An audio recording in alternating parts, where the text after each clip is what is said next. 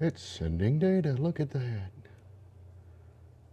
It's streaming onto Twitchies, streaming onto Facebookies, streaming onto YouTubies.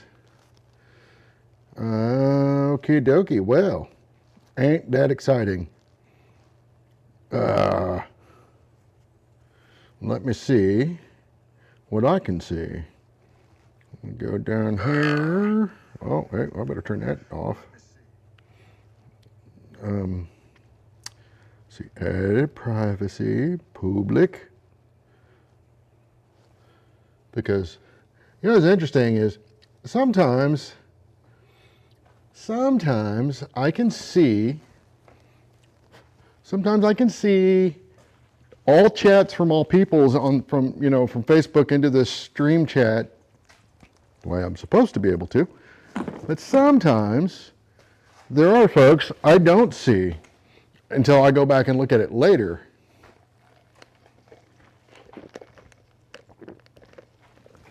And I do not know why. So I'm going to set my tea over here, and then I'm going to itchy my leg. Okay. Let me kick this back on. Get it going again. I had this raging earlier. It was pretty awesome. Sounded like a jet. It's pretty sweet. But I don't need all that right now. I was playing around earlier. I found a piece of scrap copper I had from way back. And I don't typically forge with copper, so I figured, hey, let's make a fool of ourselves playing with copper tonight, amongst other things. And that's the only thing I'm gonna do, but I'm gonna do the things that I wanna do because I wanna do them. Ken Foster, what's going on? I don't know. I hope the audio is okay. We'll see what we see. I got my supply of smokes. So before I get into anything too extravagant here, what camera are we on? We're on that camera? We are. Yeah. So I got this, like I said, this scrap. It had some wonky thing on the end of it of copper. Don't ask me like what grades and types or whatever. I have no idea. I don't know. Copper, that's what I know. But I believe I have followed the process for annealing it. Usually when I do work with copper, I just get it hot. But,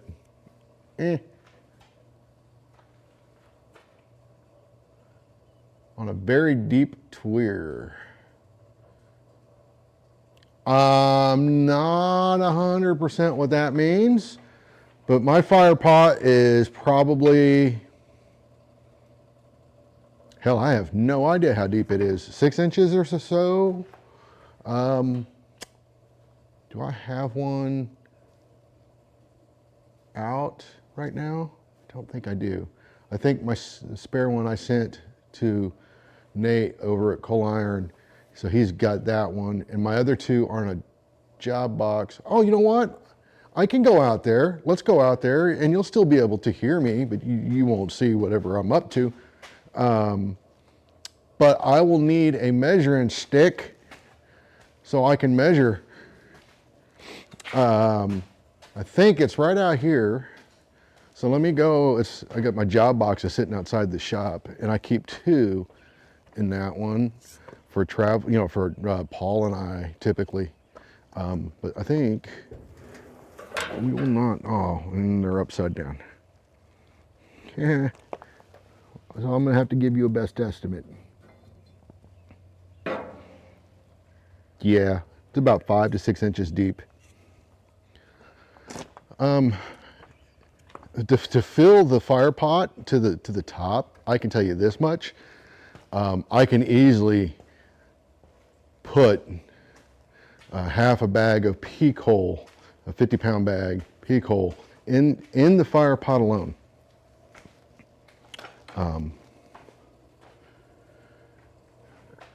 How deep is your fire pot? So if you can't get your fire up higher, then what that tells me is you need more air. So with that comes trades, right? So something to consider. If your fire pot is really, really deep, if you increase your air, like, you know, put a bigger blower on it to increase your air. However, I don't know how big around your blower pipe is. But I can tell you right now, if it's a really deep fire pot, a 2-inch probably is not going to get it done. You're wanting more around 3 to 4 inch round pipe going into the tweer and up into the pot. It depends. So the trade-offs, right? Like, yeah, you can work some really big material with something like that. You can work some really big material. The problem is you can burn through a lot of fuel if you're just working, you know, 1 inch and below. You're going to be using a lot of fuel to do that. So what I would recommend is buying some fire bricks and line the inside of your fire pot to raise it up. But you're still probably going to need more air. I don't know. I prefer to see 3-inch or 4-inch. I've seen some guys get away with 2-inch pipe, but unless you've got a blower that can really put it out, I don't know. And then the problem also is going to be you're not getting a gentle but a lot of volume of air.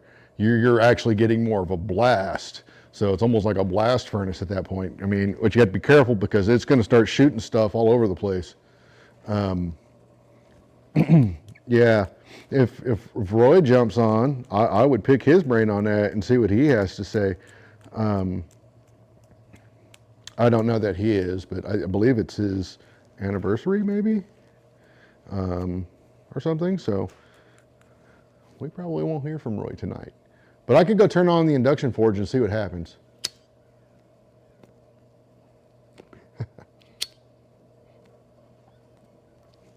All right, so I'm having an issue with camera number 2, and I hope it's either one, a bad cable.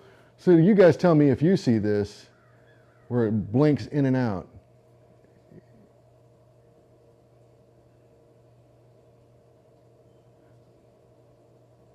But the main anvil cam seems stable. So 6 inches deep, 12 inches long, 9 inches wide. So do you have, hey Brian, so do you have like is it a Roger Lawrence style fire pot, or is it like the RCBA or the Northwest Blacksmith, I know Northeast Blacksmith's cast fire pot? I really wish I had one here I could just show you, but I don't right offhand. The best I can do is pull one up on my phone to get the gist of what I'm talking about. But if it's one of those, that's essentially what I use. Those dimensions sound about right.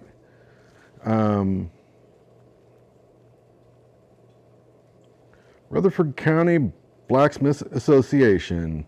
Hey, look, my post is the first post when you search that. Of course, it doesn't show the right side up.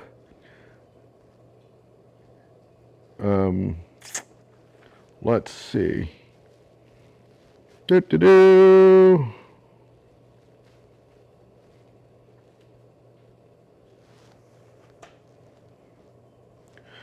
But that style of fire pot has become quite a bit. There's Roy right there, speak of the devil. I didn't even have to turn on the induction forge. It's an old Buffalo fire pot. Okay. But yeah, I don't, what size is the output on your blower? Do you know? Like if it, I think I've seen them small as 1.5 inch, which that would be no bueno for a fire pot that big. You're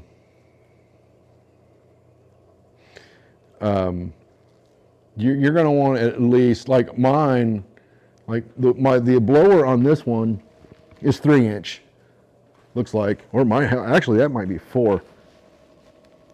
No, it's 3.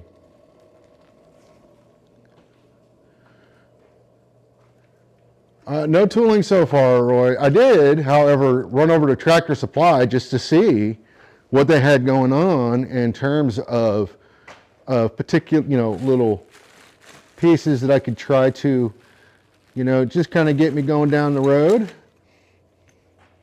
And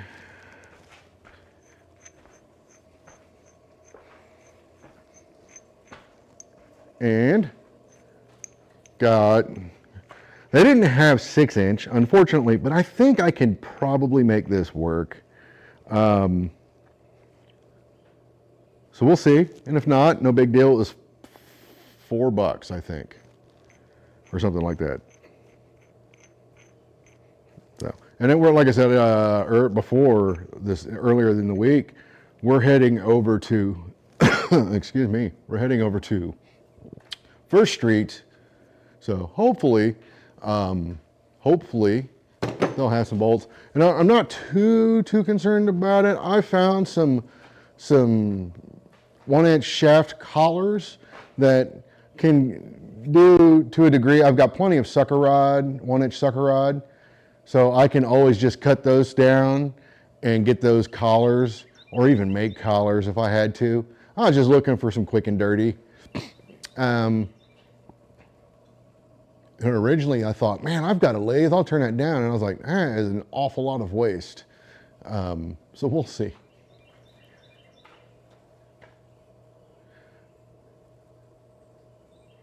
Yeah, 1.5 inch electric blower turned halfway up. I can tell you, I mean, it depends on, what is it, the CFM or whatever. I'm not like an expert in those things, but I can tell you that that's a relatively small blower. Like mine is, like I said, 3 inch. Yeah, this one here is 3 inch. My other one I think is 2. And it still works pretty well, but I forget what the CFM on that one is. I think that one's 2. This is a smaller one. I got that when I bought this one. It's 2. Yeah, it might be 2. It might be 3. It's hard to tell from here. But that one was originally going to be like if I go somewhere that's got electricity, I'll take that. And I've never done it in the 3 years I've owned it.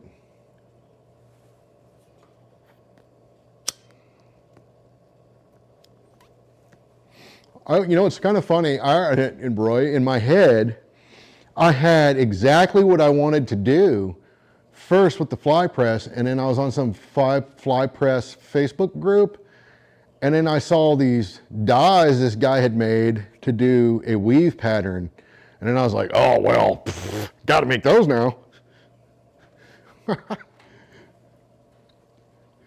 I just thought the pattern was cool. Like, it would be a really interesting element. Now, I don't want to do a whole panel of it, but like just a small, like, maybe a 6x6 or something. I think it would be a cool element in a grill or a gate or something, and like in different places. I was like, that'd be kind of cool. That'd be fun to play with. So originally, I had fully in my brain was I was gonna forge a hammer eye punch the way us Brazil folks do, and then I was going to take that so I could set it up in the fly press with a collar on it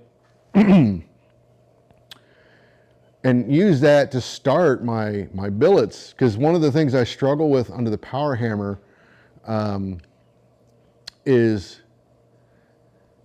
not the big hammer so much, but it's those double hits, man. It's like if you don't have that perfectly lined up right out of the gate, and you hit, and then sometimes it'll come down and hit again, and if that happens and that tool jumps out, it is just not fun. If you could get everything, if you've got everything plenty hot and you get it lined up just right when you first go to it, it's not a problem. I haven't had any, outside of that. It's just getting in my mind is with the fly press, I can set it and go real slow and real gentle and just slowly get it where I want it. And then once I've got it where I want it, then I can heat I don't care if it takes 2 heats to punch the hammer billets by myself or whatever.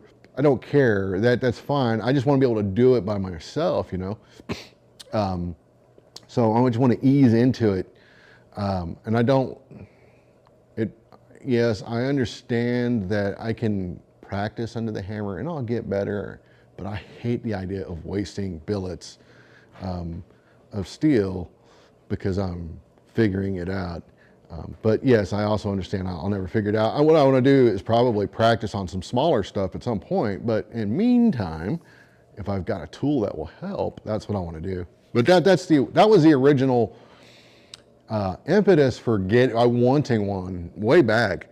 But then since in the last couple of years, I've been looking into other things that you can do with them, and I'm like, and that would really be pretty handy to have around, especially the fact that I got that one relatively cheaply in the grand scheme of things. It's not perfect, but it's not bad. Excuse me. Gotta get my tea down. I have some chewed up threads, but I've tested it multiple times, just letting it glide through, and I don't feel them at all. I don't feel any issues there. My guess is I don't know, 60, 80, 100 years. I don't know how old that thing is. Of work. You could tell it had been used quite a bit because they now what I don't know is what the bottom of the ram, what that looks like. I'm kind of almost afraid to know because everything's working. Is like as long as it does the thing, it's fine. But they welded a bolt or a nut onto the ram for a set screw, I believe. Either they stripped out the original or something, or I don't know what happened there. But that was one of the reasons that he brought the price down on that. But I'm not, and again, I mean, as long as it does the thing, don't care. I'm okay with that. So you punch your stuff on your press? I've got the hydraulic press and I've got the punch and stripper set, the new ones from Coal Iron. The punch that I have is way too big. It's like damn near a sledgehammer punch.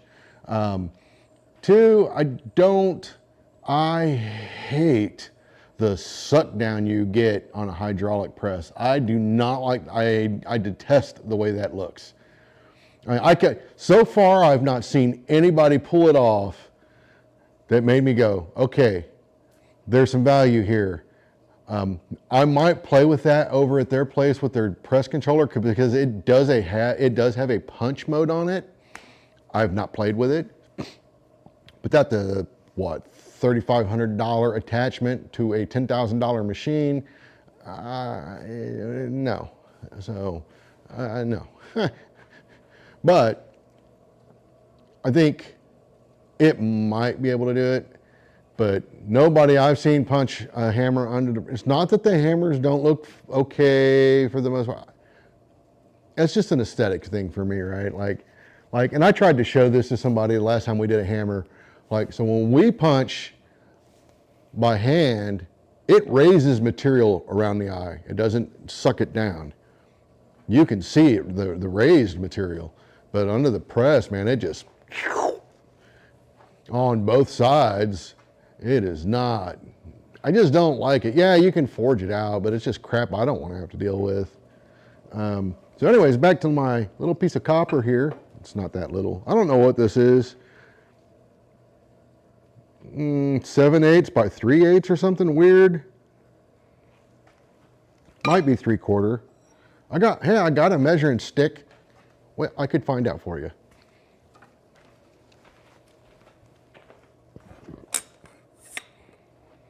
That's 1 inch. Yeah, I'm gonna call that.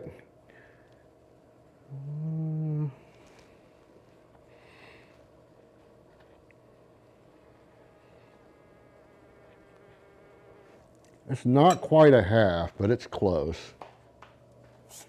That's a weird shape. The slot on the back of my fly press is really handy for slidable stripper. Huh. You know, it's funny. I was looking at that earlier today going, oh, I wonder what this is supposed to be used for, because my first thought was, oh, well, I can run a piece of like 1/2 inch through here and make it a lifting point, you know, to be able to lift it up with something like, you know, some 1/2 inch flat bar or something, and then weld a couple of eye bolts or something to the end of it so I can pick it up.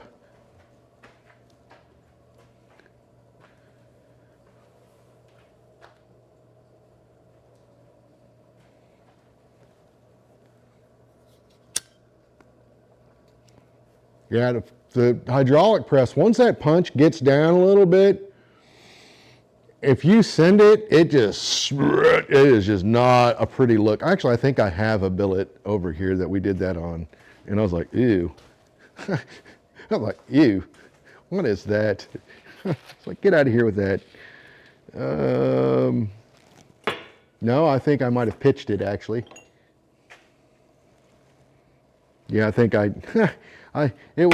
it was so not cool looking that I was like, yeah, this thing's got to go. Oh, you know what? I've got a piece that Ed and I were working on, and then he left it with me to fix, and was like, man, there ain't no fixing that thing. Ain't gonna happen. There ain't no fixing that thing. I might have got rid of that too, just because it was kind of embarrassing. It was a cool idea, but it was we did not execute well. And I can't even blame Ed, because I saw the problem forming, but I wasn't really sure what was going on. That's my excuse. I'm sticking with it. So I wasn't 100% certain what was going on, so I didn't stop it. And I knew better. I should have. So we were chiseling material away from this tool. It was huge, and the chisel was drifting towards the cheeks and got like way too close to them, to where it's basically rendered it, I don't know, almost useless. Like, and I don't know that there was going to be any fix for that. But it was a cool trick. I definitely want to try that again. But basically what he did is we punched it under the press, and I wasn't impressed with that.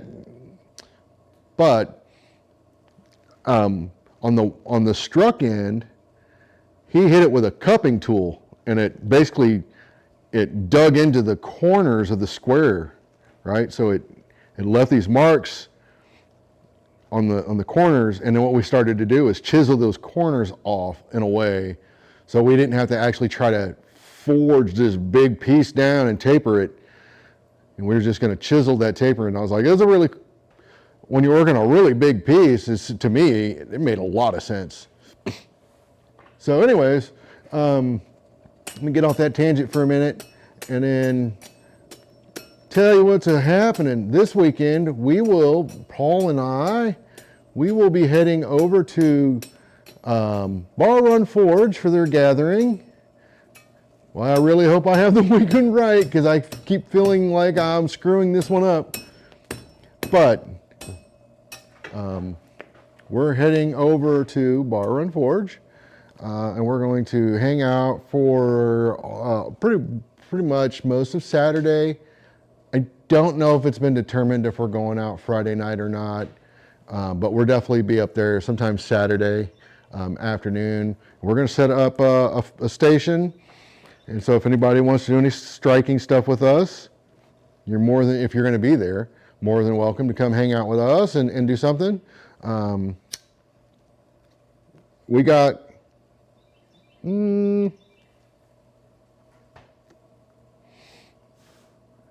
two,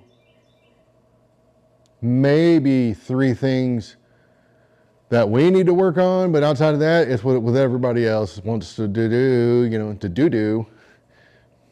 Just don't do in my forge, please. Or you're cleaning it. Hey, Kevin. So, I just happened to look down at my phone and it's filthy. I don't know what I was doing, but it is filthy. So yeah, anyways, copper. So I kind of forged this down a little bit, just playing with it. And then I was like, oh, hey, this would be fun to do, a leaf out of this copper. And then the more I was looking at this, it'd be kind of cool to do a horse head in this too, which I think I want to do later. And like I said, I haven't really done a lot with copper. I've played with it a few times, but I don't really.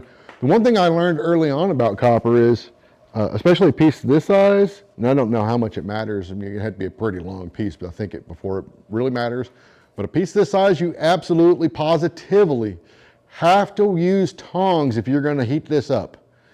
There is no question about it. That heat will travel super fast through this bar. You'll never get it cool enough unless you quench the whole thing. So you have to use tongs if you're going to work this hot. I mean, it's just, that's the nature of copper, right? It just conducts that heat. So it just, there's no way around that. That's just the way it is. It's probably a big reason why I don't like using tongs if I don't have to. It's probably a big reason why after my first experience with it, I kind of just stopped playing with it. But one of the things I love about copper is you can really see what you're doing really, really well. So let's see what we can do with that. So I'm going to switch to camera 3, guys, because that's now the anvil cam and I'm not swapping.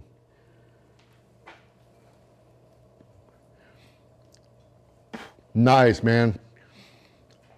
Quad state that's my jam. I basically got to a point where I've decided it's got to be like something super serious for me to miss quad state anymore. So that sounds like, okay.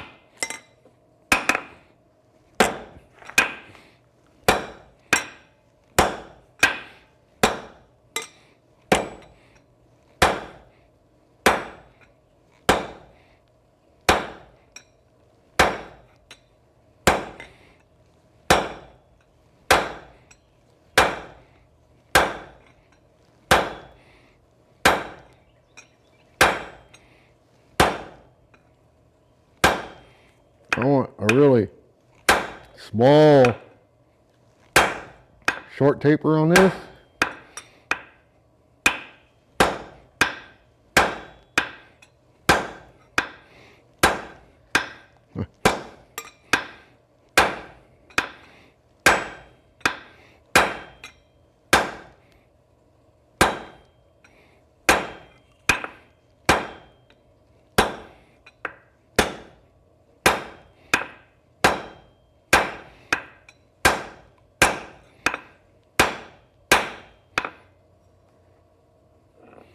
Maybe.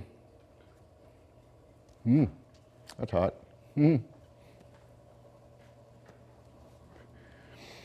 Your brother already has a shopping list? I haven't even come up with a shopping list. I had one, and then I found what I was looking for elsewhere. I really hope the guy that had all that titanium last time, I really hope that dude's back, because I will definitely buy a lot more of it this time.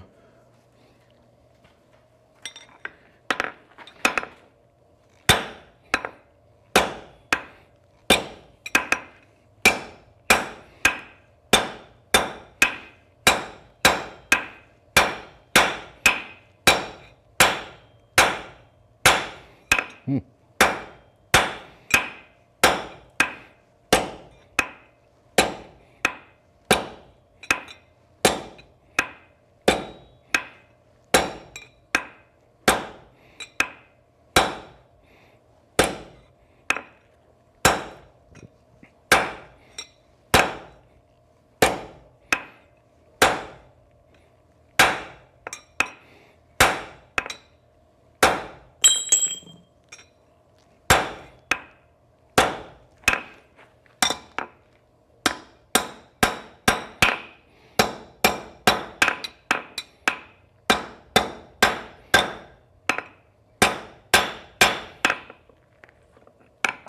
think that's about as small as I think I want to take that for right now.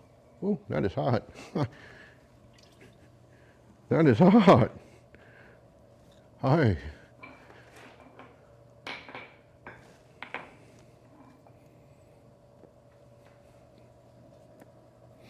CCI blanks. 2 years ago.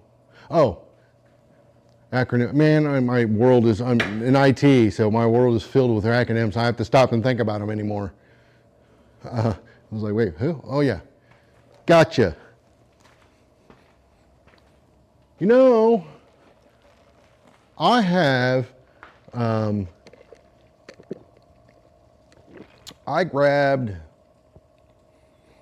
was helping them out with their website updates or whatever, you know, testing things out, beta testing or whatever. I'm sure I wasn't the only one, but when I did that, I bought some spatula sets, I believe, and I can't remember where I put them.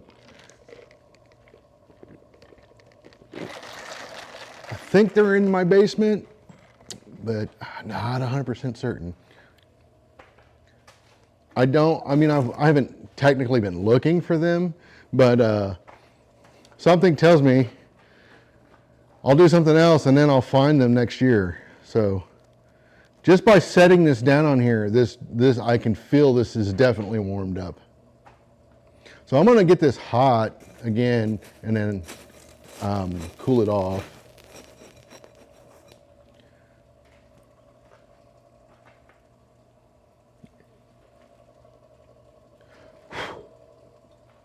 I need to make a little shroud for my transformer here.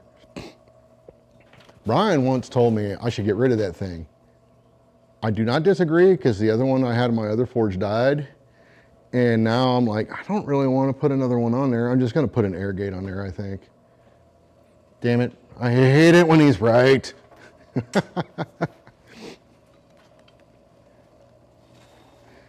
He usually is. It's great to have a resource like that.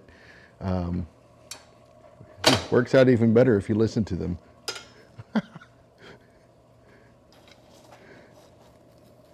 Which I do not always do.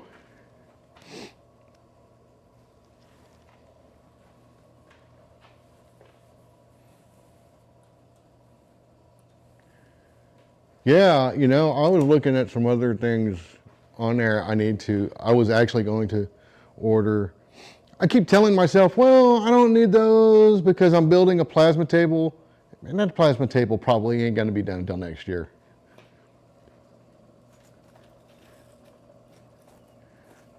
Derek Melton somehow convinced me I needed to build one because he was building one, and damned if somebody didn't give him like a $20,000 fancy one, and then he bailed. I listen sometimes, Bill, not to you, but most other people. Sometimes.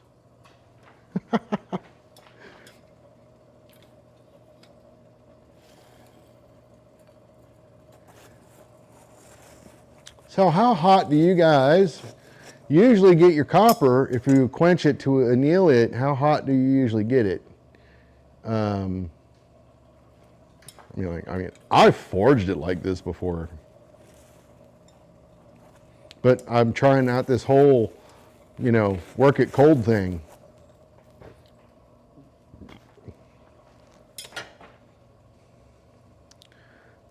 I've got some aluminum that was fun to forge, but man, you've got to watch that stuff like a hawk because you get zero warning when it decides to melt. If you're not testing it with a piece of hardwood or something, when it starts charring it, then you're good. Typically, was what I found. Watching Brian work on a quad state a few years ago, which unfortunately, whatever we grabbed wasn't forgeable. I think it cracked on the first hit. But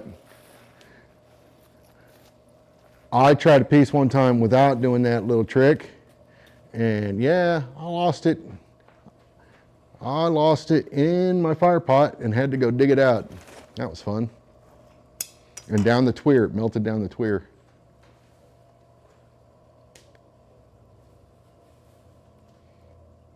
Oh, huh.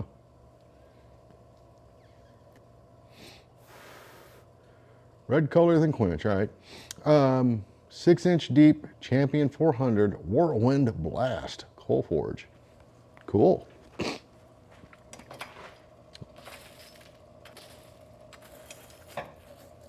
Is it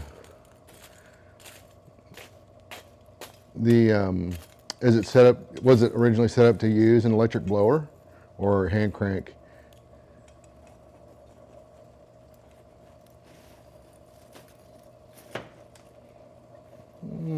It's hard to see the color in that. Let's turn this up a hair. Turn it up a hair. We're still on anvil cam, my bad. Bump. I don't think I need this in here.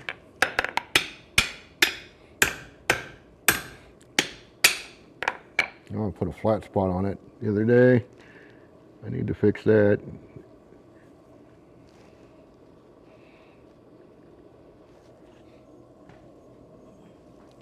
I'll do that later though.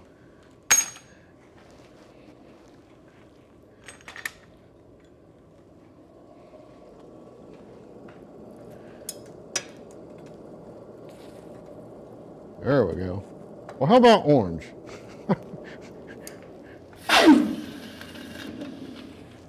Boy, I sounded angry. It is still angry. What is that crud? I got a bunch of crud in the bottom of this thing.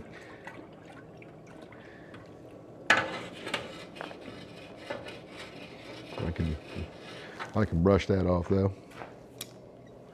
As soon as I go get a brush. Oh, there it is.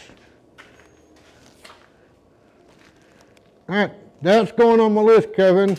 I need to pick up some more brushes.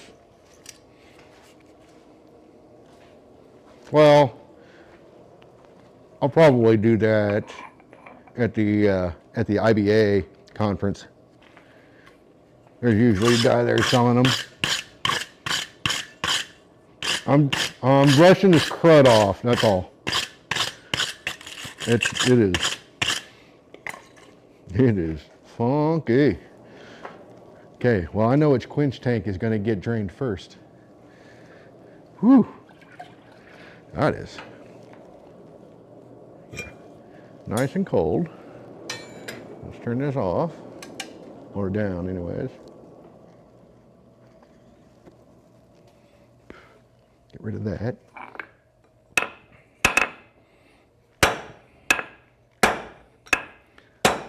Oh yeah. A little smaller.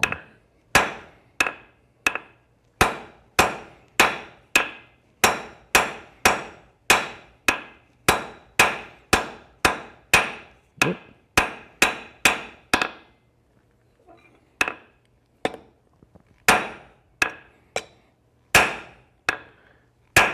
Man, those are some bad hits.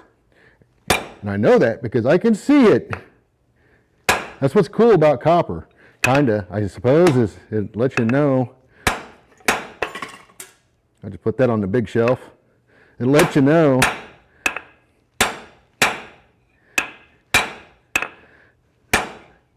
You can easily see. Now that wasn't a bad hit per se, as that was hitting the spot from the bad hit earlier. All right, I don't, kind of got a diamond going there. That's okay. Let's try this.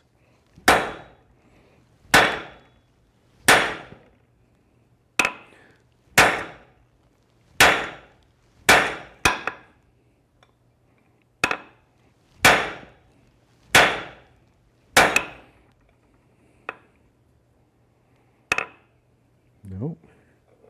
Where are you at? There you are.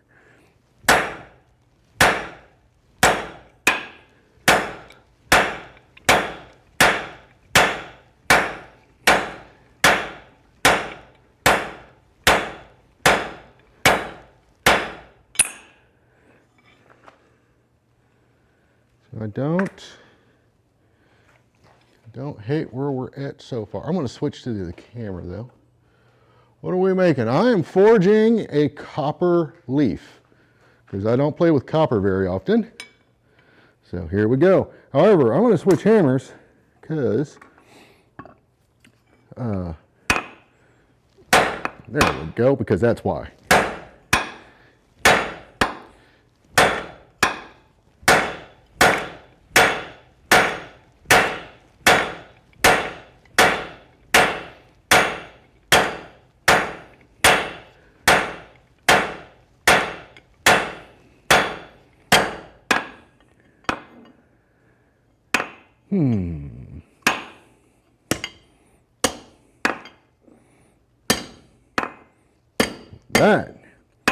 There was a lesson.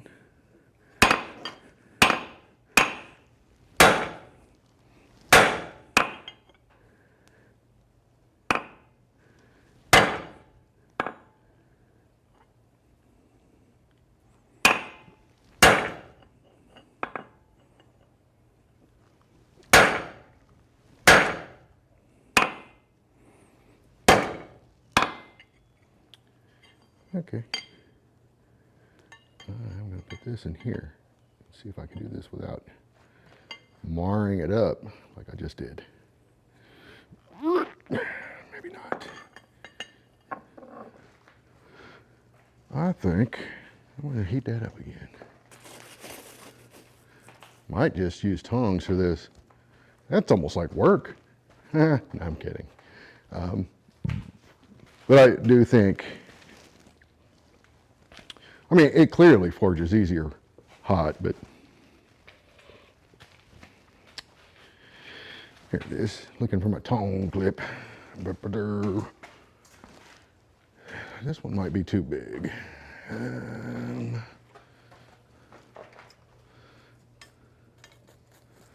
Oh yeah, that's way too big. Way too big. There it is. I need to buy some stock so I can make a bunch more of these, because I used to have a bunch of these tongue clips and they have all but disappeared on me. Crafty suckers. So this tongue clip still might be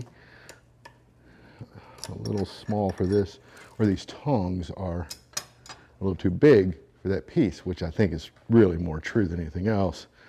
So let me come over here and see if I've got something a little smaller for this size. Yes, yes I do. Right.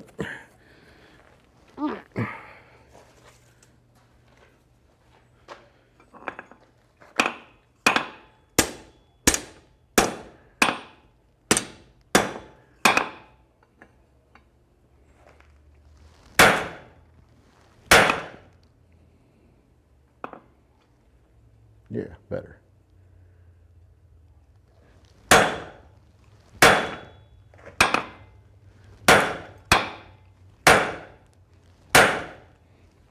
Oh, moved on it. I moved.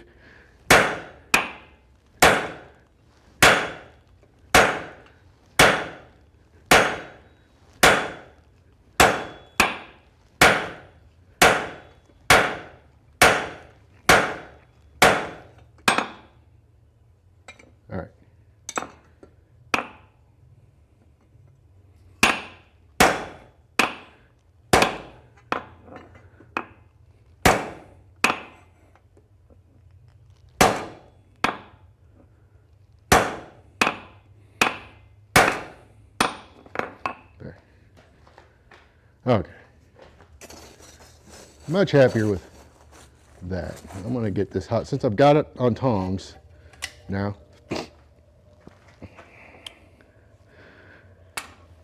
I like this hammer, the big one. I like using it, especially for set downs a lot of times, because it'll really boom and give it to me right out of the gate. But I don't like using that hammer for a lot of general forging stuff because the face is really big on it. And I just haven't figured it out yet. Should probably just use it more.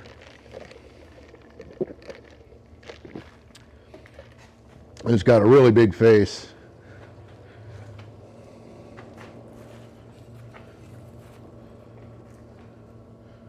Sometimes that's nice, and then sometimes it can kind of be a hindrance.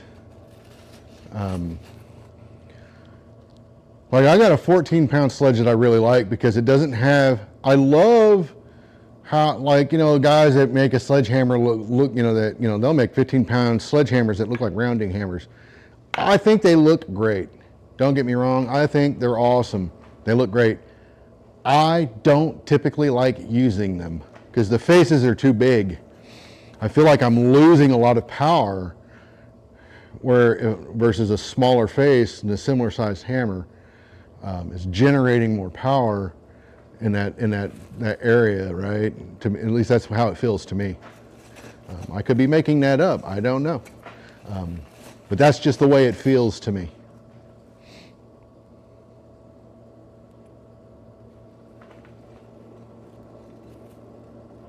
I mean, there's a time and place for those bigger hammers, though, let me tell you. Oh, wow. I just went blip.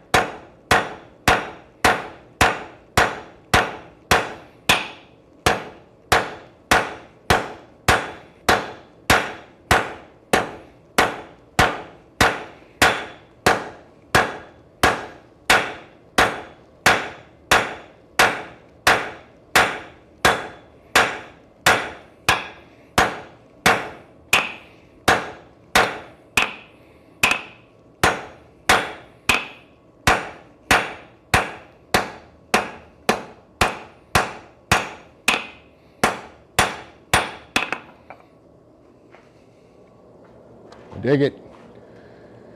I dig it, man. I dig it. I dig it much more hot than I do cold. But it can be worked cold. I don't know how long. I'm sure at some point, my guesstimate, and again, I'm not a copper forging expert. I'd be like Roy or Brian if he's still around. They both use it way more than I do. But my guess would be is you can hear it as well as feel it. You can feel the difference, but I suspect you'll really be able to hear the difference.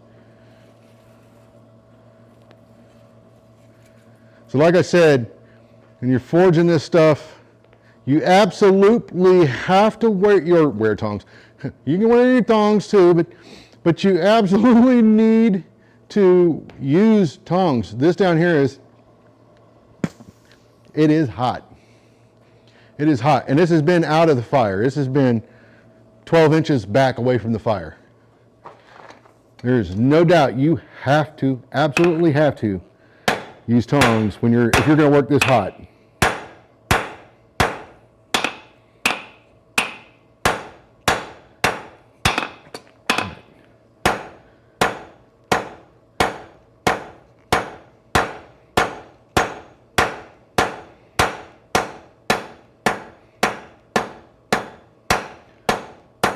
I think I think that's about as small as I'm going to take that.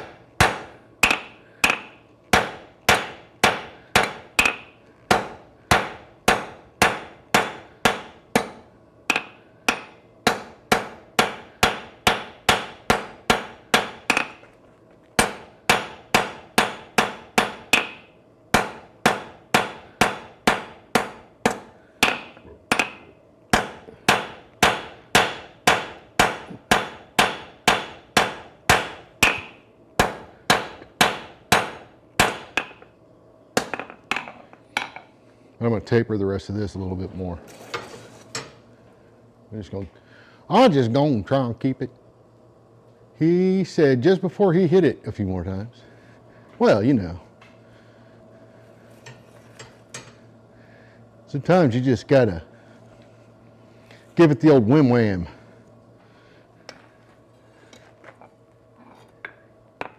Y'all know what that is. Like I'm doing right now.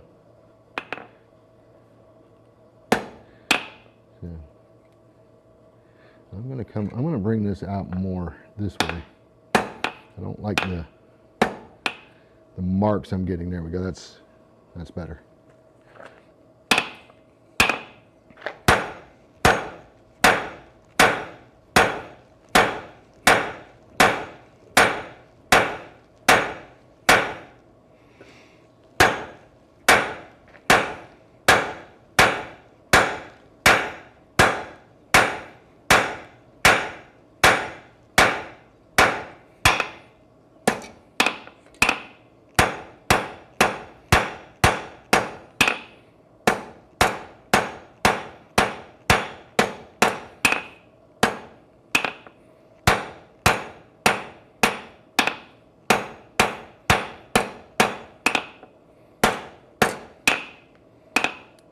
Getting a little twisty here.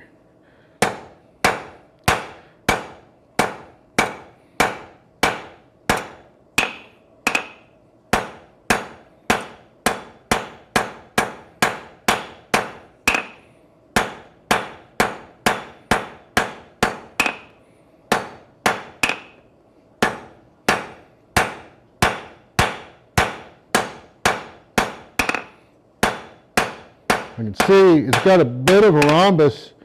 Now I'm slowly correcting, I think. I don't know. Let's switch to the other camera for a minute. So you can, a little bit better.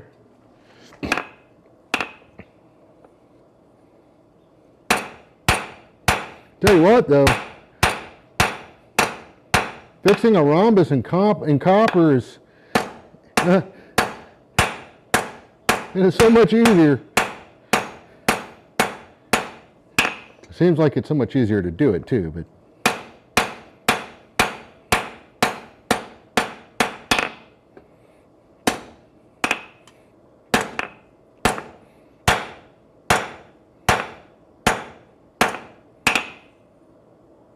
yeah, it's still a little bit wonka donkey, but I'm gonna put a roundish thing on it, kind of make it roundy looky, you know, round and looky, round looky.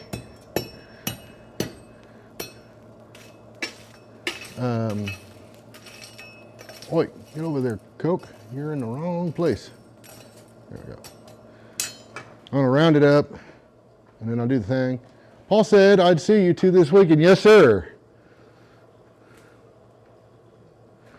Yeah, we were there last year. I think was his first time there. But we were only there for like maybe a couple of hours. I was at that point in time, I felt terrible. In fact, it was that weekend when I came home that I had the first unassisted moment If you know it, if you get my gist. For those that don't know, I had some kind of weird intestinal issue last year. About this time, it was actually, by this time it had been about a month. Had to go to the doctor, and then they found, everything else wrong with me but the thing.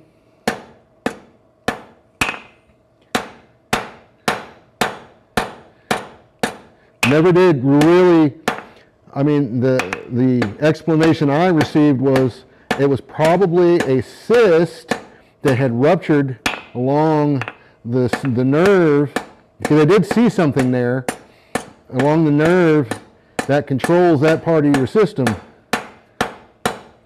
But by the time they did the biopsy, I don't think anything was there. So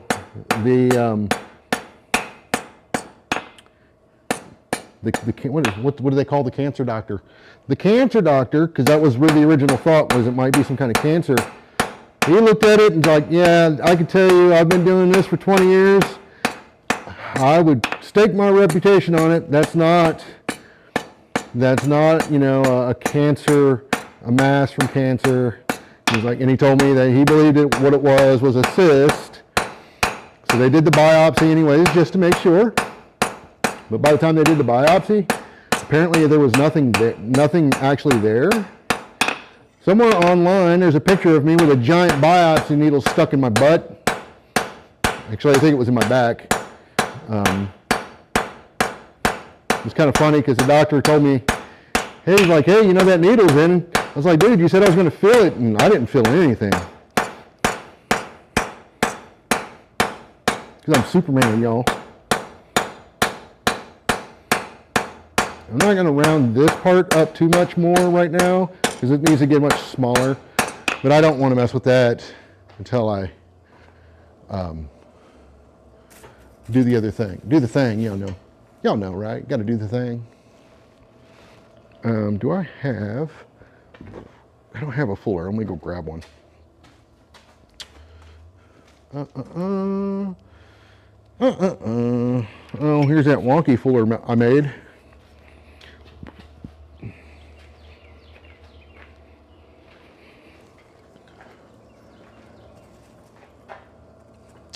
If you were wondering, yes, you can burn copper.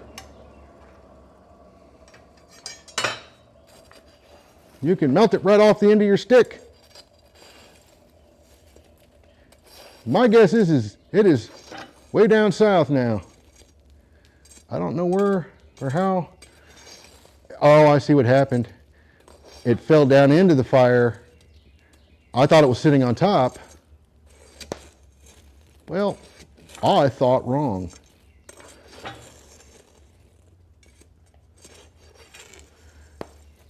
I can't find it, y'all.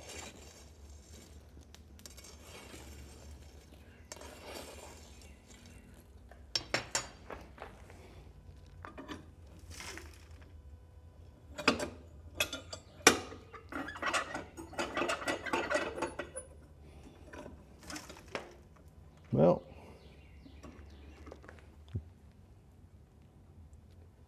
yeah, not a clue. That was my mistake. I knew better than to do that. But I thought it would be okay. I thought I put it right on the top of the fire. But it looks like there probably wasn't much coke under it. And it just, once it burned off, it just fell right in there, right down in there. And I don't see it though. I'd like to get it out. I mean, there ain't no saving it, but. So, there is that.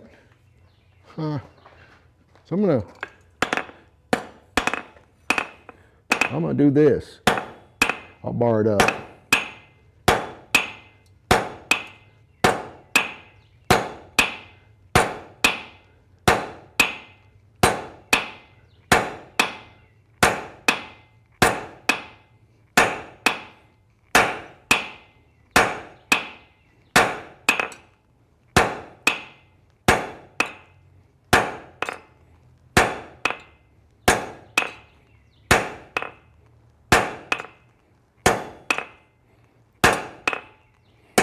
And then I'll just make a little ring out of this piece.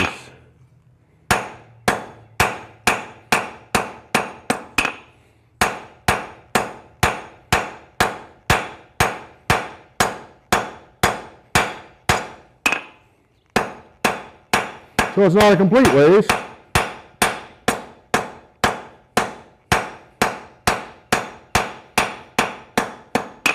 That's a complete waste.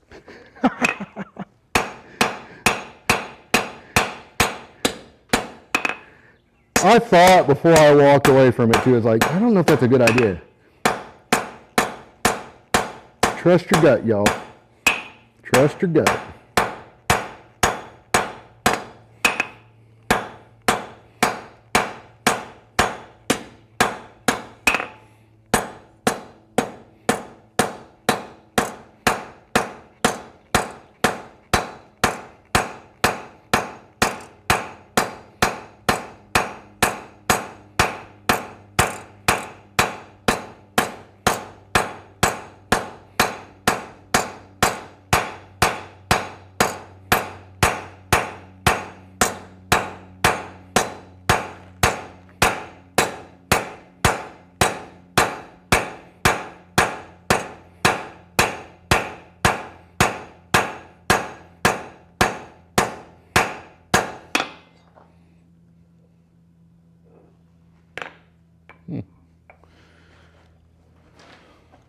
Okay.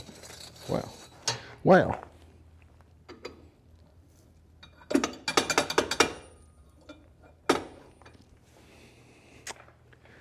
Man.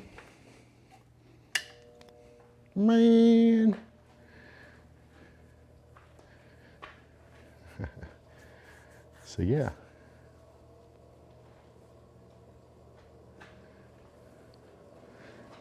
Let that be a lesson to you. What camera are we on? Not the right one. Let's try this one. Let that be a lesson. Do as I say, not as I do. Actually, don't even do as I say. Just ignore me entirely.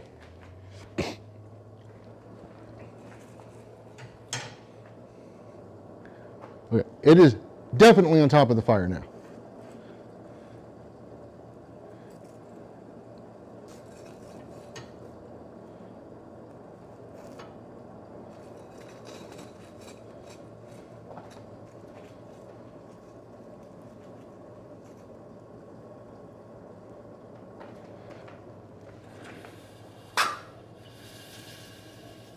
Pull this bad memory jammer off a little bit.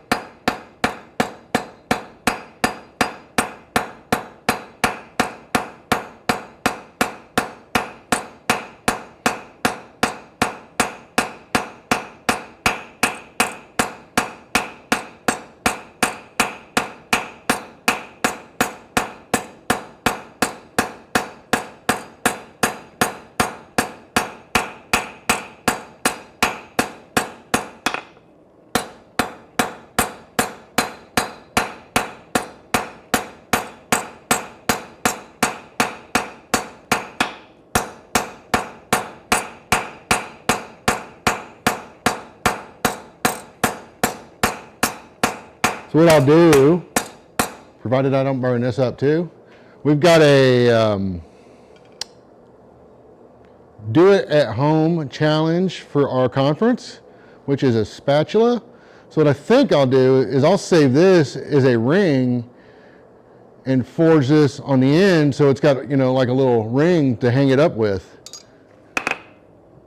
I think that could look cool. I was going to try to do one piece spatula, but if I end up using one of Roy's blanks, then I'll use some copper rivets for it.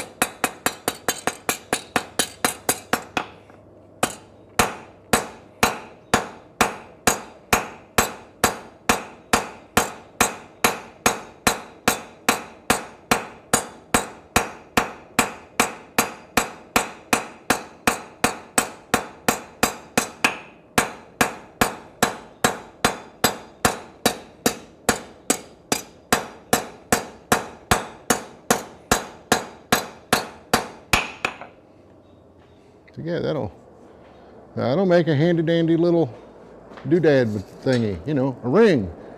That's the words, a ring. Ain't gonna be much of a leaf though.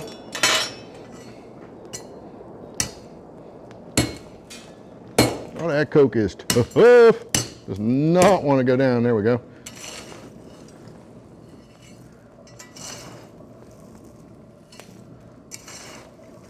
So far, I've been using this new coal that we picked up. My bar could be really, really low these days based off of the stuff we'd been using over at Kurt's. Not Kurt's fault, but let me just say, that coal is terrible.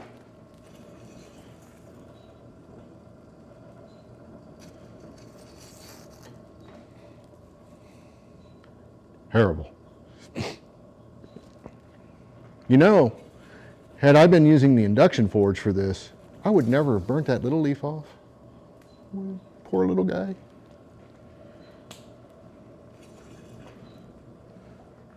So, let me go. Oh, let me go quench this in my sodium bisulfate mixture.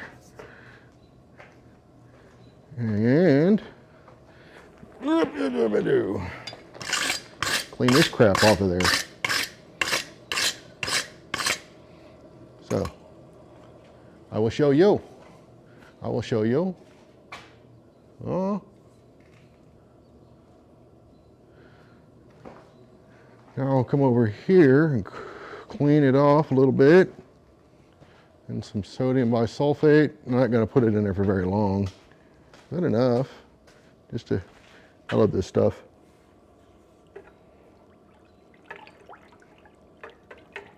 My current solution is actually relatively mild in the mixtures of things. I don't remember how much I put in here. Not as much as I normally do.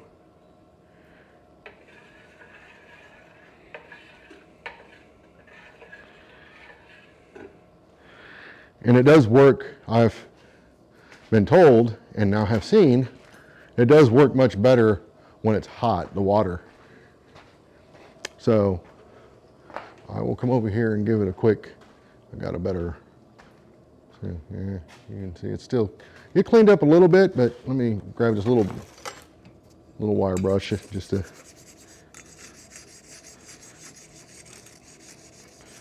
some of this trickier stuff off here. Yeah. Yeah, I mean, like I said, I wasn't over there but what, 30 seconds maybe? So, and it's already done a really good job of cleaning that up.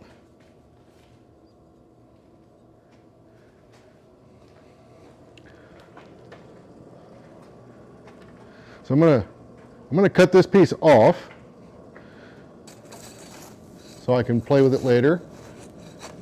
But make sure I get it far enough. Make sure I get it far enough into the fire so I don't burn that damn thing off too.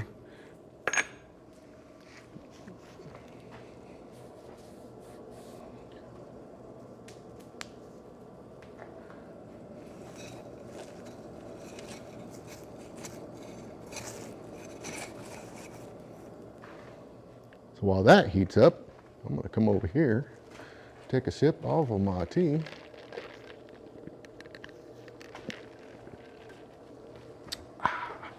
That's good stuff, y'all. What is that? McAllister's. I'm sure I'm supposed to cancel them or something by now, but whatever.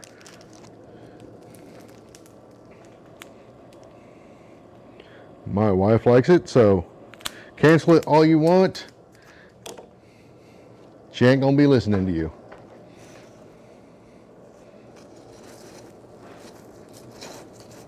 Ain't gonna happen.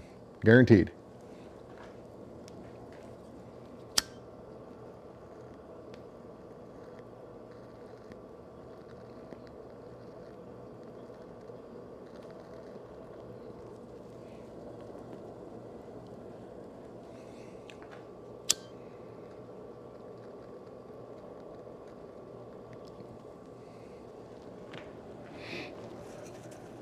I think my daughter still refuses to eat Chick-fil-A.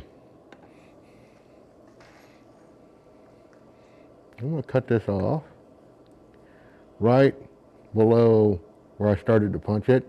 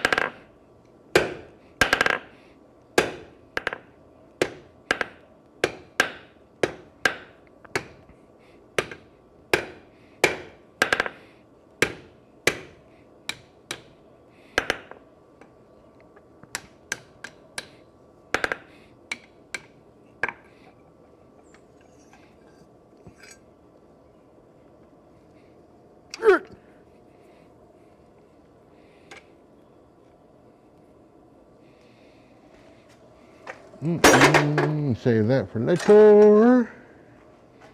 And then I'm going to rasp this clean.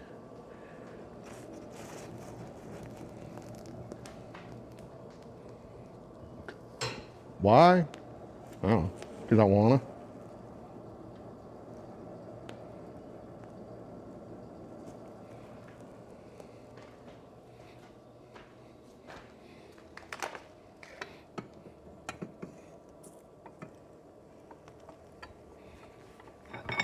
Ah, not my shirt. Get off my shirt.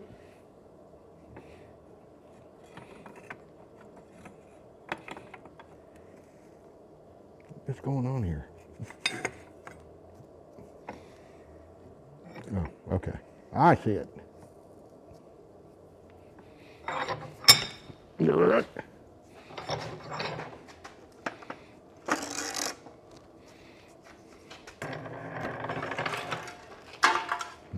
Okay, maybe I'm going to file it. This rasp is a little too grabby.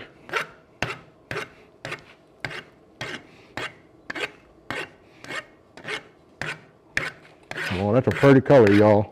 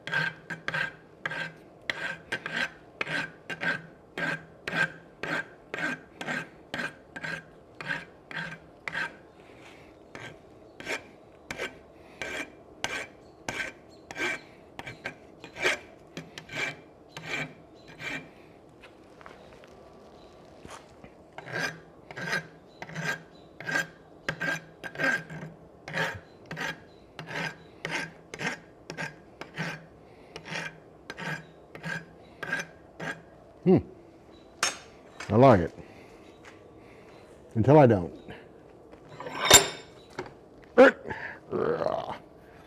Alright. So, which camera? I don't know how well that's going to show. Let's use a piece of wax next to it instead of my hand.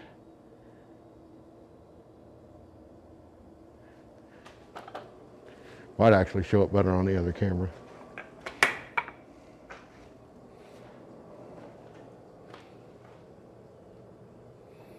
There's no such thing as too much rub. Come on now. Giant leap out of the rest of the bar. You know, that was one of the first things I did with this stuff. when I got it, I don't know, God, 6 years ago or so. I need to find those pictures. I mean, it wasn't a great leaf by any stretch, but it wasn't bad either. Weren't bad. I was going to show you all on the other camera and completely forgot. Whoopsie! Hey, look, tremendous, somebody.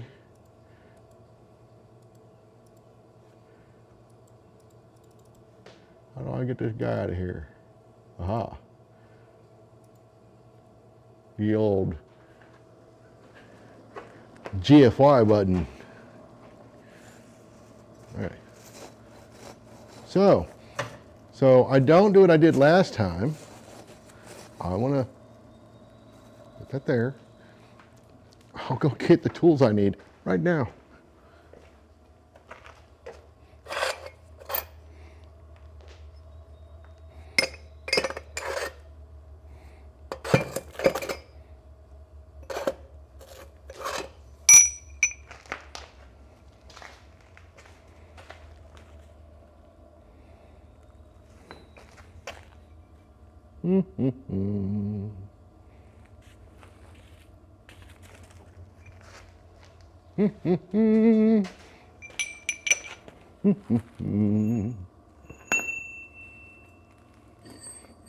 I hate when I do something stupid like put tools away, but I don't put them where they're supposed to go.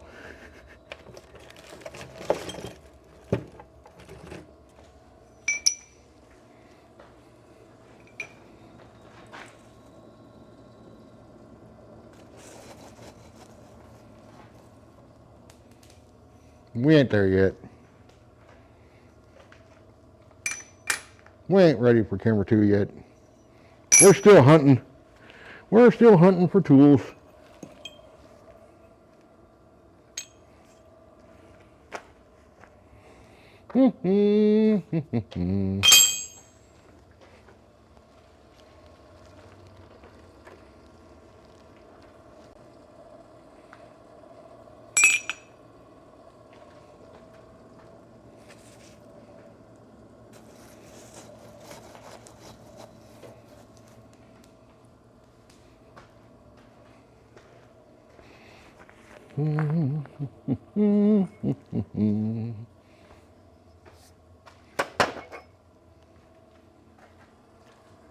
I found all kinds of other tools, not the ones that I'm looking for.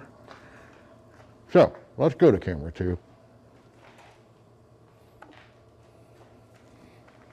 Yeah, I got all those disorders, Kevin. So we're gonna put this much over here. No, yeah, not that much, Dodo.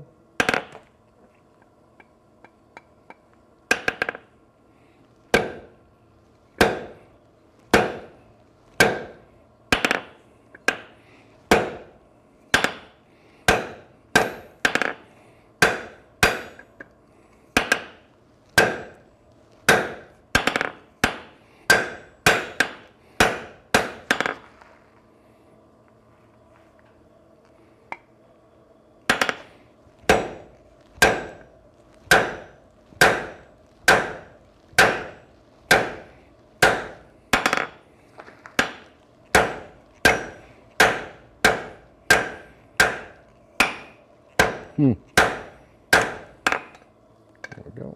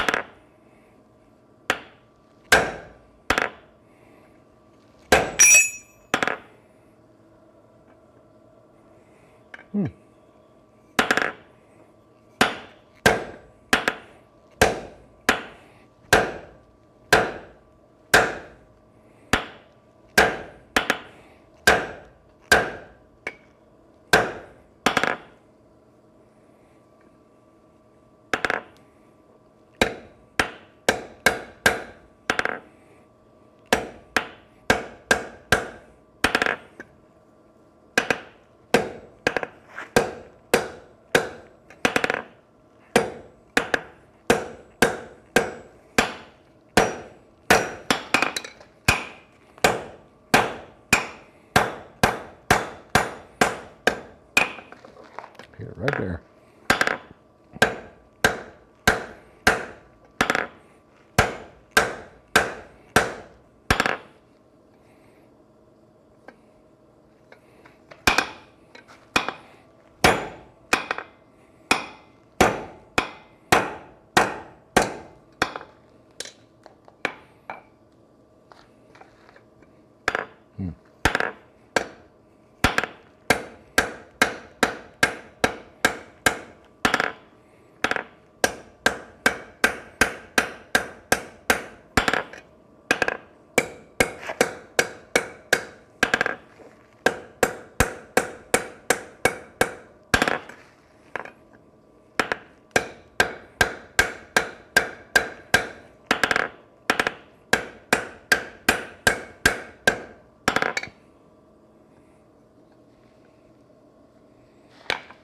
Okay, that's where we're at with that. I want to get that hot again.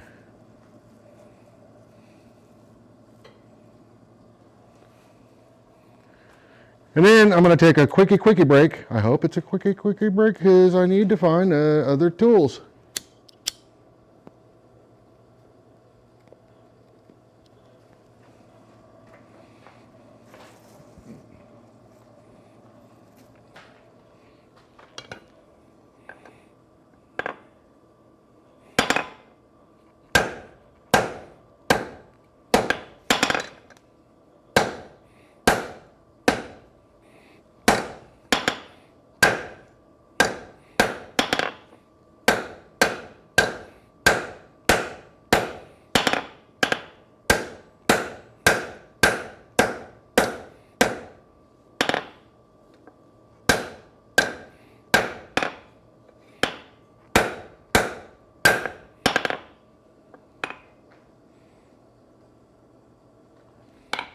I've got a little bit of a twist in there. I want to get it hot and take it to the vise.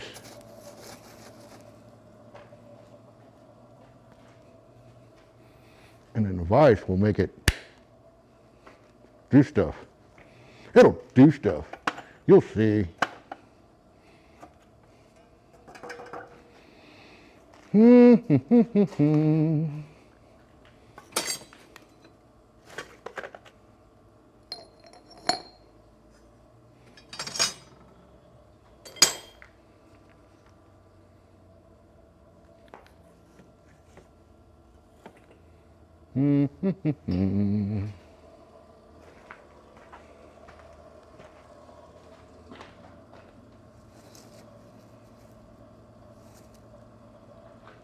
Yeah, I think that'll work. We'll see.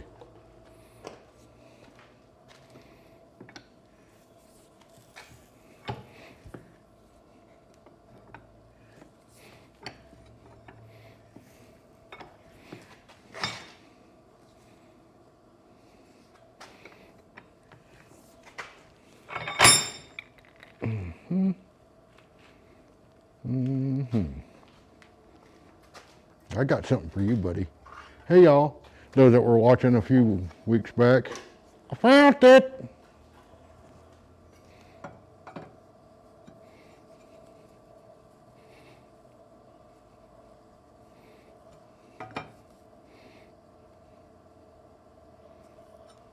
All right, that's better.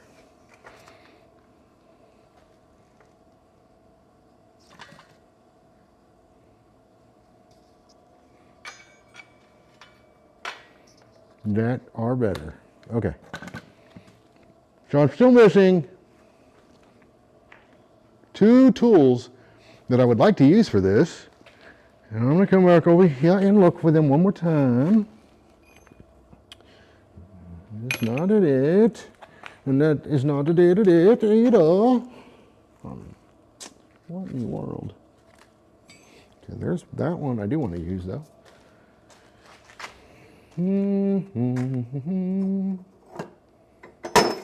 No, not necessarily the one I want to use, but it's the one I'm going to use.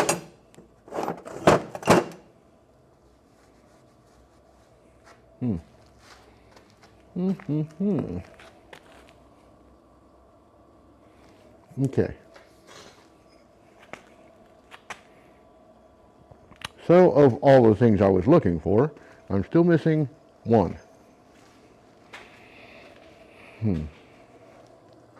Not a huge loss, I suppose.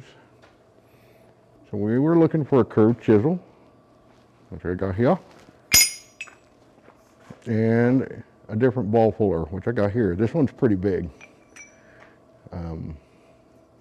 It might be okay, but I know the other one will work. And then the last thing is my nose punch, which I could just technically just use a center punch mark. But the nose punch has kind of got like a U shape to it. It just looks better in my mind. So I'm looking for that. So I will come back over here. And that is not it. Oh, you know, there it is. I found it, y'all. I found it. And this one, yeah, this one looks like a Mark Ling one. And that's what I was looking for. So, oh yeah, it's still in the vise.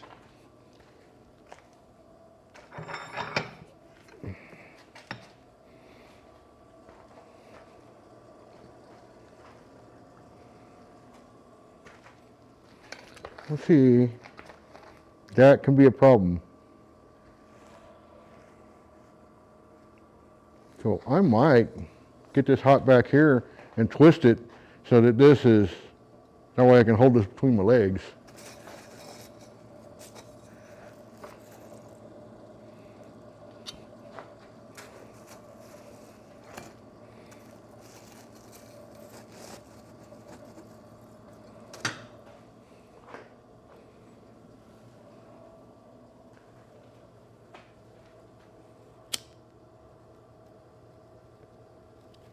It could become a 17th century Spanish dueling pistol, though. It could be a decorative element to it. I was trying to make a little tiny horse the other day and ended up somehow making something that looked more almost like a dragon than a horse. Look at this thing. Can you see that? Can you see it? Oh, if I can get it in frame.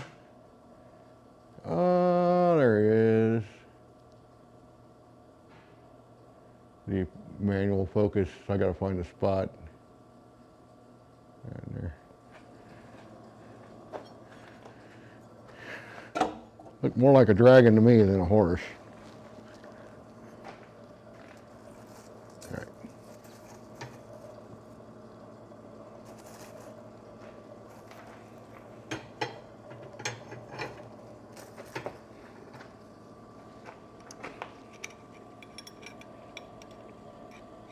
Now I'll get this tongue clip back on here.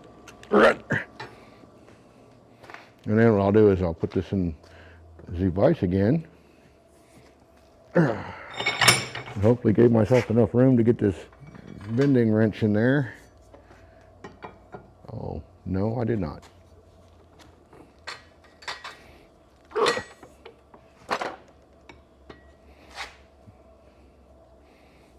There we go. Okay.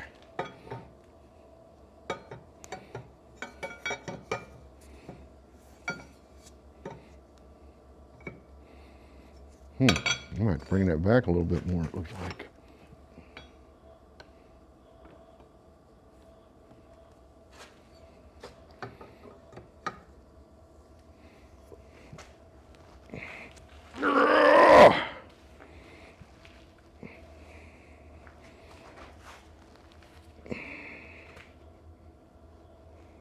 I think that will work.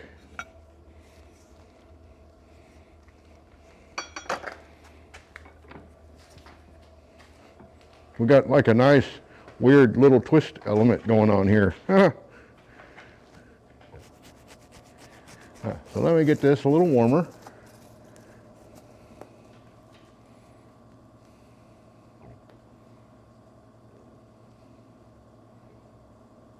Hell yeah, how do they know? How do they know what a dragon looks like?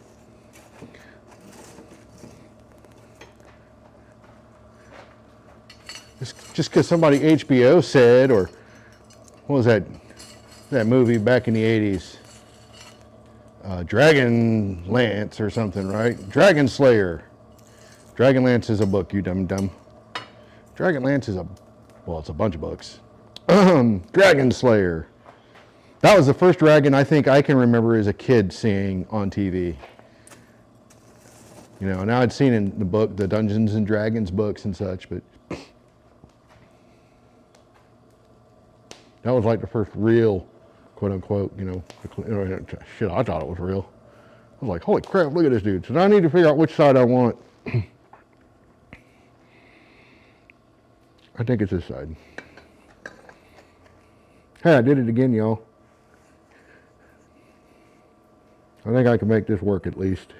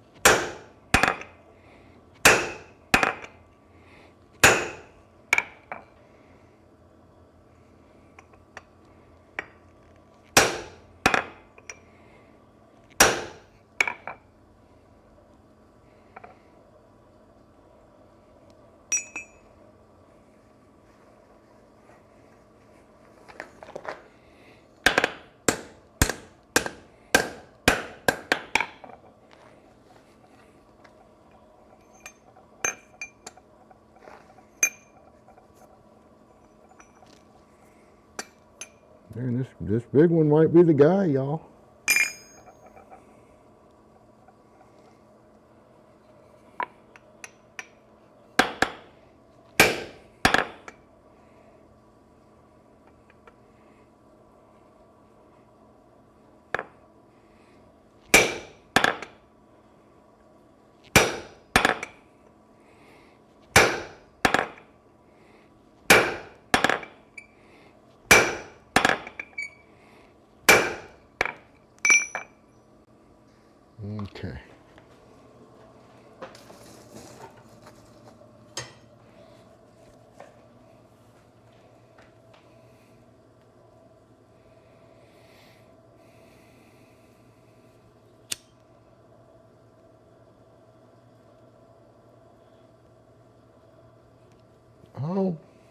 Pete the Dragon. Is that the cartoon? So I don't count that though.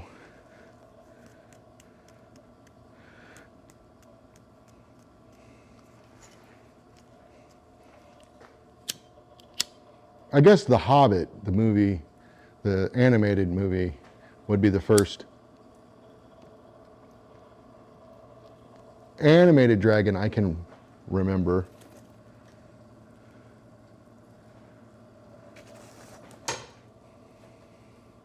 I don't know. I just want to check something real quick, and because you know you guys are always so full of feedback. You can see to a degree. Feel like I should raise that camera up next time and angle down more so you can see. You tell me what you think. You tell me what you think. Is the audio okay for everybody? I did remember to charge my batteries. Oh, about 3 hours ago.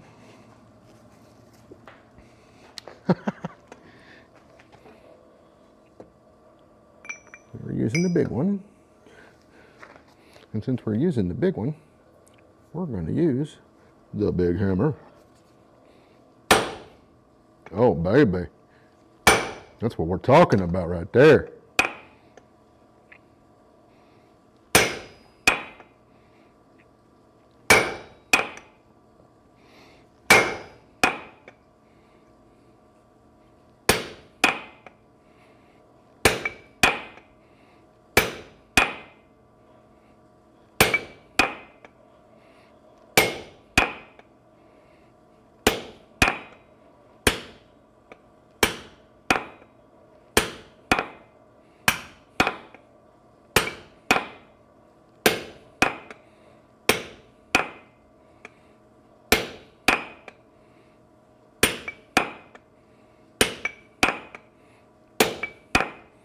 Down here, get a hammer in there at this point.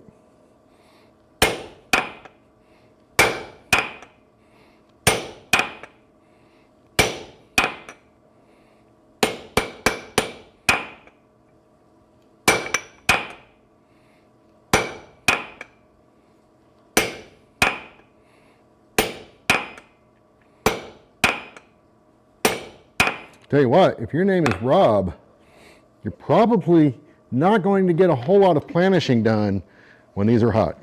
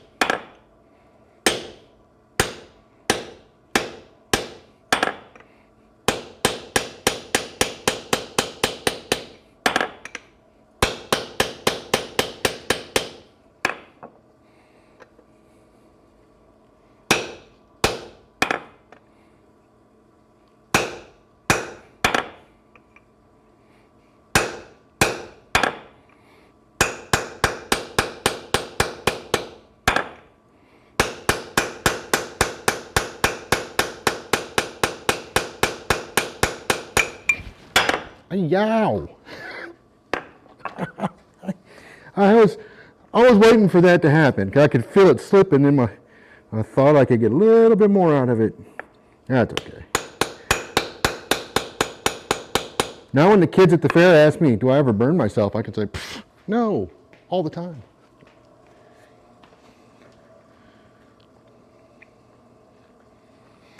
So I'll put my hand in this really ganky, nasty water.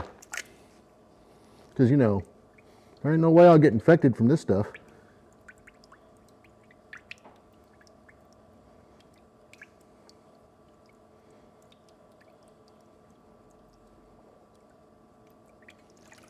And then Let me go get my medical supplies. I don't think that's really going to do much, but you can see where it got me a little bit. No biggie. I've had scale burns that are way worse, but you know, why take chances if you ain't gotta? That's not, that is not pine tar, that is flux. Flux might work too. I ain't saying it won't, but I also ain't saying it will. But I do know for a fact that pine tar will definitely help on a burn, because I've had to do this a couple of times and has worked out. Well, that's way more than I need. I've had to do this a couple of times, and this has actually worked.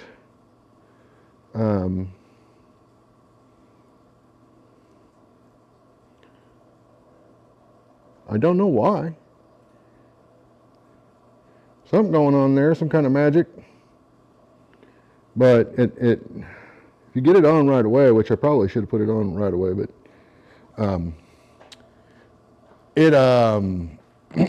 it really helps reduce the chances of blistering, especially when you burn yourself on something at that heat, which is really more of that's a bad burn heat. Red hot is actually better. I've done that. I've burned myself on red hot material a couple of times, and then like the next day barely even noticed it.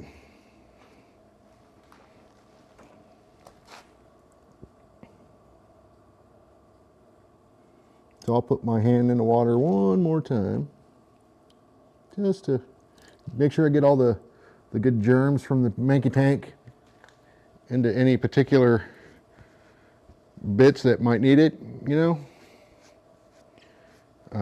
This is how I prevent myself from getting COVID. Just take a sip out of that stuff, or once a month. I mean, you'll be puking your brains out for 3 days, but once you get through that, you're golden.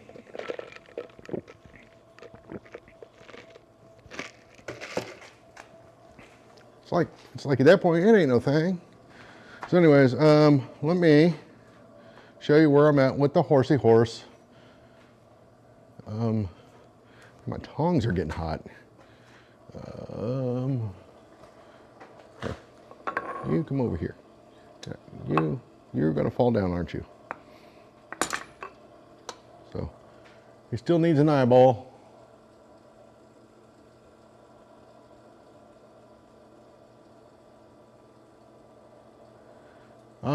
I didn't bend his head down because I wasn't sure what I was going to do with this thing. I just wanted to do it. So now I'm looking at it going, well, dum-dum, you probably should have just did that anyways. You big dummy. Let me get it hot. Let me get it hot.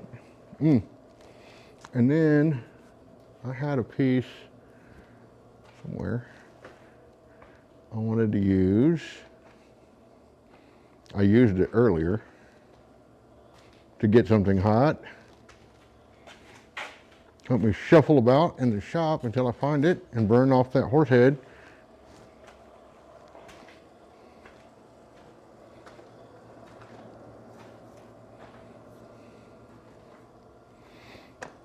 I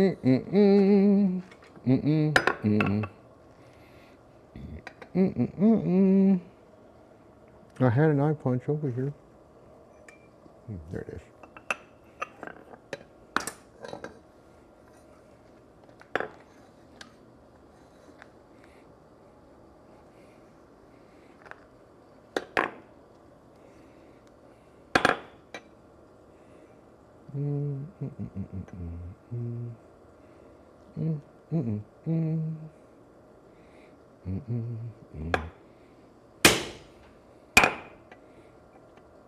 Let's give it one more of those.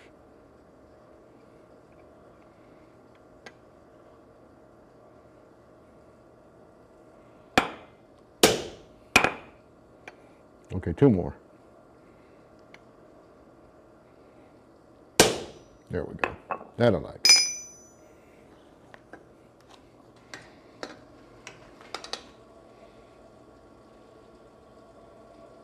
So let's go clean him up real quick. Well, before we do that, I want to get this hot.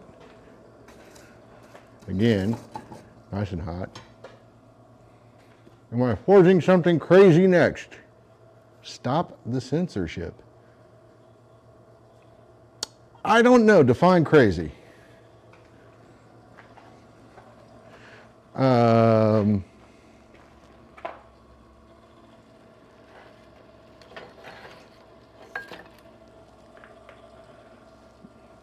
That'd be long enough to get this thing hot.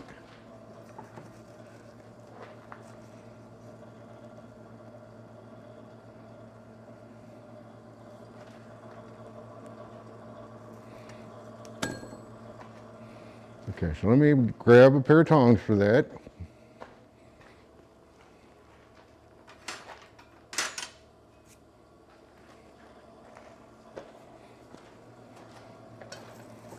That'll work.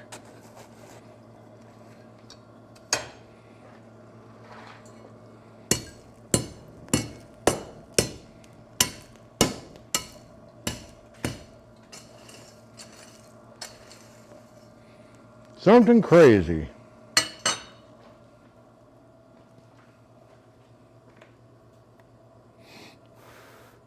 A very narrow and well, I already forged an anvil block. I did that. Well, I finished it this morning, but I started this like yesterday. Still needs to be ground. I'll show you what I got here. Probably, oh, hey, helps to be on the right camera. So I tempered it. I don't know how well you can see the color there. So it's been hardened and tempered. And it's just a little anvil block. It's, I don't know, 1.5 inches maybe. Well, it started actually as 1.5 inches round. It's a little over 1.5 inches. What'd that be? 1.5 inches. So started as 1.5 inches round and then forged it down, and then, so technically that is a very narrow anvil. And I've already forged some of those. We did that, oh God, a couple months ago. Now, I'll grab one if you want to see it. Well, here, this one we did a couple of years ago. This one was done all by hand with a striker. Well, several strikers. I don't know how well you can see that. But there's that one. That's 2-inch square bar. And I'm holding onto this one to be my personal. I prefer a shorter horn. I really like the way this one came out. I just haven't had time to finish it.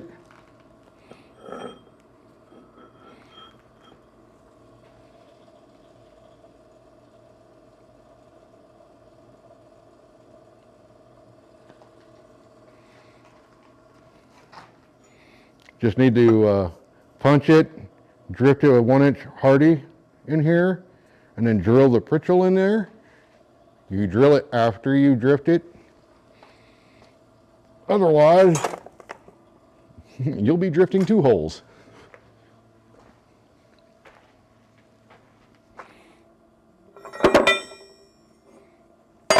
You're right. And then here's one of the ones we did under the power hammer a few months ago. This is going to be 2.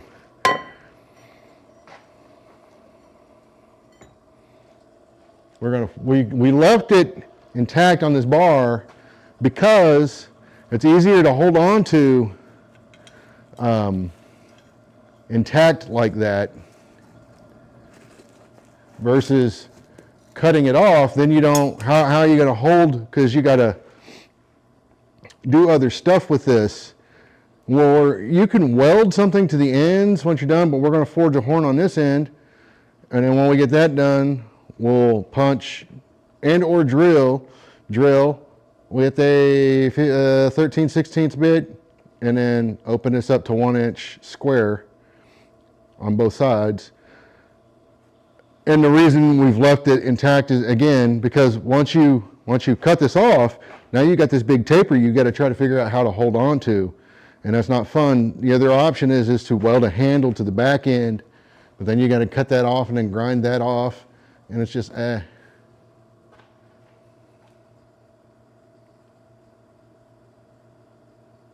Yes, we use mild steel. It's all mild steel. You can use, for the keyed anvils, you can use forklift tine or whatever. I mean, I wouldn't suggest that on the striking anvil, but for your keyed anvils, yeah, you can definitely do that. And if you have the ability to heat treat it, it's going to be a tough one. That's a big piece of material. But if you can get it heat treated, I mean, there's nothing wrong with that. The fire is not really getting that hot, y'all. Maybe I need to turn up the blower.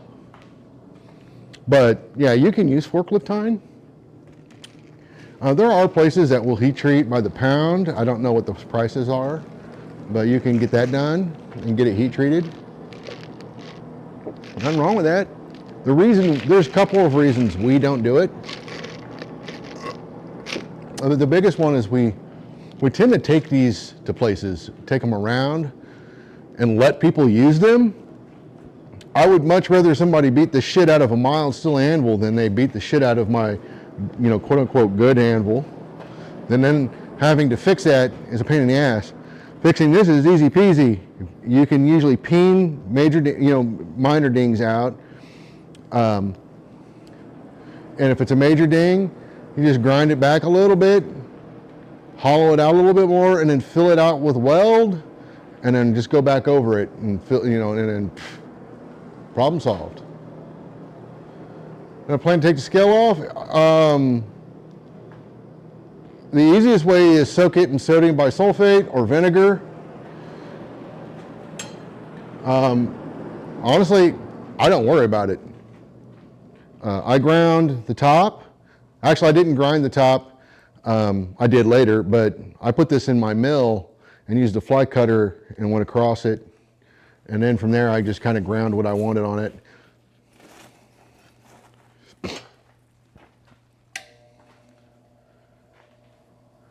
One and a half by 7 3/4, about 4 feet long.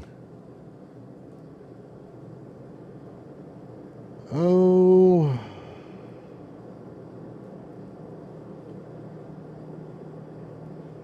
I don't want to say that you can't do that, Kevin, but that's not, you really want 2-inch if you can get it.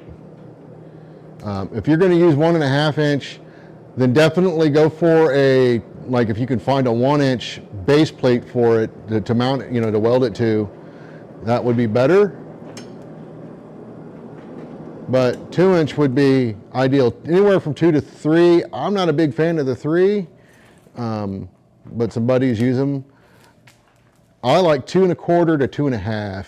I have found to be pretty nice. 2 1/4 I've been liking so far because you get just a little more clearance than 2, but 2 1/2 will definitely give you plenty of clearance. So I'm going to warm this sodium bisulfate up.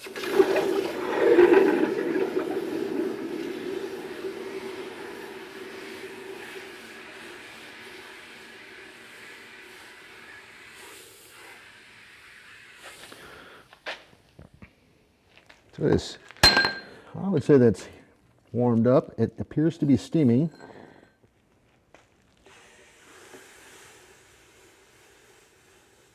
The bar is still plenty hot. Hey, uh-oh. I want to drop it in there. You don't want it to melt my bucket. It's still holding water. So like I said, sodium bisulfate, and I will show you, this was just a piece of hot rolled 1-inch. Now I just heated up for the purpose of heating up that solution of sodium bisulfate, which is also known as pH down. I'll show you here in a second. So I just put this in there, right? I haven't done anything special. And then I'll get one of these cheapy little wire brushes and I'll go on this end. Oh, actually the other end. All right.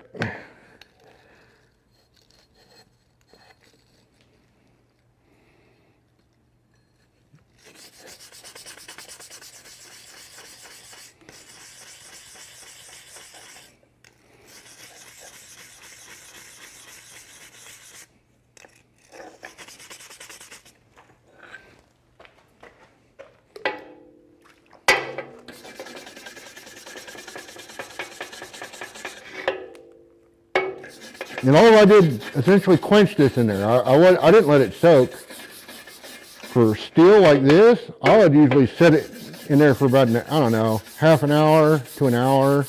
Well, that's not true. I typically do it overnight because I forget.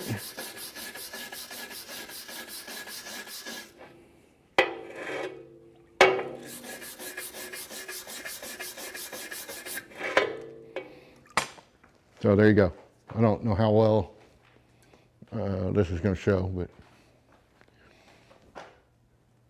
it's not. So let's go to this camera. So you can see the difference there. Literally, all I essentially did was quench this bar in the sodium bisulfate. Like I said, I would normally let it sit like a good half an hour to an hour. Actually, like I was saying, I tend to forget them and leave them in there overnight. If you're going for dimensional accuracy, that's not a great idea. But I've not had anything not work. So there we have it.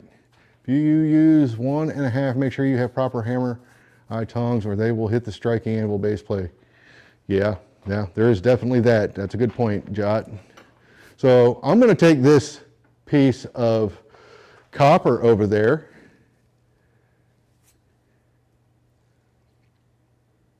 That you can't see. I'm holding it in front of the camera like a dumbass. So we'll go take this copper over there. But I'm going to get this hot too. I don't know that I necessarily need to, but why the hell not? And then when I get done, what I think I'm going to do, I think I'm going to fire my torch up and then I'm going to touch his mane, and put those temper colors in the mane and then see if I can try to do that. I played with that one time.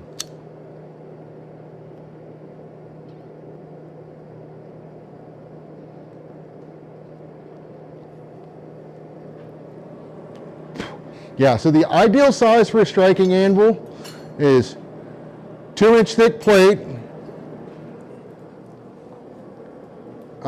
5 by 12. Personally, I like 5 by like 11 and 7/8. I just trim, or just go with 11, because that just gives you a little bit more room for your tools up front. Just a little bit more room, but I wouldn't go. I know there's some guys that go with 10-inch. I don't know, I like them a little long, but they're also using 3-inch anvil blocks, so I think that's part of the reason they're going with 10.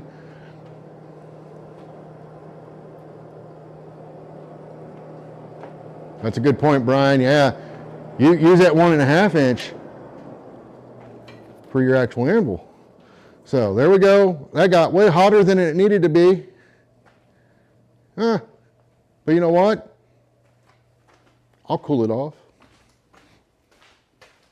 I'll be right back.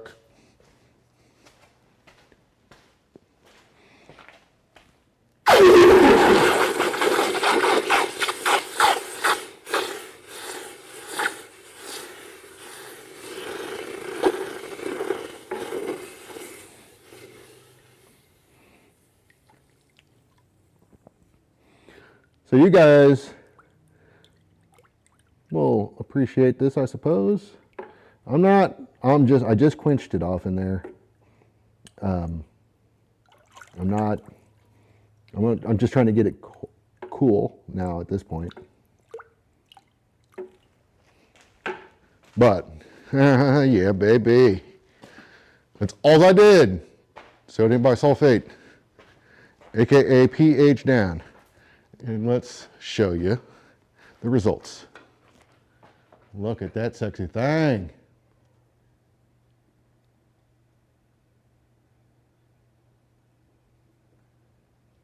No brushing or anything. And that was the result. A light, probably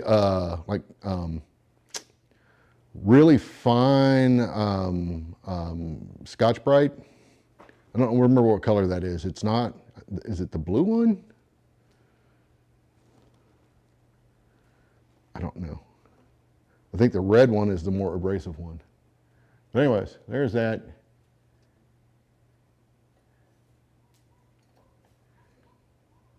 Clean that right up.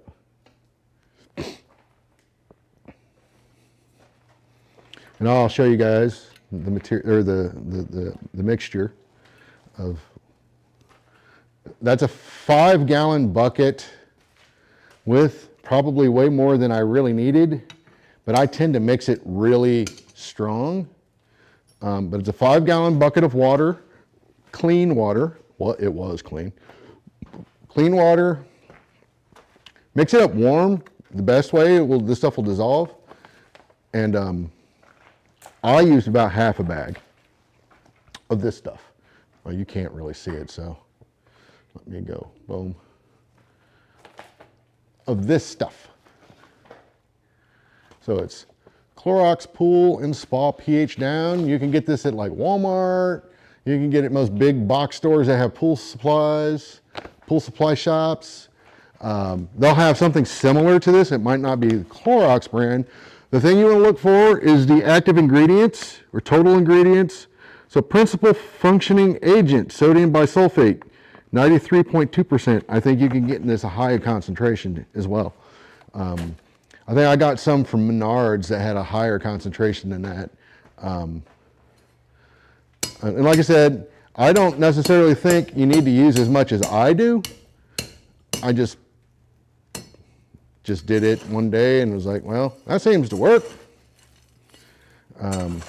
It's fairly inexpensive. I want to say maybe, I feel like 12 bucks or something like that, somewhere in there for a bag of that stuff, and it will last you a really long time.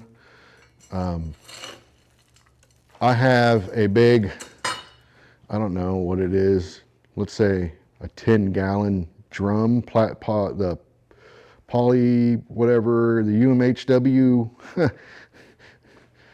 I got a little plastic drum that I use as a quench tank or a sodium bisulfate tank. I've learned this the hard way, by the way. Do not mix, if you're doing copper, I use a green bucket specifically that I got for copper, not steel. Might be okay with aluminum, but one time I had soaked a bunch of stuff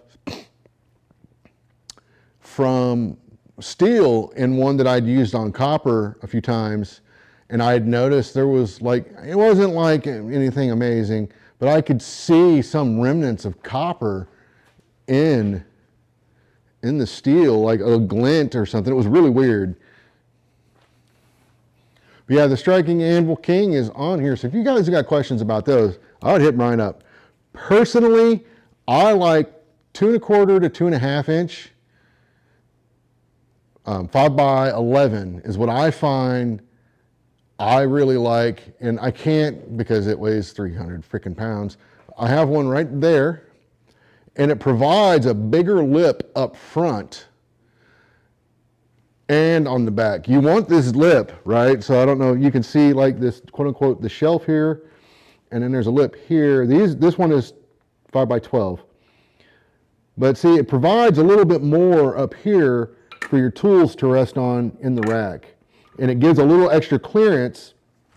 And because of how I did that, I was able to do some other little trickery things, but they're outside of the standard. But it allowed me to push my front leg in a little bit, which gives me clearance for tools up here. And I moved it in like a ½ inch from where we normally put them. And that allowed me, it gave me enough clearance on that leg, that front leg. See, as you can see how that one clears, just barely though. But any longer handled stuff, that doesn't clear technically. I know this won't. This doesn't even fit in there. It's so big. So it just kind of opens that up a little bit. But you want this lip around here because if your striker misses, that will catch that missed blow. And that will help prevent massive injury to somebody's leg or anything else. But it has saved me numerous times. I don't need this anymore. I'm going to put this under here for now.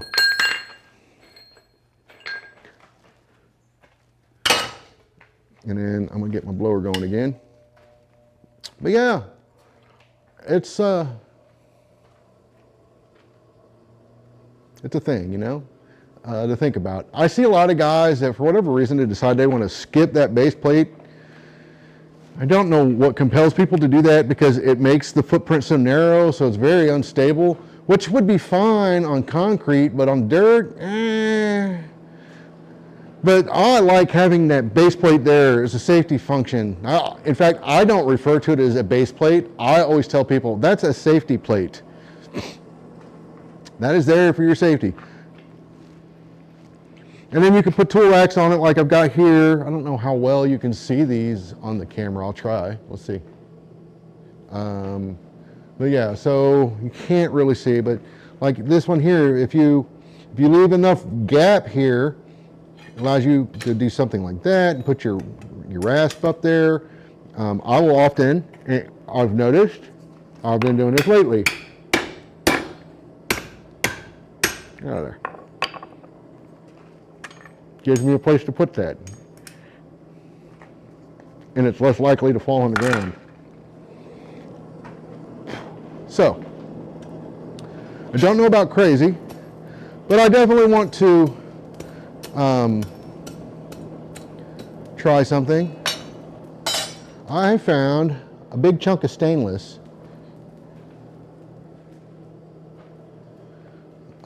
Well, I found it. What I did with it, but I found it. Let's go find it. So I've got a round bar stainless, but that's not what I want to play with. I think this is it.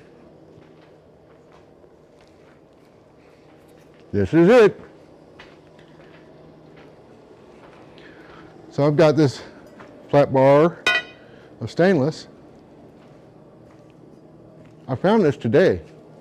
And I was like, ooh, look at here. So that is 1.5 and half.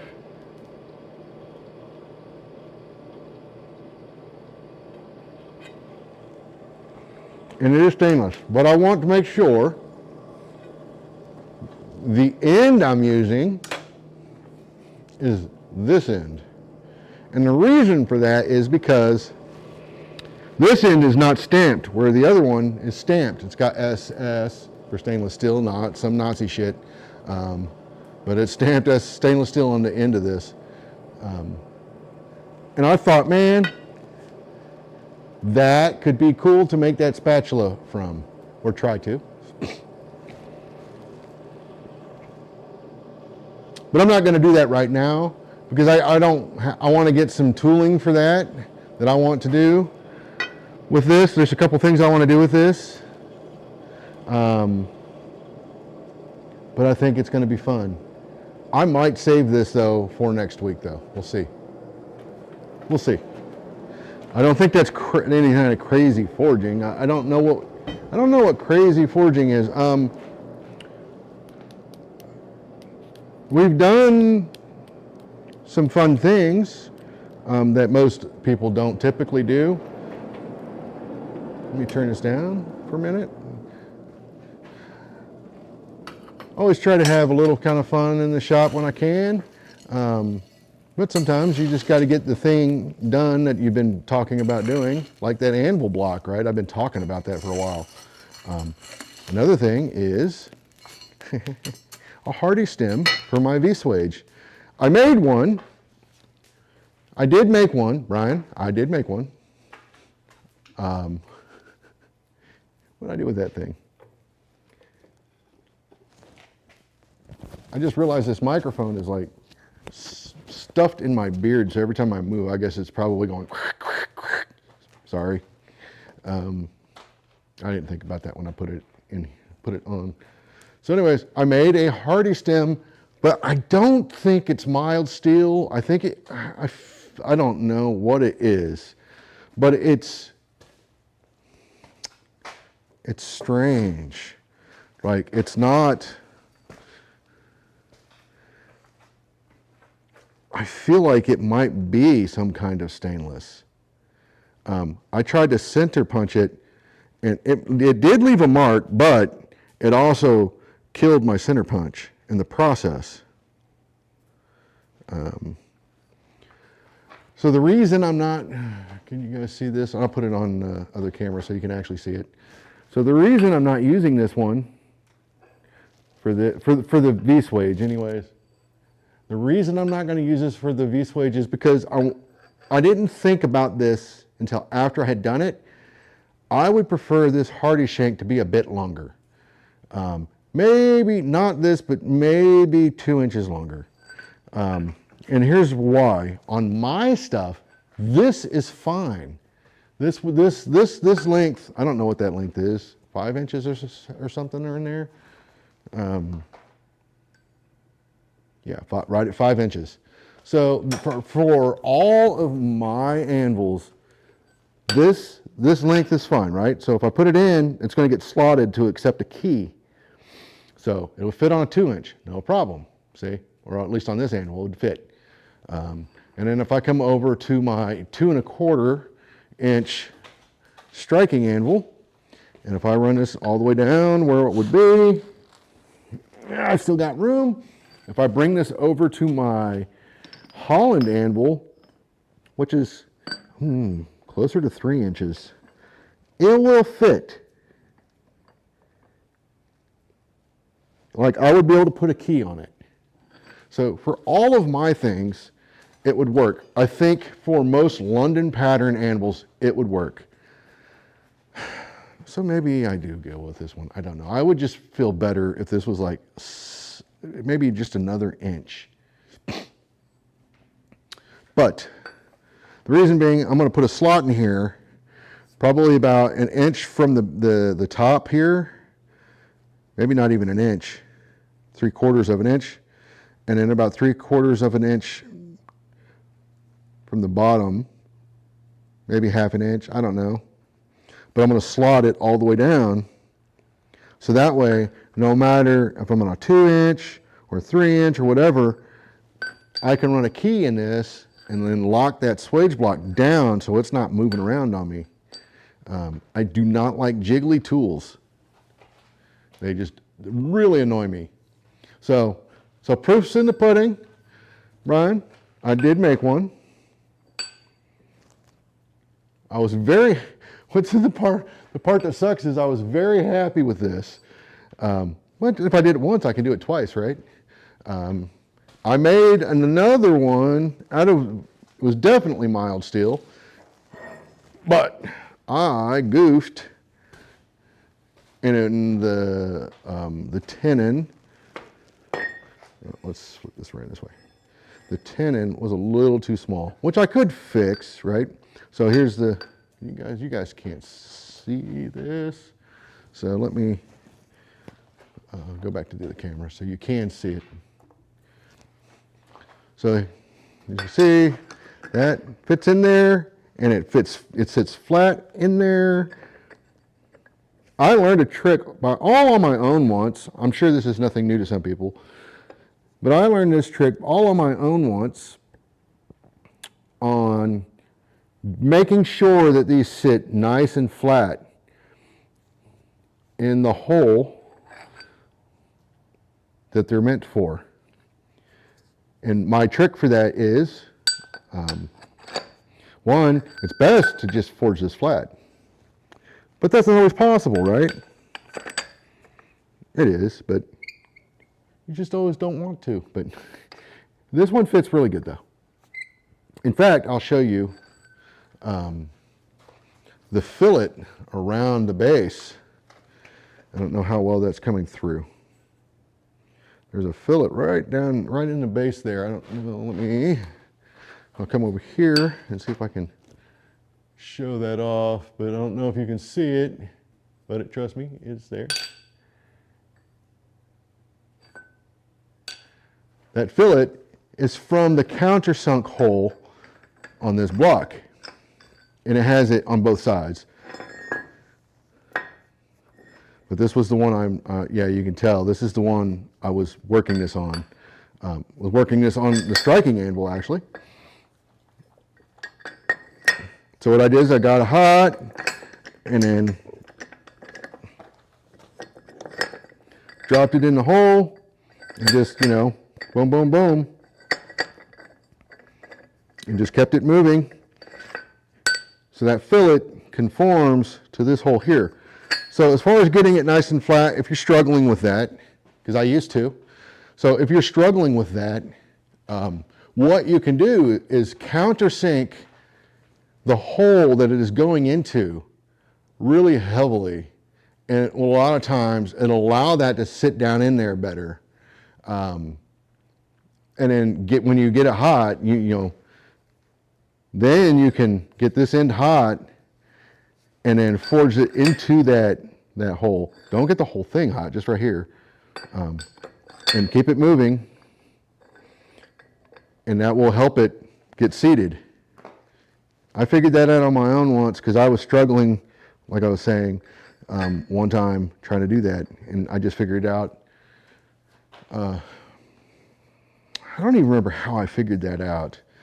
I can't remember. I think maybe the piece I was working on already had, I think I was trying, originally it was going to drill it, and I countersunk it, and then I thought, oh, well, you know, but that was the piece I was using at that time, so, and that's what I did.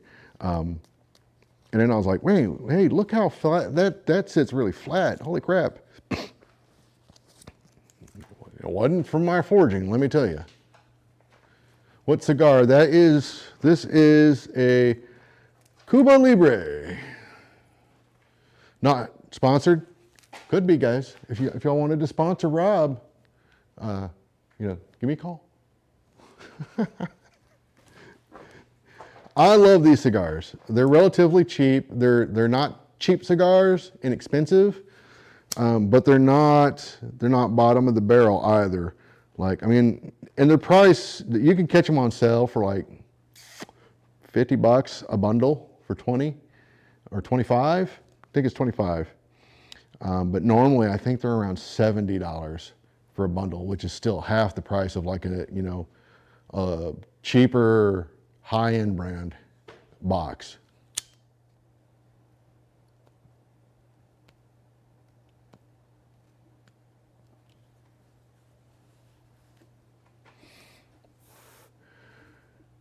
Where the slot is to be, work it down to 3/4. So when you open up your slot, you won't have to work it down as much to fit it back in your hardy hole.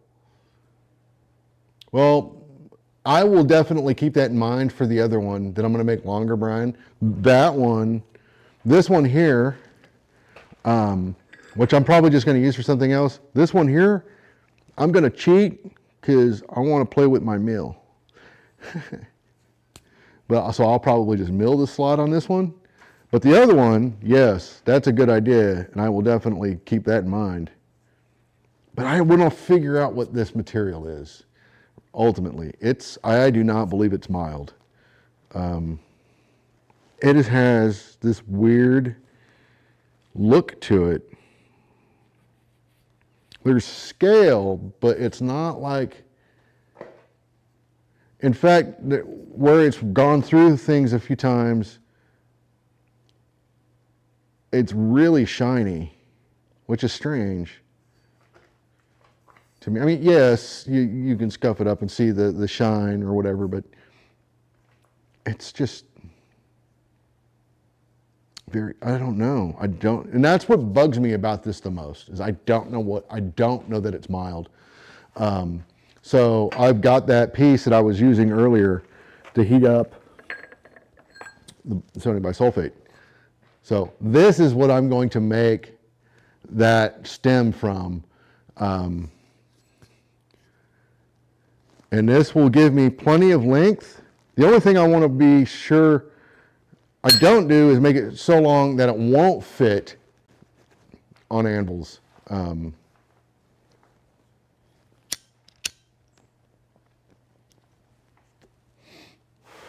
But I feel like 6 inches should be good.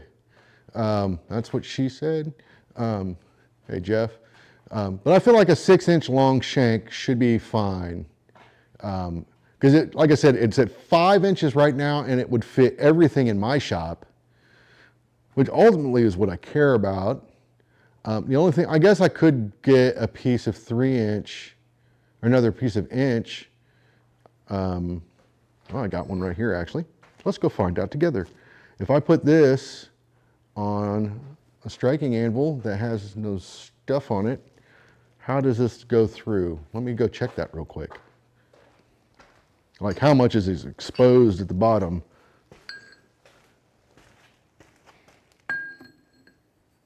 So that would be another inch. So that would be 3 1/4. And there's still about almost an inch, not quite an inch, 3/4 of an inch stuck out on the bottom. So I think 6 inches is what I want to shoot for the hardy shank. I think that's what I'm going to shoot for. Have a good night, Brian.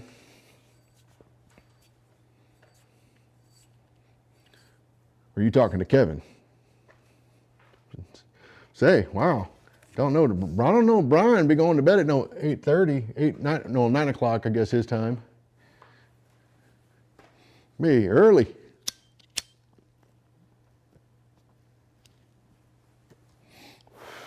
I don't know. But anyways, I'm thinking 6 inches on the shank, the hardy shank itself, will give me plenty of breathing room that in theory, it's going to fit in most anything I put it on. I've got a ruffling house, 250-pound ruffling house over there, which as far as the heel goes and the hardy hole, that's probably got more mass than most people's anvils around here. So if it fits through that, I know I'm golden. I'll see if I can sneak back there without falling down. How about that? So if you guys hear a lot of things falling over, it was probably me. And no, I'm not turning the camera, you sick bastards. I know, I'd love to see it too. I would not. Yeah, there's no way. This thing looks like it's every bit 3.5 inches thick at the hardy hole. Yeah, about a 1/2 inch stick out. But again, 6 would be, I don't want to say perfect, but it would work on that anvil. So that's what I'm going to do. I'm going to forge a new one out of that piece that I have, not tonight. And then I'm going to hold on to this. So I want to toot my own horn for a second. I was very happy with this forging. One, look how nice and square it is. You know? Very happy with this forging. That's a simple forging, right? But I was happy with it. And then how nice and round that is. And then look at the butthole that it forged. It's nice and perfectly round too. I love that. I mean, it doesn't look like it's perfectly round because it's been hit, but it was.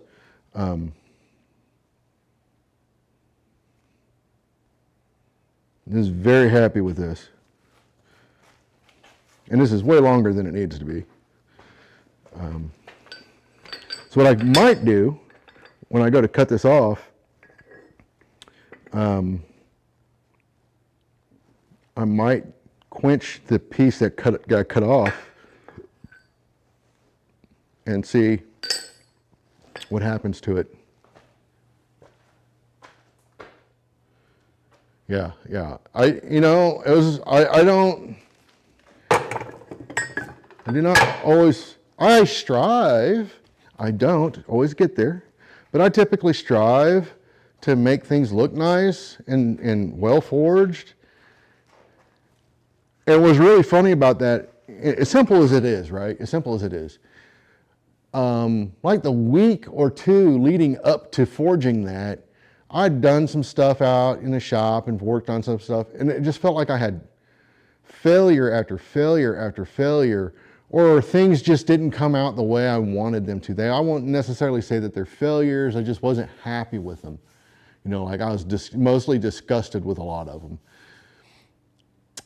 And then that was actually what inspired me to forge that piece. I was like, well, come on, Rob, it's a square and a round. How hard is that? And I did, that was all into the power hammer, by the way, except for the shoulder and fitting to the hole. That was the only thing I did by hand. Everything else was done on the power hammer. Actually, it was done on the tire hammer. But I did that, and like I was saying, it inspired, I got inspired to try to forge something that I knew I could technically do, not necessarily, and I struggle getting good squares on the power hammer sometimes. But for me, it was one of those, it was like, okay, I know how to do this on the power hammer. This should be a relatively easy thing to do. So this would be an easy win, right? So, and it was, for the most part, it was an easy win. I did it, I don't know, on a Thursday night, a couple of weeks ago, just before I left for Kurt Fehrenbach's shop that night. So I did it maybe an hour before I went to his shop. So I just felt like I needed a win. So something to think about every once in a while, like, things that if you're struggling, go back to something that you are fairly confident in doing, regardless of what it is, be it just drawing a taper. Catch that small win, because sometimes if you keep failing and keep failing and keep failing, you start getting down on yourself. I think it happens to most people. You just start getting really discouraged. So look for those easy wins. Something that just kind of goes, okay, I still know what I'm doing to a degree, or at least on this aspect of it, I know what I'm doing. Here, there's a lot of forging things I don't necessarily know what I'm doing. Like, I understand the basics to a degree, and then even sometimes I get in my own way. So those things, you need those little wins, man, to kind of just put some air in those sails so you can start moving again. Now, when I will tell you, when it comes to failure, I'm an IT person. So one of our mottos in my teams, the last, 10, 15 years, somewhere in there, a common thread amongst the folks that I work with and the way we do things, we say fail fast. So fail quickly. If you're going to fail, do it quickly. Don't create this monolithic beast that you've got to watch fall apart slowly before you can do anything about it. Fail quickly so you can pivot quickly and fix that small problem right away. Boom. Make that problem go away. Now, you don't want to introduce issues all the time, but don't let that stop you. Another thing that we say quite often, and something I don't know if this is something, but I will tell you that if you followed Brian for any number of months, years, whatever, and I'm sure if you've watched Alex Steele, you've heard him say this as well, and I believe he always credits Brian for this. But Brian is really well known for saying, if you want it perfect, make it perfect. Well, sometimes that's easier said than done.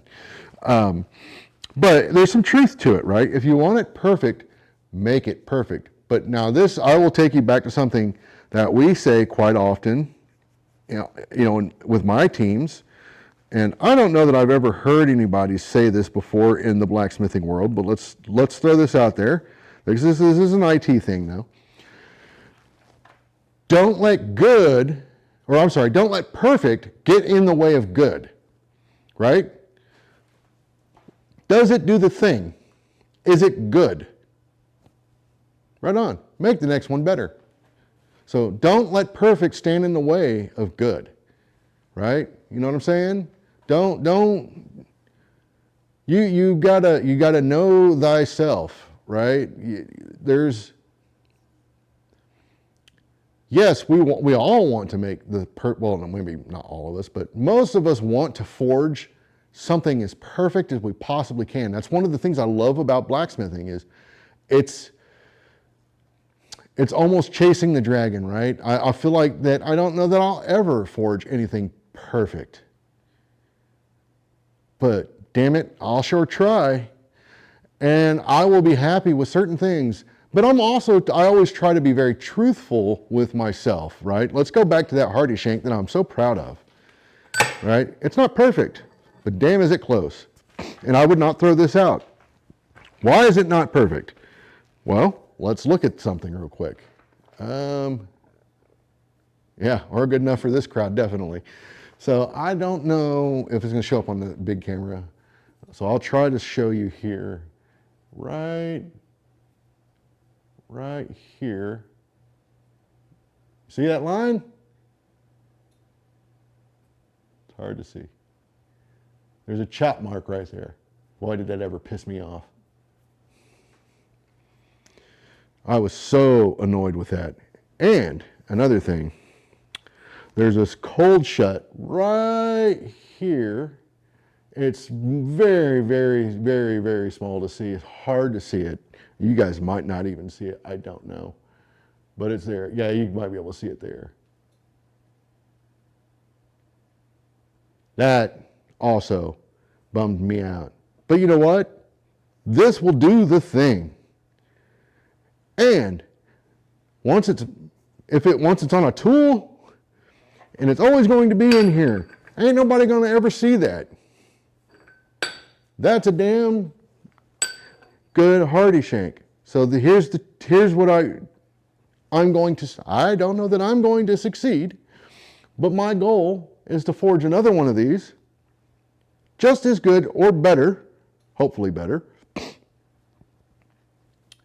out of the appropriate material, or at least known mild. But that's my goal, right? So I'm going to try to forge one of these better. That's kind of a saying in this shop. When Paul's around or all the other guys I talk to, you know, like when we do hammers and things like that, that's one of the things, like if you've ever forged a hammer with me and you've never done it before, one of the things you'll hear me say to you is, your hammer is not going to look nearly as good as his hammer, the guy that's made 30 of these by now, or 100 of these by now, or, you know, but if you listen, it's going to be close. It's your first hammer. You want to do it again, come back, and let's make it better next time. Put that one in an iron in the hat, or keep it as a keepsake, you know, my first hammer. But, you know, always strive to make it better. So again, you know, don't let perfect stand in the way of good. You know, or as Brian just said, good enough for this crowd. That's something else you've got to, I would really, really encourage you, if you've not done this, get out there. Don't look at pictures. Don't look at pictures. Pictures are, it's just like, you know, like quote unquote supermodels. They've been filtering supermodels for years. People have touched them up, airbrushed those pictures to make them look so glamorous. They've all been touched up. So when it comes to blacksmithing work, right, don't look at pictures unless they're very detailed, quote unquote, scientific, true representations of the work. Go look at that work in person. We went and looked at a Samuel Yellen gate that's here in Indiana, and it's beautiful, don't get me wrong, but there are also things that are going on with it that make you go, what? But this is a Samuel Yellen piece. That shouldn't be a thing. But it, you know, I saw that and thought to myself, you know what? I'm not nearly as bad at forge welding as I thought I was. With my forge welding skills, I could have had a job in Samuel Yellen's shop based off of what I saw. But you know what? They were working and they were trying to get paid.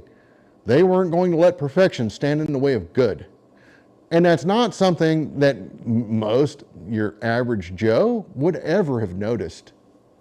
You know, that's something I do sometimes. I'll forge things to be quote unquote cheeky, funny, because, and I say that because really the only person that would notice what I had done in a lot of cases are blacksmiths.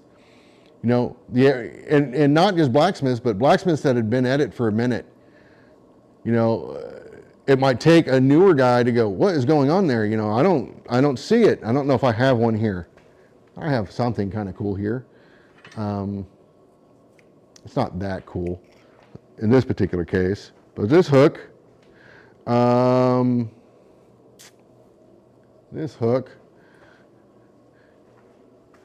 I tried to leave a little bit of original stock. I believe I did this out of half by quarter, but I tried to leave a little bit of the original stock. And there's one of these sitting over at Coal Iron Works that I did out of 1/2 inch, I think. And I left in the center of it 1/2 inch square and then drew out the hook ends on the other sides. Where it's one of those things that, for the most part, nobody will really get it unless they're blacksmiths and been doing actual blacksmithing for a little bit, you know? But I like to do stuff like that. I don't know why. I just think it's kind of fun. Like when we're at the fair, you know, because we get lots of, you know, the quote unquote normies strolling through.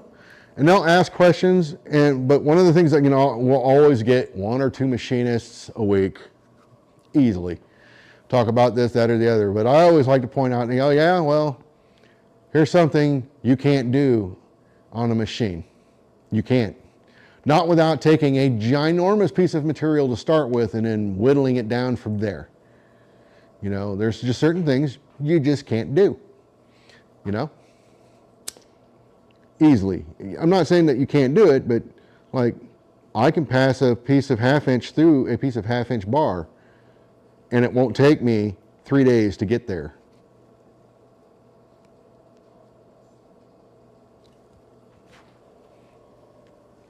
So I love showing that kind of stuff. You know, in fact, I'm working on an idea for something that I'm trying to figure out if I can do at the fair. Oh, Roy, let me go grab my horse. I don't know if you saw him. But I'm working on this little idea for the fairgrounds that I think will be cool.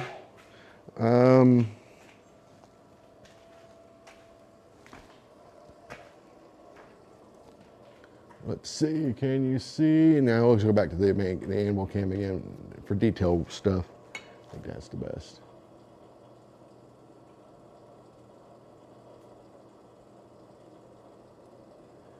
So the only thing that bugs me about this is I was clearly testing a slot punch on this. So it's right there. Right there. Kind of bugs me. But other than that,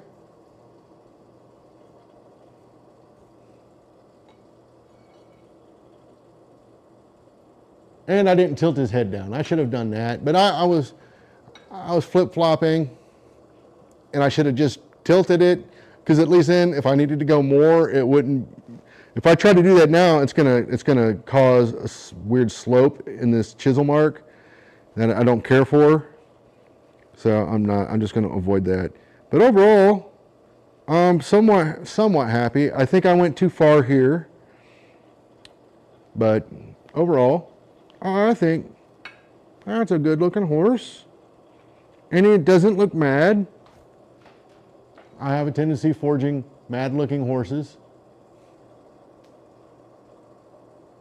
That's a fun piece of material to play with. That was a fun piece of material to play with. I'll have to take a picture of that tonight before I crash, and then post that online. So, because of what I was trying to do with the copper failed, I burnt it off. Let's just call it for what it is. Let me grab another chunk of that and see if I can do it this time without burning it off. And then I'm just going to work it hot. It worked so much quicker that way. So what did I do with that cutoff piece? I'm assuming it's still attached to the tongs.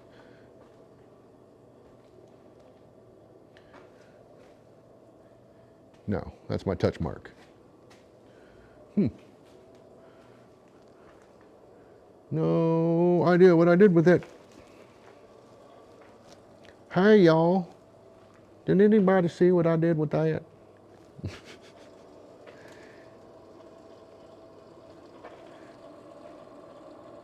Well, I mean, there's a little bit on the end of that I could use. I could cut the horse part off. I don't know.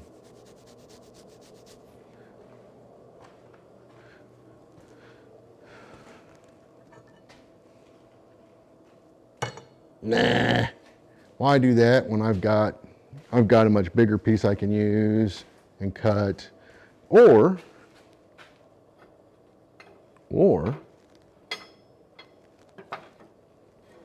hey, have I showed you guys my other horse?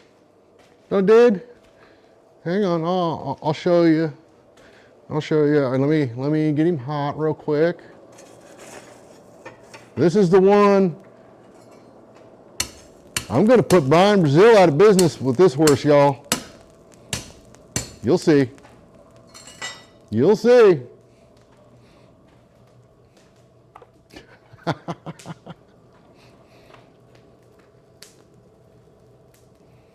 Duck rabbit forging.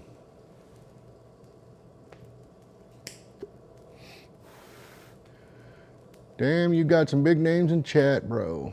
Big names.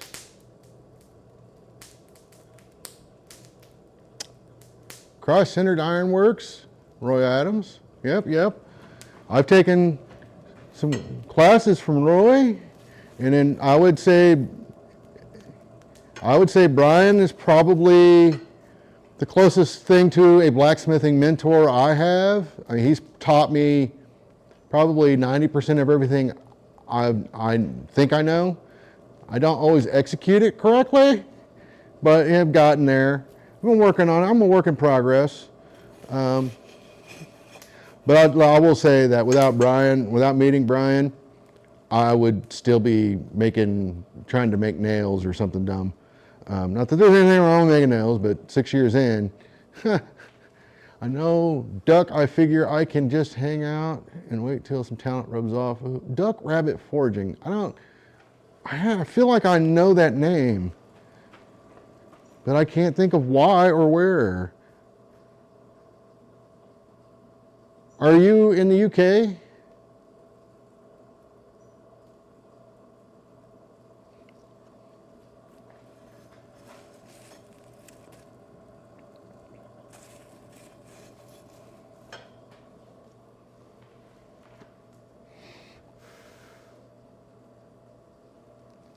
I might not. I think it's something Duck Forge or something now. Or maybe that's what I'm thinking of. I can't remember.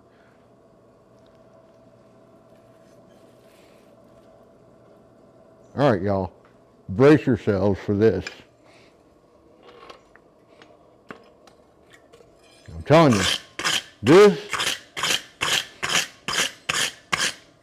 is going to blow your mind.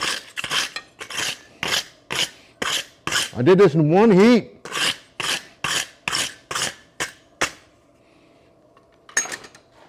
Gonna blow your frickin' minds. Let's switch to a good camera so you can really see the detail. Oh yeah, baby.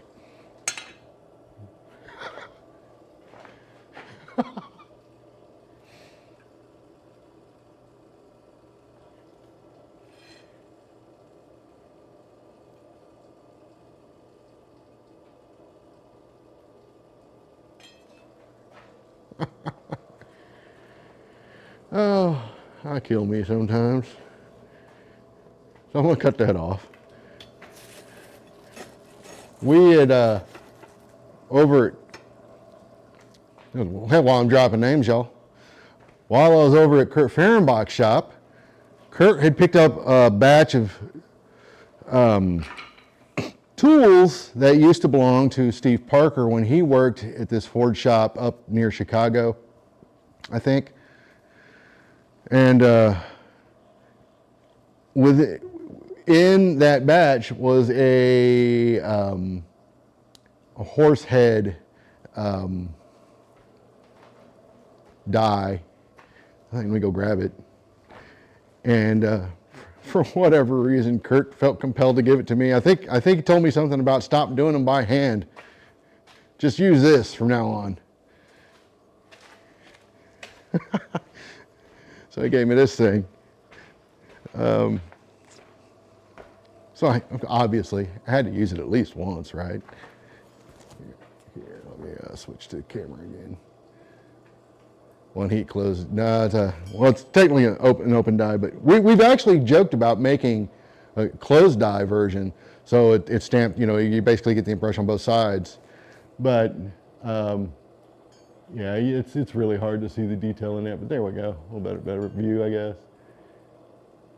Alan Kress, if you ever go to Quad State or some of the other bigger events, especially in the South or in the Southeast or on the East Coast, I think he does some stuff there too.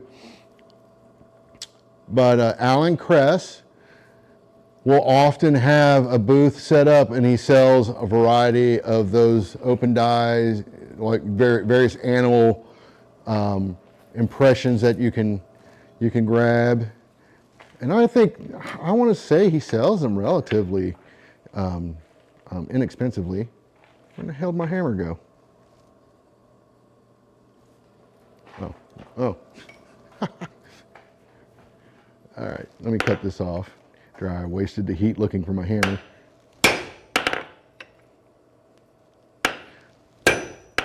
Ooh, that was a terrible hit.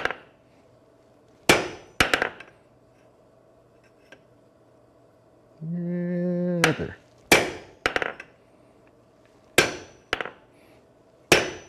Another bad hit. I would not normally call those hits out in front of normies, but anybody that knows anything and saw what I just did, they would know. That was a bad hit. That was fine, but they would know these things.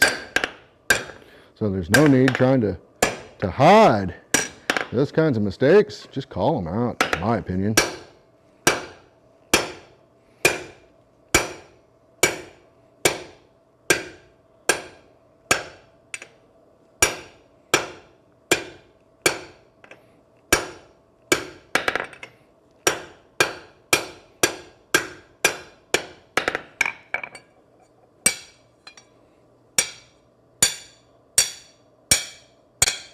Could have gone further with that, but it'll come off. There it goes. I got a little, it's not technically a scrap bucket, but a little steel chip tray that I put off pieces and stuff in, things that I don't necessarily know what I'm going to do with. I'll just throw it in there for later. I might get, I doubt that I'll ever use that silly horse head for something.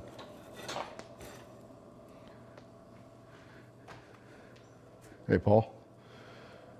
So, just a recap real quick. Paul and I will be heading over to Bar Run Forge this weekend on Saturday for their gathering out there. So if you're going to be out there, we'll have a station set up. Well, we should, I think. So come by and say hi, and we'll forge something with a striker. Or maybe you will be the striker, because maybe me and Paul just don't feel like striking. When has that ever happened?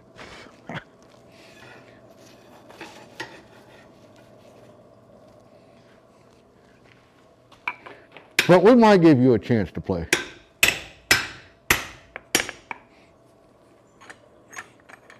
No, I don't know if Paul saw the horse. So I'll show him off again.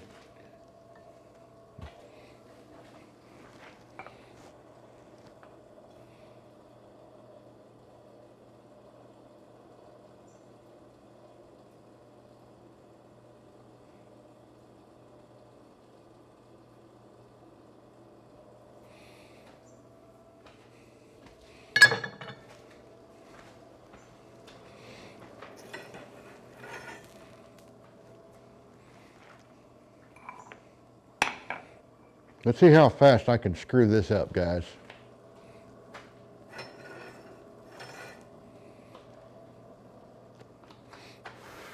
So I started this night off, Paul, trying to do a copper leaf, and damned if I didn't melt that sucker right off the end of that thing.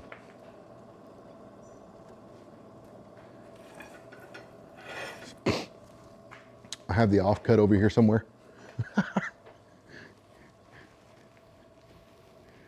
It'll be a ring when I'm going to make a copper ring out of the remnant, but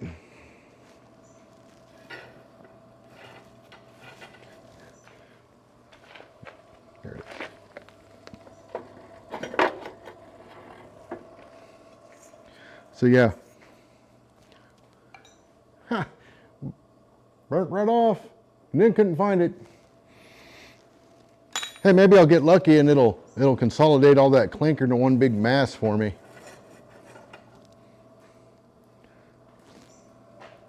All right, so let's see if I can not do that again.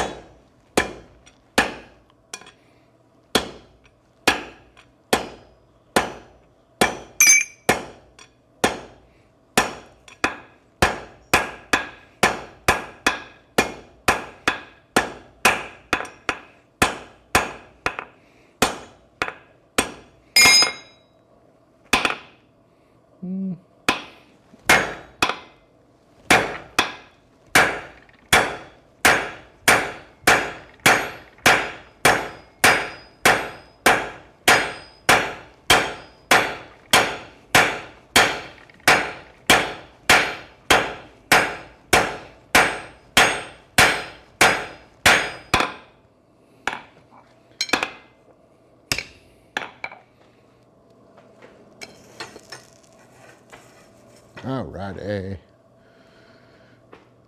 what's he making now? I'm going to make not an arrowhead. I'm just going to forge the leaf that I meant to forge in copper. I'm just going to do it in mild steel here. Just because I need a little wind. And I need a Gatorade. Paul, I'm digging into your stash, man.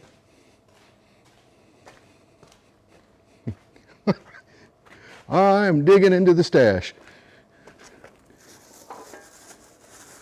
Oh, wait a minute. No, I'm not. I found a red one.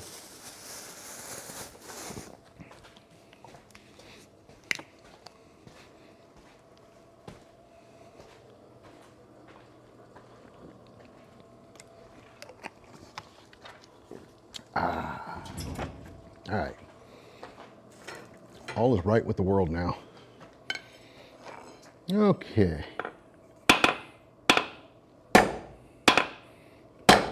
Oh, that was bad.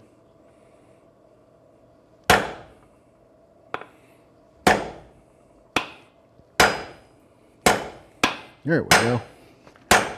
Like it never happened. Just got a little shorter, that's all.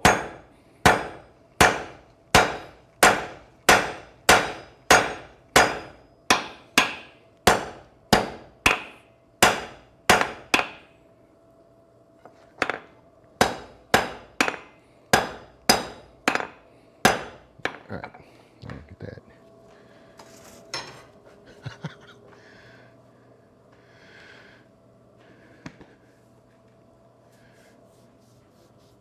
I would make one in copper, but I got to find a piece long enough. And I don't want to chop off the horse one because it's all chewed up anyways. So I have decided what I think I'm going to do tomorrow. So the pieces I've got are like this tall. I don't want to try and hold that. But I think I'll cut a piece tomorrow. And then I'm going to do another horse head tomorrow. And then do that leaf.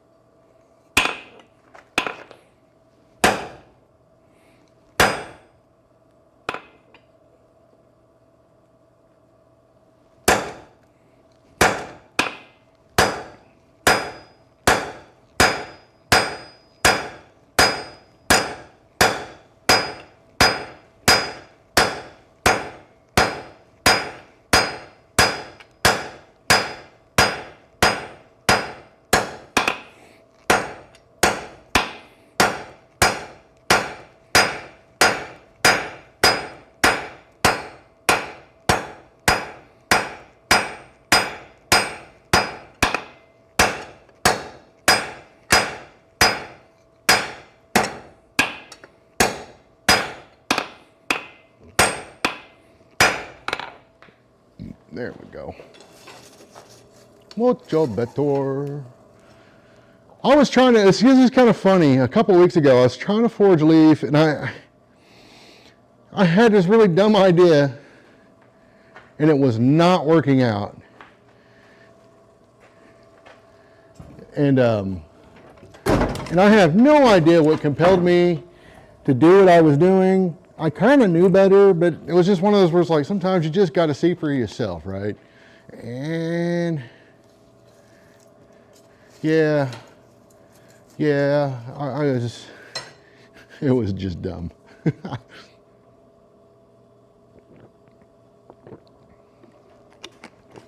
I was thirstier than I realized, y'all. I'm gonna get my smoke out.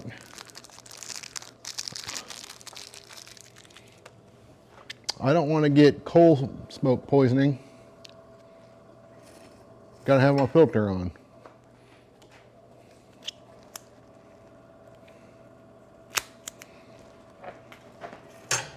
All right.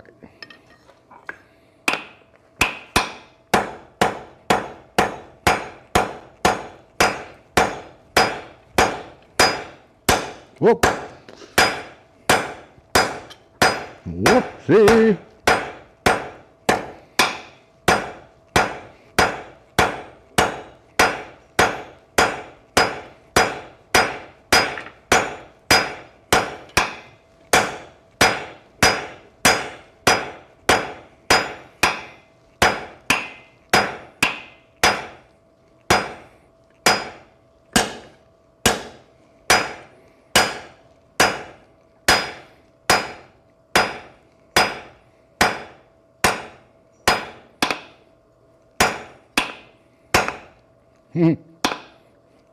Everybody see what I did?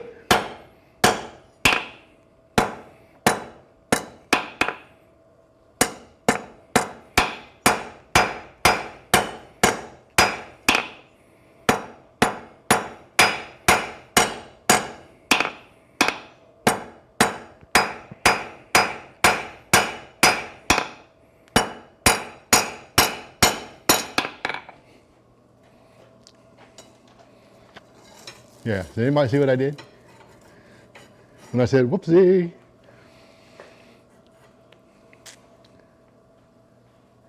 I was not paying attention to which shoulder was on. Shoulder. So an easy way to remember when you're doing the leaves, by the way, is always remember shoulders up. Well, there's reasons for that. I'm beyond being able to show you why. At where I'm at now, it really doesn't matter as much, except for when you want to forge on near those shoulders, obviously.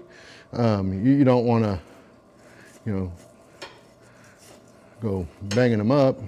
That's just a leaf, but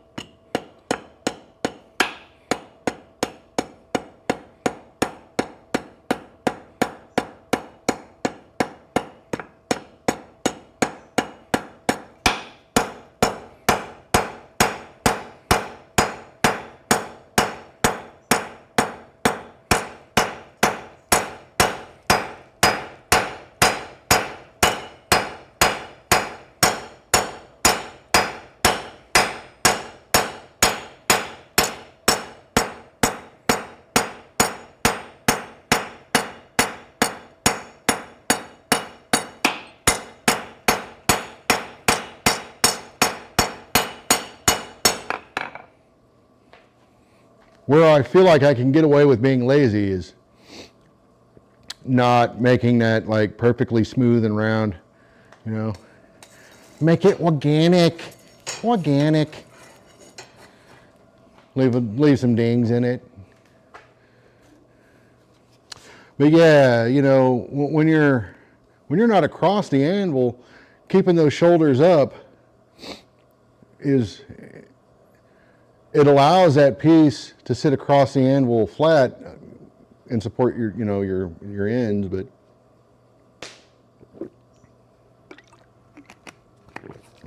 otherwise you'll have a big hump in there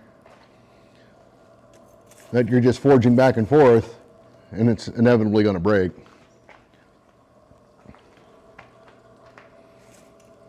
Let me borrow this for a second.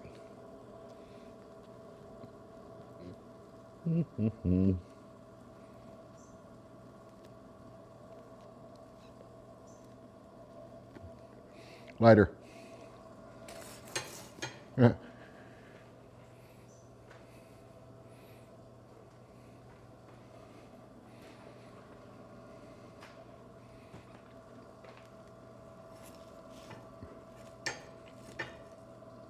Yeah, you can definitely brush it. I found that if you really want it nice and smooth, if you just work it down cold, lighten up as you go, you'll bang almost all of that scale right off. So let's see if we can make a leaf-like object.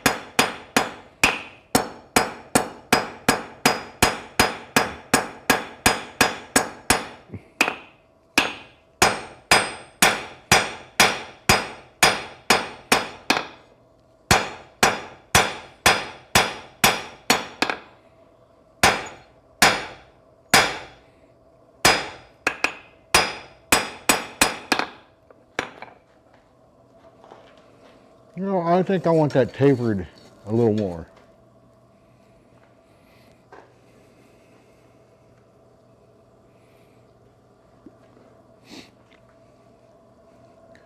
I mean, unless you're shooting for rustic pioneer, quote unquote, pioneer era forgings, you know, like Oregon Trail stuff, then I think planishing is always kind of important, right?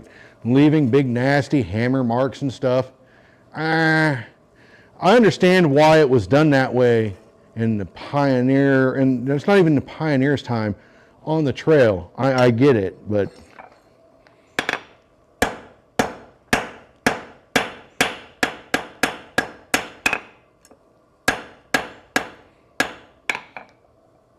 a little thin on the end, but that's okay. I'll try not to screw this up. Yeah, I find leaves to be a great practice item to do. Like you could do like little keychains, little, you know, keepsakes or whatever you want to call them or thing, you know, charms, bracelet charms, depending on how big you make them or small. You can use them for other things. Door pulls, for instance, you can use these as the ends of door pulls, and then I've got one around here somewhere. What?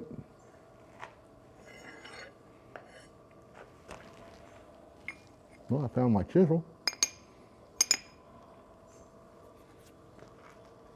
Where the hell did my puller go?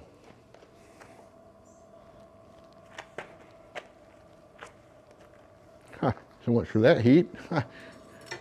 Well, here's one up here. It's not the one I wanted to use, but it looks like it's the one I'm going to use.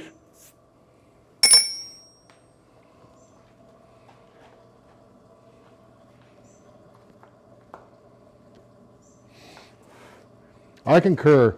Leaving big nasty hammer dents in a piece, I think that's lazy. But if you are shooting for pioneer style forging, I suppose that's accurate to a degree.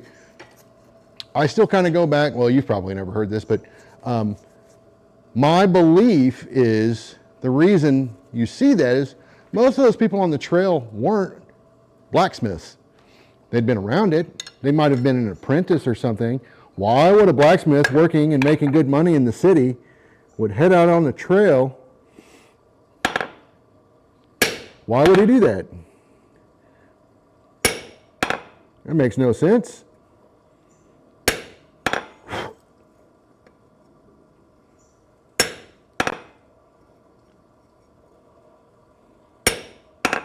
Oh, that one's a little off. You get back over there.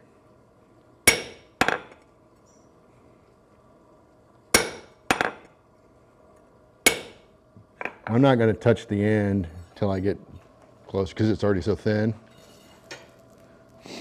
But yeah, you know, why would an established blacksmith making good money in the city, why in the hell would they hit the trail? You know? And if you compare the same time frame forgings on the East Coast, like Philadelphia, New York, you know, Boston, you look at some of the work from those guys back in those days to the dudes, you know, let's say Wyoming, you know, I mean, I'm not saying that it was bad. It was what it needed to be. Right? That makes more sense, right? Like they forged it to what they needed it to be.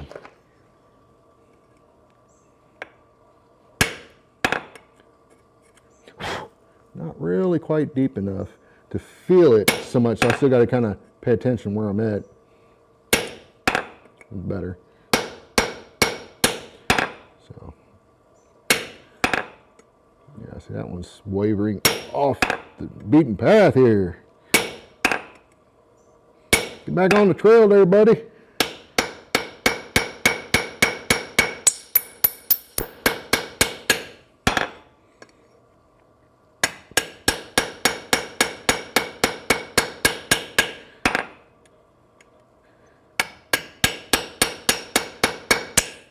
I think that is a little bit more established.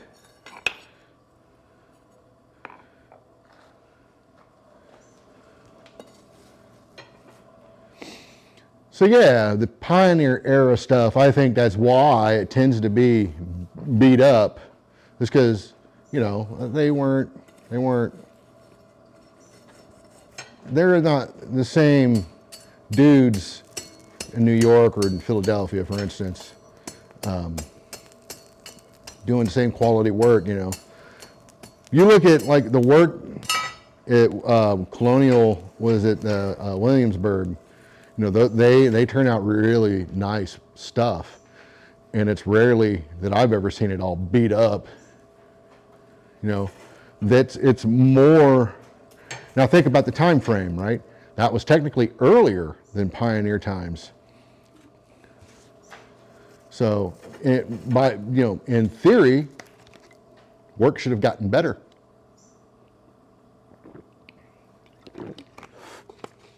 Not worse. It was what it needed to be.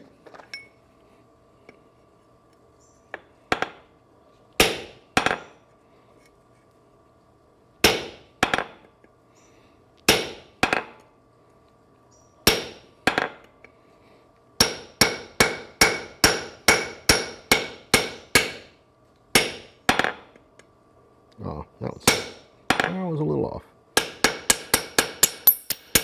That's okay though.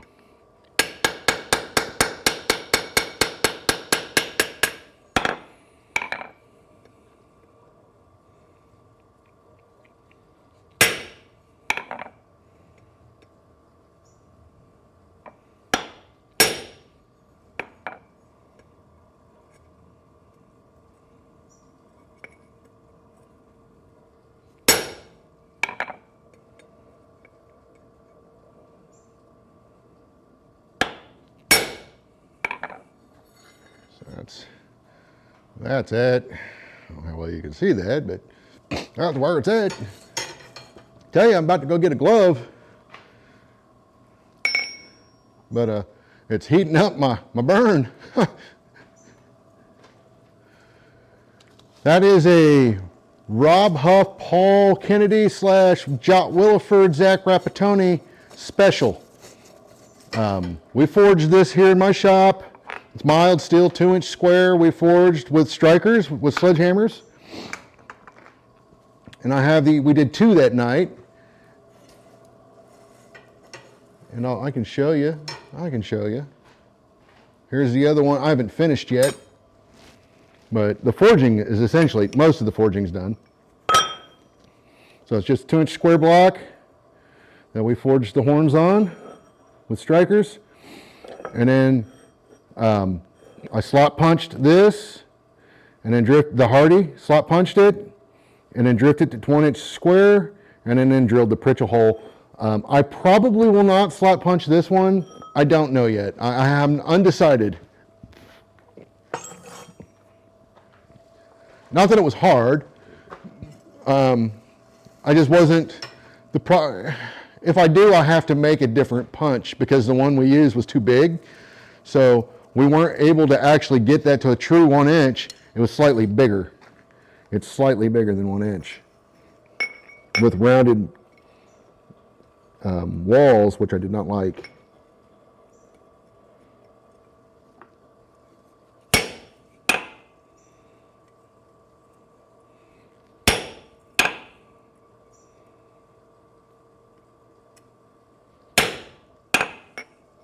And that could have been a little further up.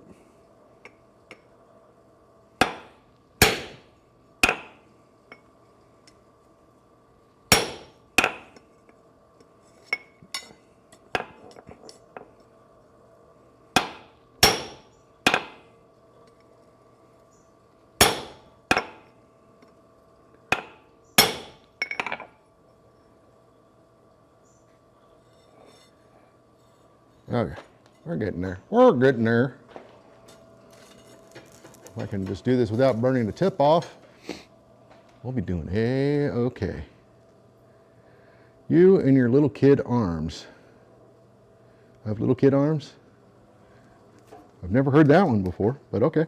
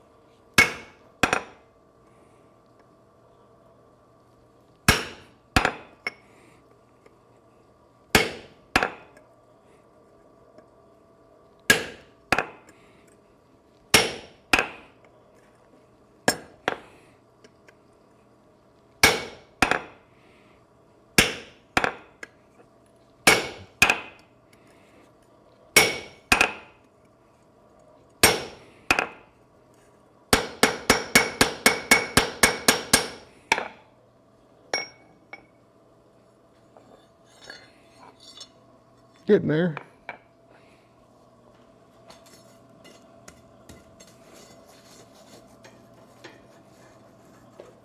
Little kid arms. I got nothing for that. It's not tool steel for sure. It's mild, but yeah. You can do, I mean, tool steel, quote unquote, forklift tines like a 4140. It wouldn't, I mean, it's really not as hard as you would think. Heat and technique, that's going to win that battle for you.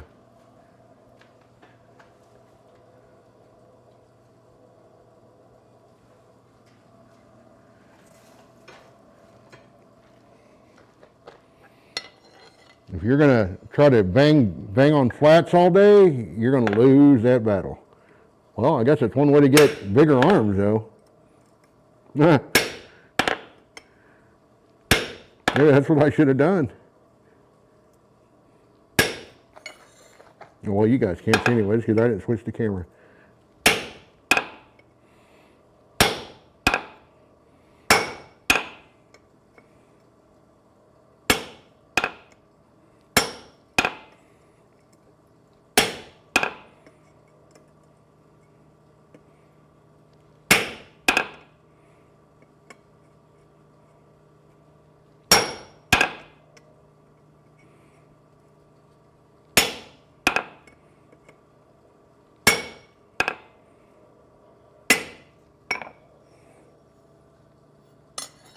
It's getting there. Kind of ugly. Kind of cool. I'll do something about that tip though.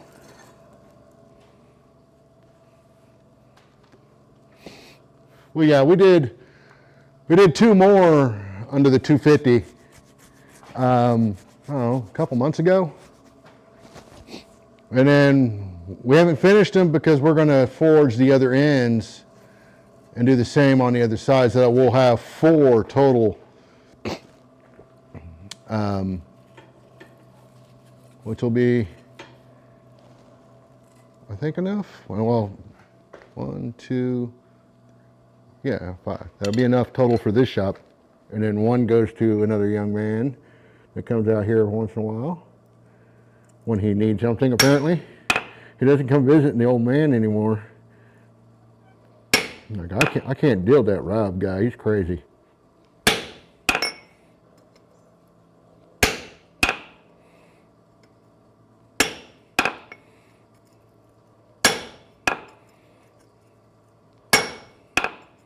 I might be a little bit crazy.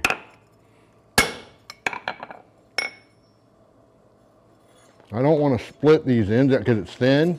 I'm just going to keep it hot.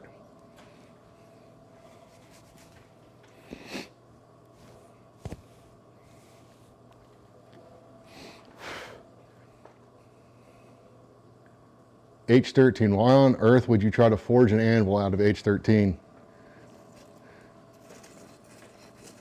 If you're going to do that, cast it. At least that's Holland Anvil does. Those are H13. But there's a thing, H13 makes nice press dies. If you go look on the internet, you will find that there are studies showing failures of H13. And what they found was it does not like being hit. Now, it's an anvil, so you shouldn't be hitting it anyways, right? At least that's what you should be going for. And you damn sure make sure you dress the edges on that thing. Because you throw a chip of H13 off of that with a good hammer blow, that could kill somebody. That is not hyperbole. That could kill somebody. That is a razor sharp bullet flying off of that thing. So just be very careful. Make sure you have really good dressed edges. I have an H13 anvil. It's actually a little softer, and I think they do that on purpose to reduce the chances of them cracking out on the edges. But I don't really worry about that on mine because I dress my edges. But not everybody does that.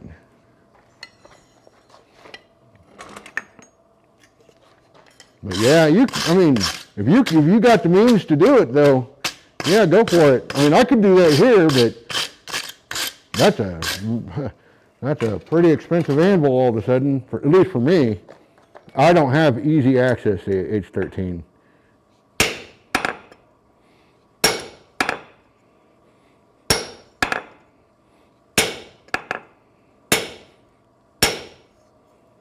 Oh yeah, I was going to try to do something about that tip. Well, better get it hot for that.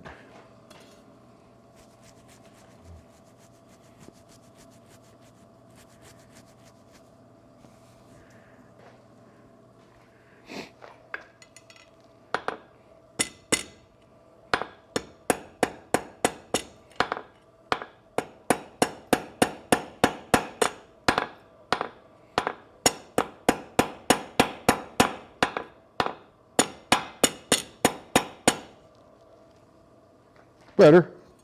Well, you guys can't even see, huh? Y'all can't even see.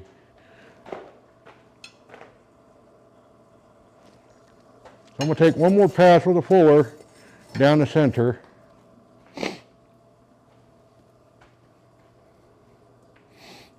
He said, I don't have the means. I'm working out of a mower shed. I'm right there with, well, I'm a little step above from a mower shed, but trust me, not by much. Once upon a time, I thought I was going to be able to retire. And then one day I did the math and realized there ain't no fucking way.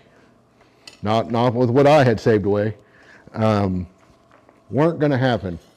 So I took what little I had saved for retirement, cashed out, bought a new house on some property, and then filled my shop with a bunch of toys. That's my retirement plan.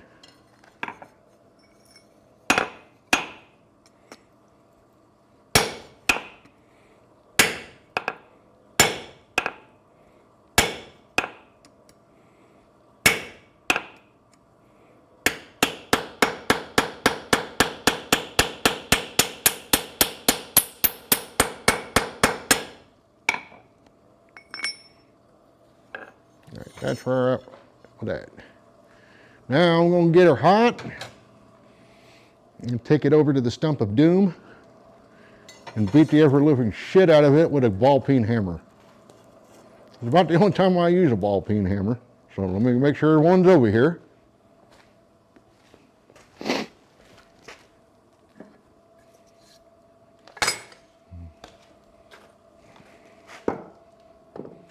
I don't have a camera over here, so you won't be able to see it, but trust me, I'm doing it. I'm just laying this face down on a stump and hammering it with a ball peen on the backside.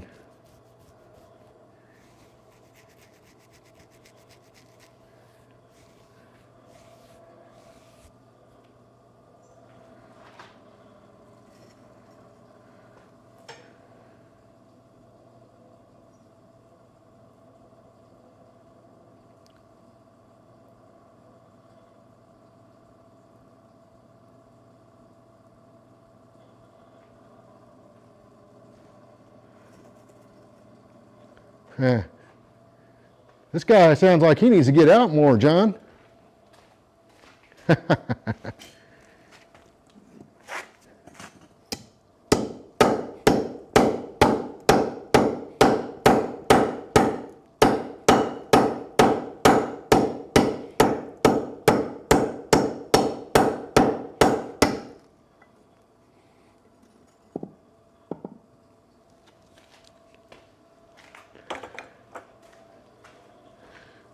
Let me bend the tip back down a little bit.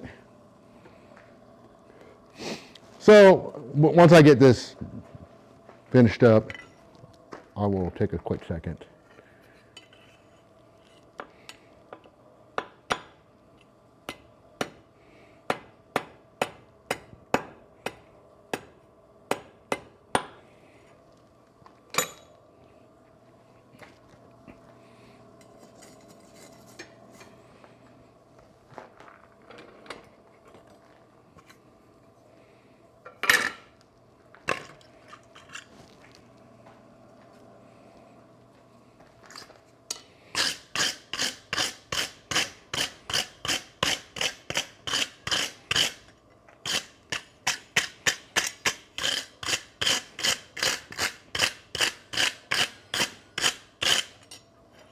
There's that little guy.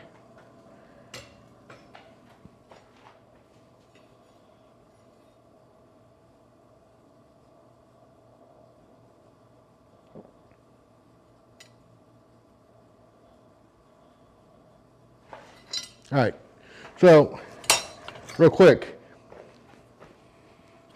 let me see. Let me get my tools relocated where they're supposed to be.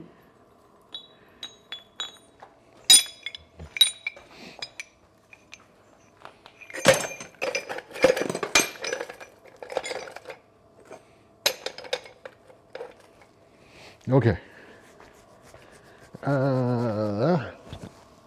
Where is my driver? Oh, that's not it. But I will show you a thing. Let me show you something. I think it might be better on the bigger camera.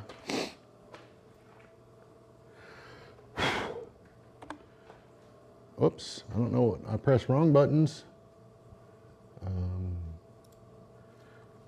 So let's go to this button. All right, so my soft anvil,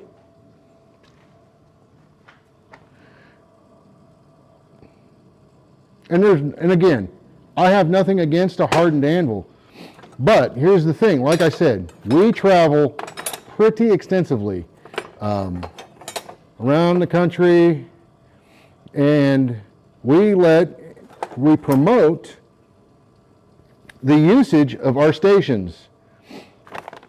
So in that, you run into a lot of, I don't know, beginners, noobs, however you want to describe them.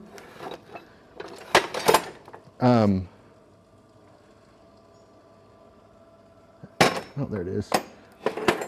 However you want to describe them. So when we let them use our stuff, I would rather them chew up a mild steel anvil than a 4140 anvil that takes a lot of work to fix. This it has no major dings in it because I've been using it. I don't miss that much. But if there was one, like, okay, there's a little bump right there. I could come over here and start painting that back out. Might not be perfect, but it'll be enough to do what I need it to do. If I have a major ding in here or a major gouge mark or whatever, I can just grind it down a little bit, fill it with weld, and then go back over it with a flap wheel, and it's as bright as rain. However, you can definitely make these out of 4140. If I had, and I'm considering it, for one in my shop that doesn't leave the shop, because I know I can get it heat treated fairly inexpensively, I'm thinking about making one that's hardened that I don't take anywhere. So let me, and I'll show you why we do what we do. This key is going to go flying, I'm sure. Feels like it's yep, there it goes. So I just knocked the key out that holds this anvil down. So you see there's a slot in this that key passes through, and it locks it down to the striking anvil. The striking anvil is mild steel. I would definitely not recommend you use any kind of tool steel on a striking anvil of this nature. When I say striking anvil, I am not talking about a regular anvil that you use with your hand hammers on for the most part. I'm talking about an anvil that you swing anywhere from 8 to 15 to 20 pound sledgehammers at. For instance, this is my daily driver sledgehammer. This is a 14 pounder. Yeah, this is my favorite sledgehammer. We work on this mild steel block. The reason being is if somebody misses and they hit this, if this was hardened, one, it could potentially throw a chip with something coming down on it with this much force. Two, if they do miss, it is very likely it's going to send that sledgehammer back up in the air, and it could hit the person that swung it, or even worse, it could throw it out of their hands because they can't hang on to it.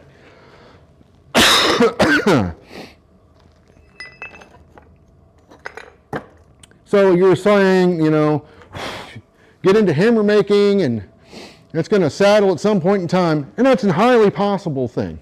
I don't doubt that one bit. But if you're making hammers, that won't be that big of a deal because you're working mostly top tools on here. P.S. That is primarily what I do. Here's a hammer I forged with Ed Brazil. I don't know if you see, it's a 5.5 pound hammer. Here's another one. This is my first hammer I forged with Ed Brazil. This is actually my everyday driver hammer.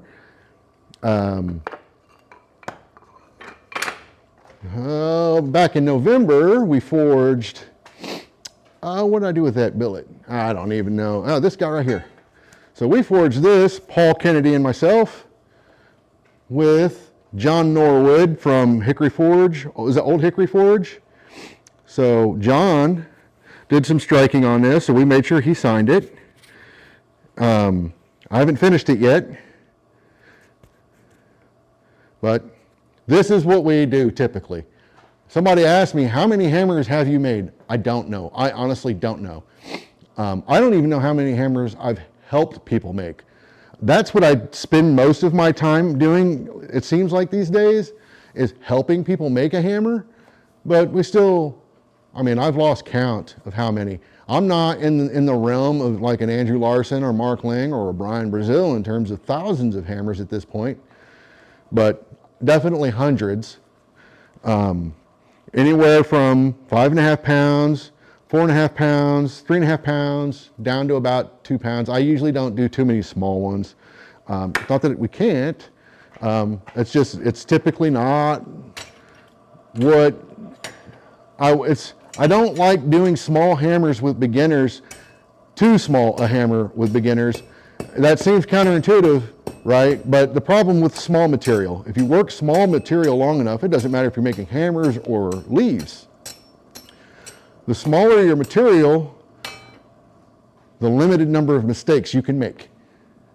So,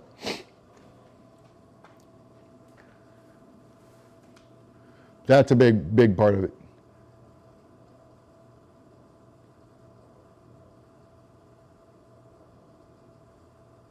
Yeah, I can't see, like you say, you don't like soft anvils. I cannot stand a ringing anvil when I'm working on it. I deplore it. There's a time and place when that is fine for me. You're trying to draw in a crowd, that's a good way of doing it. People hear that ding, ding, ding, and they'll come a running.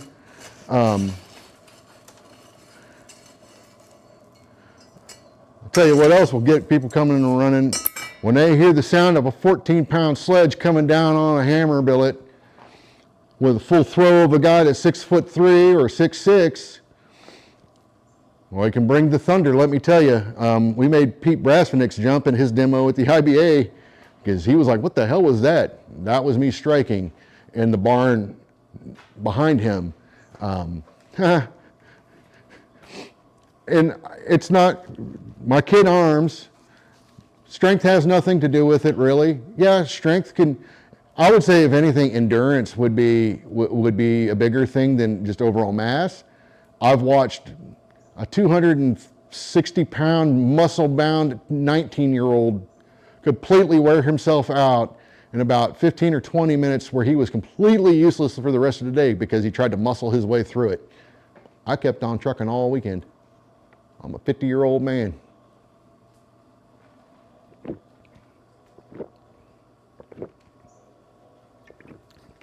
Yeah, any of that kind of, I prefer a good thud. Because that tells me my anvil is mounted well and secure to the stand. You know,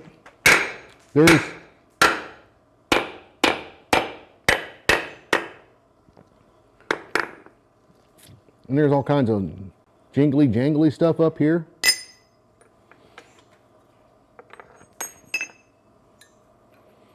But it's whatever though, right? I mean, if that's what, some guys love that noise. That's cool. It's just not for me, man. Not my thing. But I get where some people are into it, though. I get it. Yeah, better. I totally get it. But yeah, this is a striking anvil that we make most of our hammers on, our top tools on. This is a big ugly set. This is one of the easiest tools in the world to make, by the way. This is a set hammer here. You can dress them up if you want to, make them look a little bit more fancy. I mean, if you want to call that fancy, but you know. I don't have a lot of top tools. They're all in my job box right now, packed away. But, you know, almost all of our top tools we do there. We'll make bottom tools, swages in here. You know, this is just a little round swage that we made once. Clearly, we made it on this anvil because it fits this perfectly. I mean, it's nice and tight in there. I mean, very little movement. I mean, like, I got to work to get it out of there. But pretty sure we made it on this particular striking anvil. But, you know, we forged this anvil that's not finished. The anvil that was on it was forged on that striking anvil. This anvil was forged on this striking anvil. You know, it's just using the edge. We've got a rounded edge up here, right here. So you just, you know, just working it down. And then you got to, for a shorter horn, you really got, you know, for a shorter taper, you got to really pull that up. And your striker has to be able to match these angles. It's easy, but it's not. I mean, once you know what to do, and then once you have your taper, all I did to get the swoop is we held it up like this and put a top tool up here, flatter up here, held it up with a flatter, came in with a sledge, and it kicks it out, and it puts that swoop in there. I'm looking forward to getting this one done.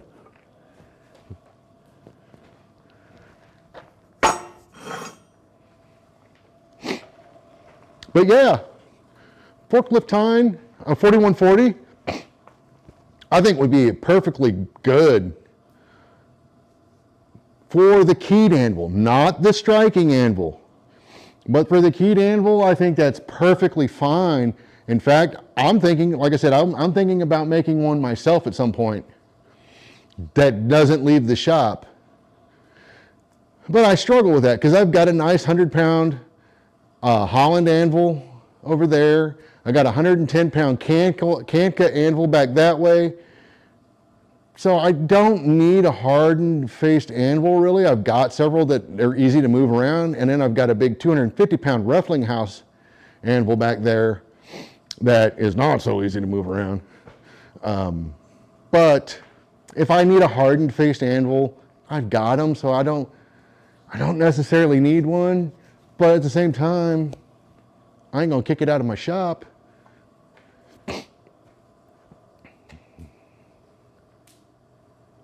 Paba. I do not believe I'm in Paba. That name rings a bell. I'm a board member with the Indiana Blacksmith Association.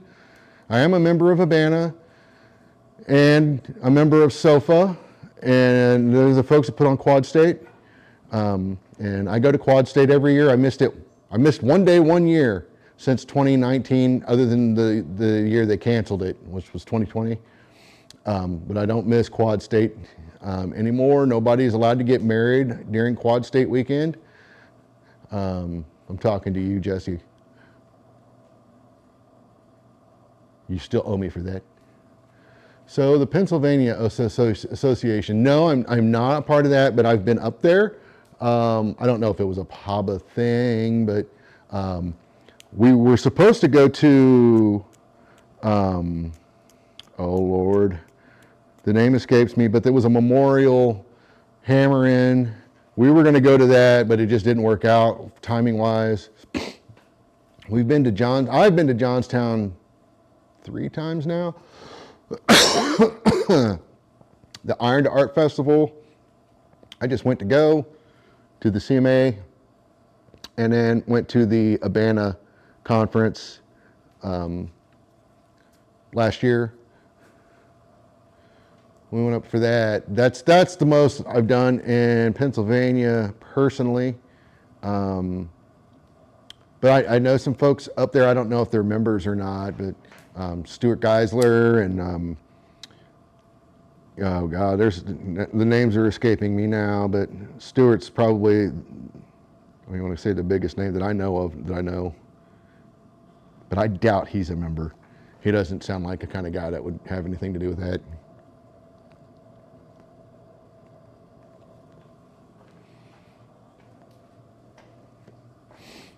So if you walked around at the Abana 50th in June, you would have seen us. We were set up in the campground areas right on the very edge of where the campsites were. And there was probably 15 of us all foraging in that little corner right by the road, whatever that road is that followed the where the conference was, the field or whatever, right off the railroad tracks. But we foraged there that whole weekend. So if you'd walked by at any point, you likely had seen our group. We had a 12-year-old, well, he was 11 at the time, 11-year-old named Noah Hickman. He's forging hammers and stuff. He's got his own striking anvil we built for him last year. My friend, the compressor.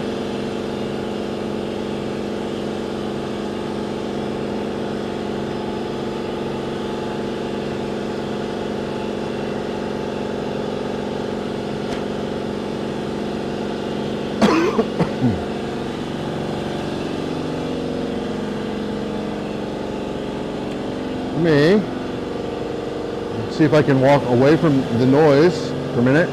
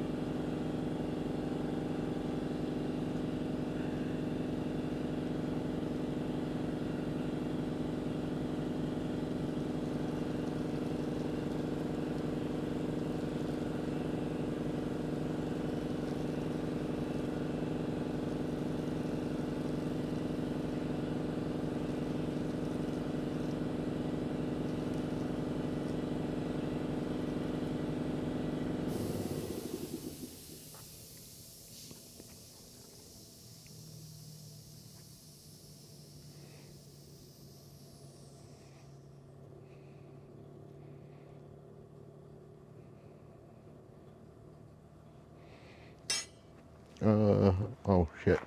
I think I'm muted, but I don't know. So, I think I'm not muted anymore. I don't know. Oh. Let the barn door open now. Let me see. Can I think it's working. Okay.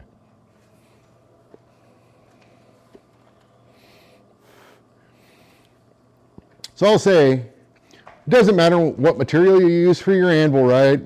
Let's get that out of the way, but I'll show you something now. Other things you can do with this real quick. This is a collaring jig, or a collaring anvil, if you will. So, I could take this shank off of that anvil, slide it in here, pin it. Well, maybe. Pin it in there. Lock this in with a key. It just doesn't move anymore. In theory, I don't have the shank done yet. I have this V-block. Same thing, but it's ready for it. I just need to finish the shank. Brian Brazil made this for me several years ago, so I need to get it to a point where I can put it up here, mount it. It's a little long for this, but it'll work. Mount it on here, key it in.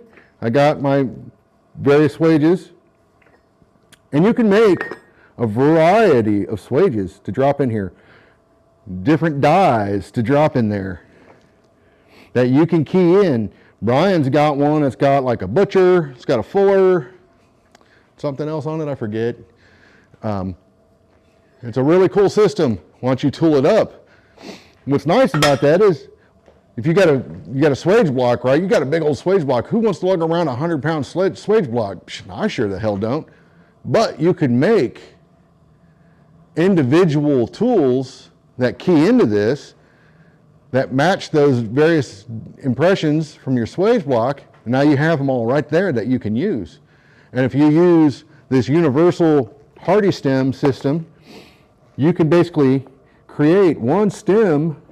Oh, hey, that one's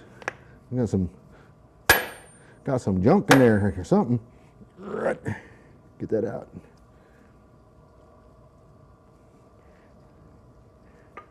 But you can pin these in. Well, maybe if I can knock it out of there. There we go.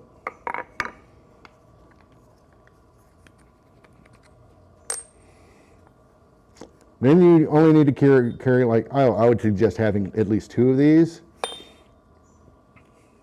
or even 4 in different sizes, depending on the anvil that you're going to key them in on. This might not fit a normal anvil, but if it was a little longer, it would. And then you can use all of those on a regular anvil as well, which is nice. You know, so like, I mean, I'm sure you get the picture. But I need to bring this back over because I need to use it tomorrow. Anyways, so, you know, you could, in theory,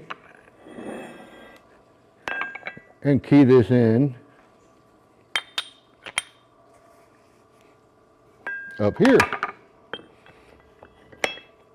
Now, I don't have a pin in it. Let me put the pin back in.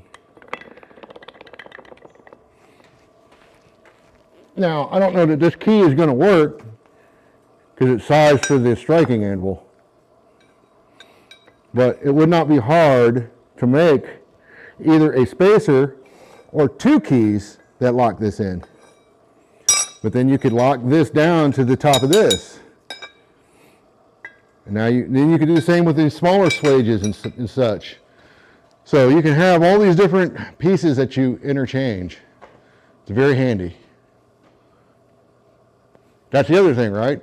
So if you travel a lot, it's a lot easier to move this. By the way, this probably weighs maybe 100 pounds, the stand, maybe 100, maybe 150 tops. I've never weighed one. I guess I could. When you put this on the ground and you stake this thing down good, and then put your anvil on it, at that point, this little 70 pound, if it even weighs 70 pounds, I don't know what this weighs. I'm just guessing 70, maybe. Somewhere in there, this little guy suddenly turns into almost a 200 pound anvil with a very narrow face. It was all that mass from the stand. And then if you mount it to concrete or whatever, then, you know, that's a lot of mass at that point. This is mounted to a concrete pad that we poured just for this. It's like 24 by 24 or something, or 30 by 30, I think. I forget. So this is anchored to concrete. I believe this is 18 inches thick. Maybe not quite that thick. It's at least 12, but I think it's 18.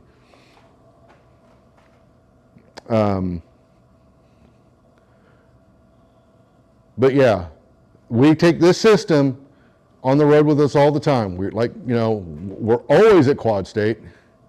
We're always at the IBA conference in Indiana, in Tipton, Indiana. We're almost always at Urbana events. Based off of the last one, if the next one isn't better, I might never go again. I just was not very happy with the way things went at the one in June. I just felt like nobody really wanted anybody doing any actual forging while we were there, and unless you were in the little beginning areas or whatever, which is fine, but I had no interest in the Urbana curriculum. It has gotten better since I looked at it, but when I first looked at it, I was like, this is a hot mess. A buddy of mine, it's kind of funny actually, a buddy of mine was featured in the Urbana, what is it, the Anvil's Ring? His name's Ryan Bellinger, and he and I started essentially blacksmithing at the same time in the same class, and it was really cool. He's from Canada. We started the Essential Craftsman course. We were the initial, I don't know, just call us beta testers, but we were the first group. You know, he and I were in that first group of, I don't know how many of us there were, but we did that together, and then he's gone on. He's been featured by Abana doing their curriculum. I think he's either finished the level 3 or he's about to finish it.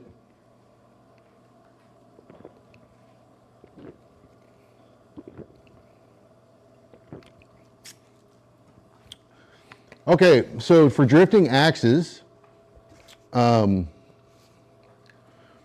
buddy of mine does that. Like, he forges axes. His name's Bart Dellinger. Look him up if you haven't already. Now, he's not always forging big axes, but he forges mostly belt axes and stuff. But this system would work just for that, just as well for bigger axes as well. What he does is, I think he takes a 4-inch square tube and then mounts it to a base plate, welds it to a base plate that it can be mounted. And on the top, he's got movable and interchangeable bolsters, you know, just like be it 1/2 inch round, 5/8 round, 1 inch round, or whatever. I will tell you, they are freaking loud. I hate those things, but they work. And it's an easy thing to do.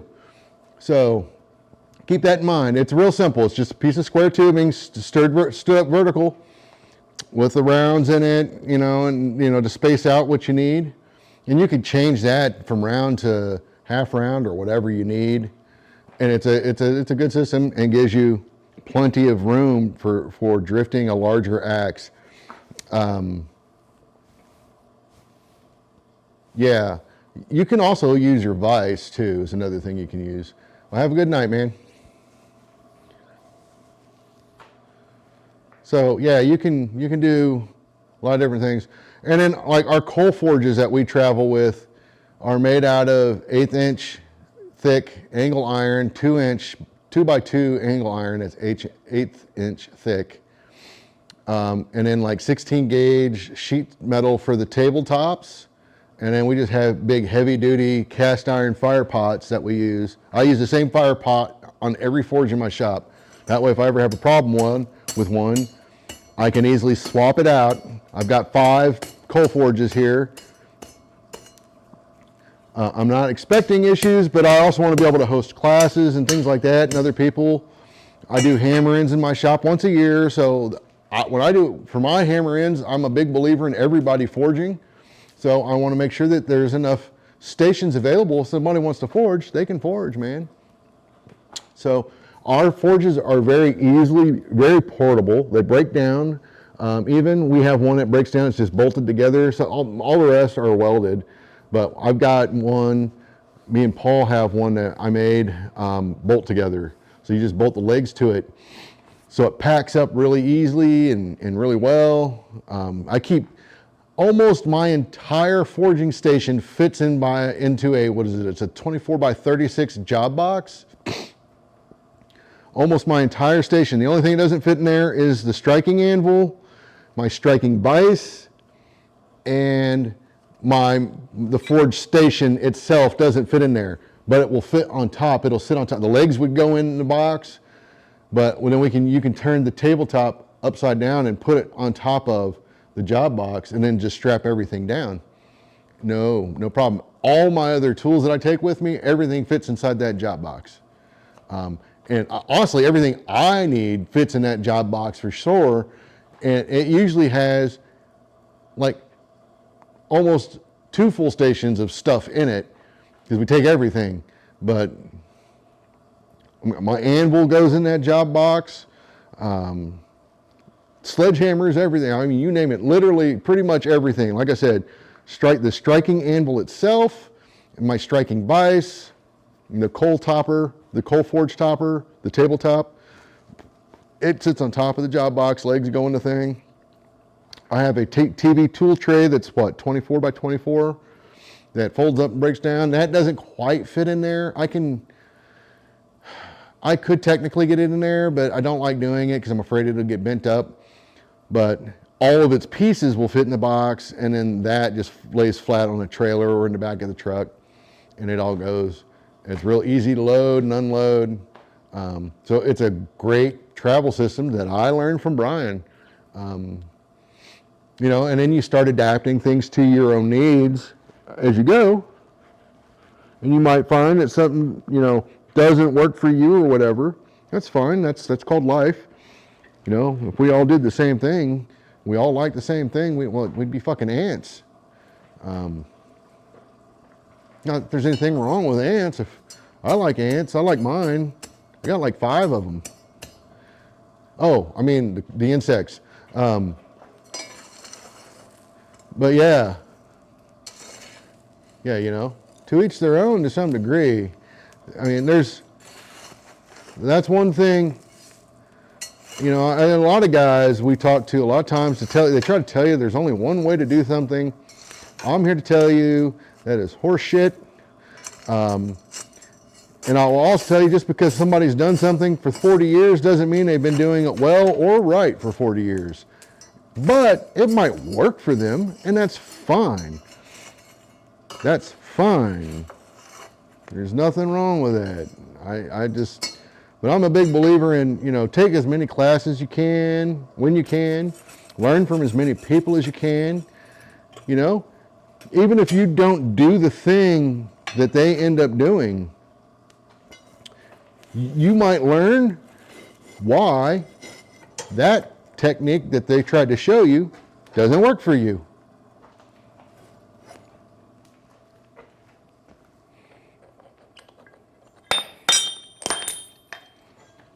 Or you might learn a technique, you're like, man, this is the bee's knees.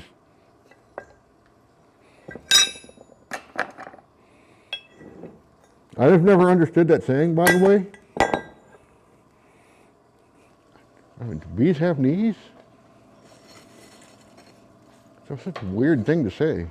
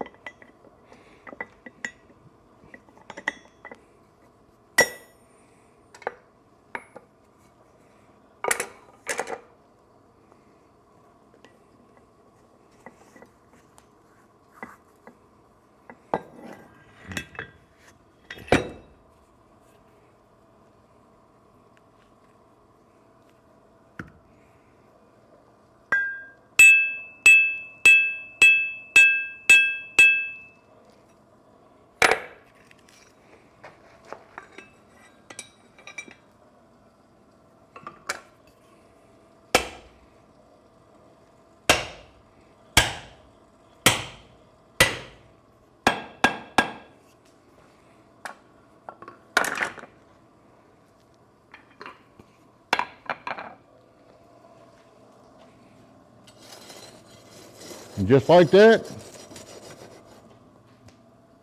got my anvil back up there. Take it easy, John. Have a good night.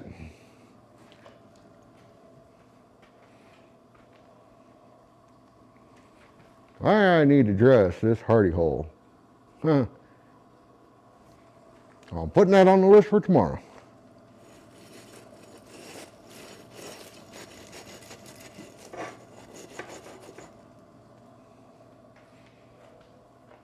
It is pretty chewed up.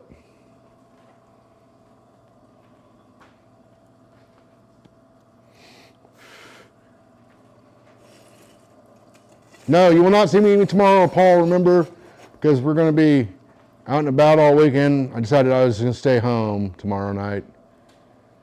So I'll be piddle farting around out here. I'll work on that damned hardy shank I actually meant to do today until I started cutting the grass.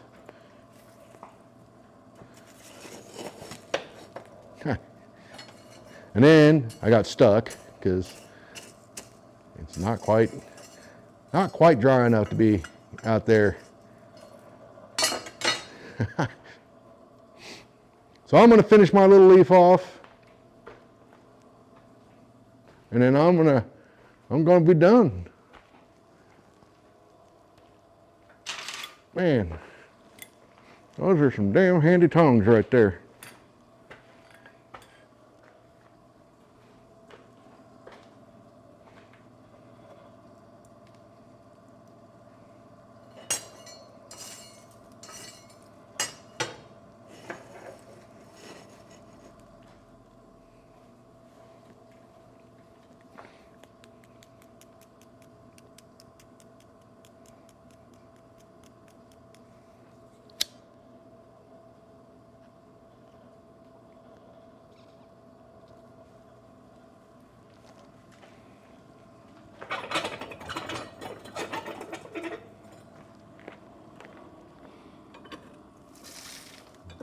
Wonder whatever happened to that piece of copper.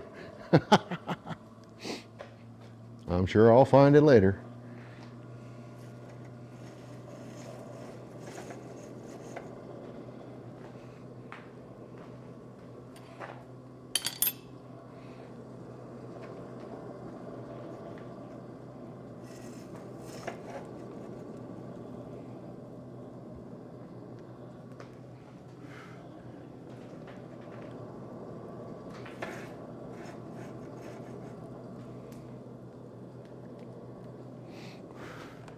Sure, I'll find it later. Checking battery statuses is here. Looking good, looking good.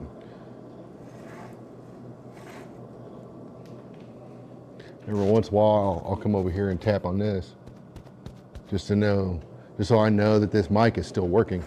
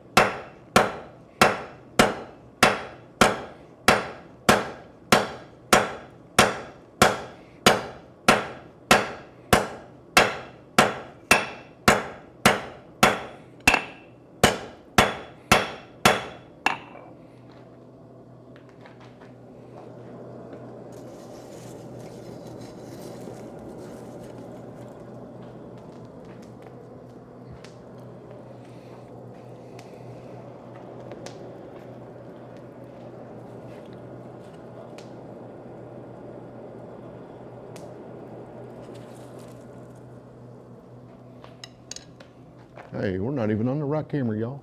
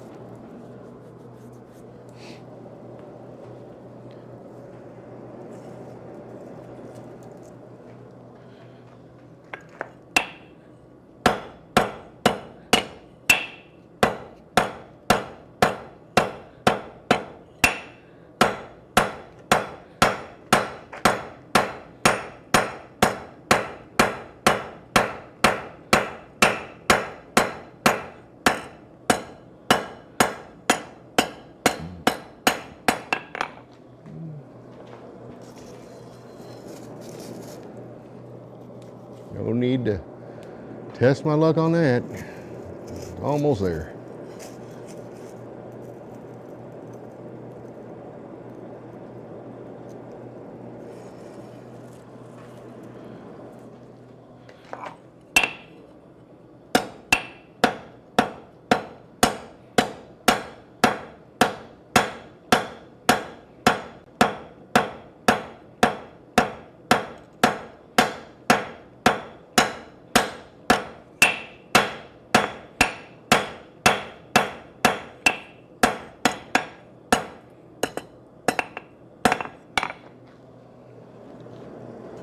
feel like I can get that smaller.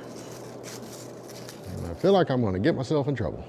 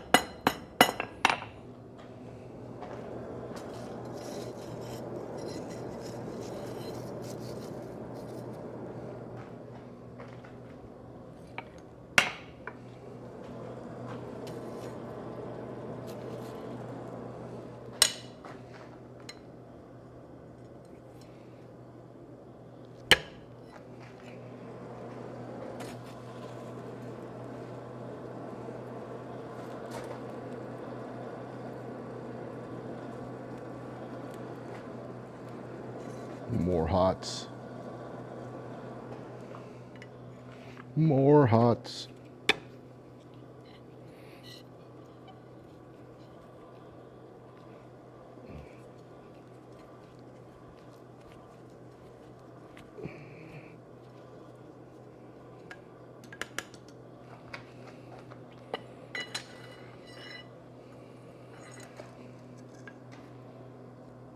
You see that?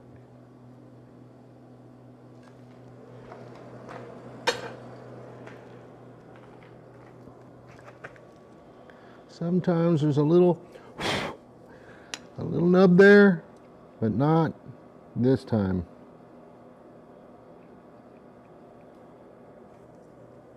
I'm going to give it a little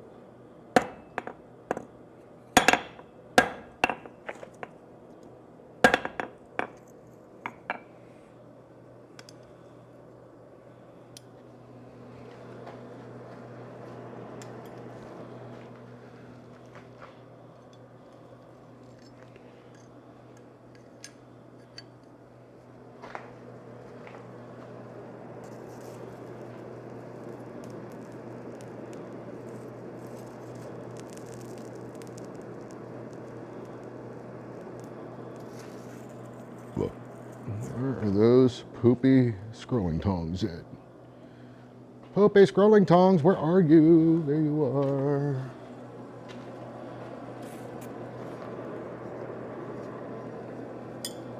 Ugh.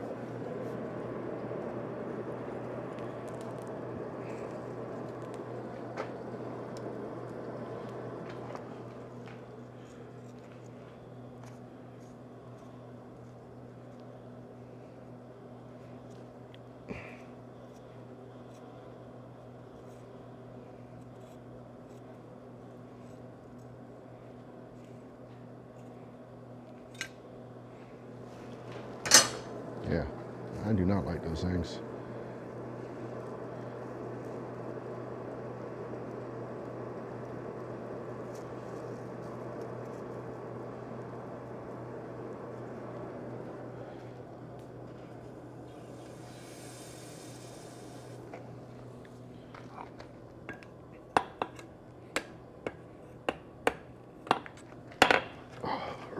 Herb.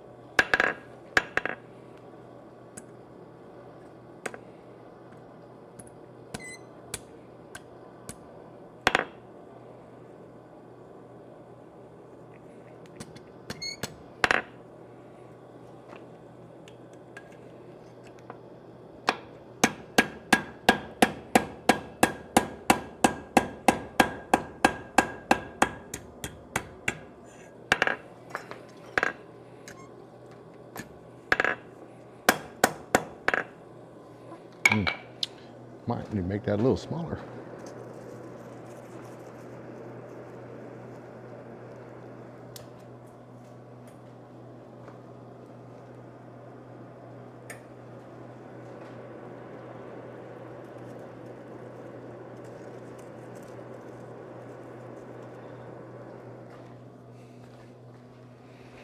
I think I do. So where? Go there.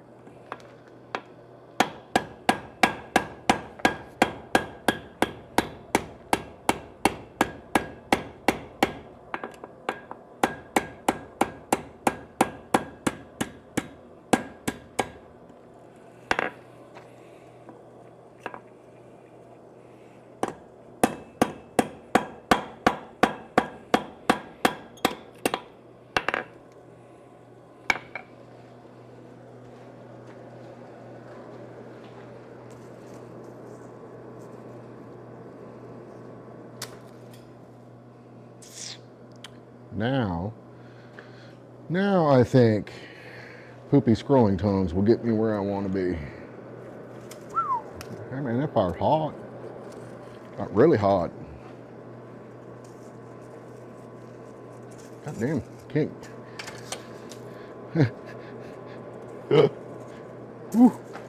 Holy moly. Hey y'all, fire's hot.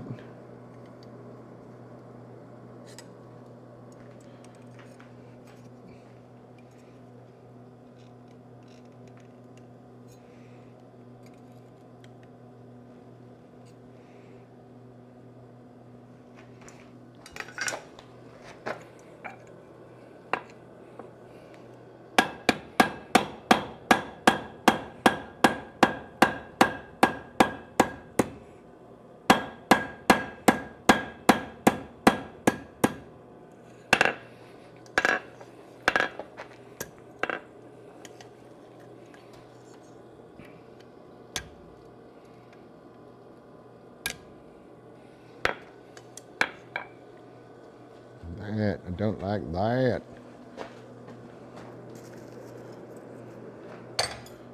One little thingy on there I don't like. I'm gonna see if I can fix it before I call it a night, because I'm stubborn.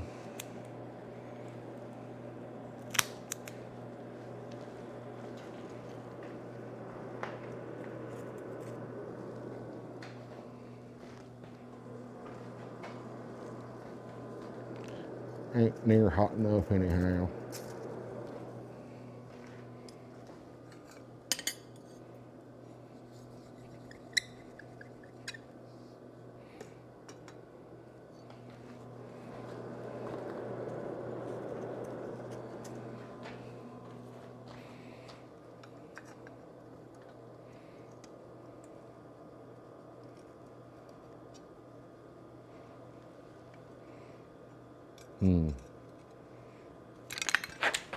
Oi.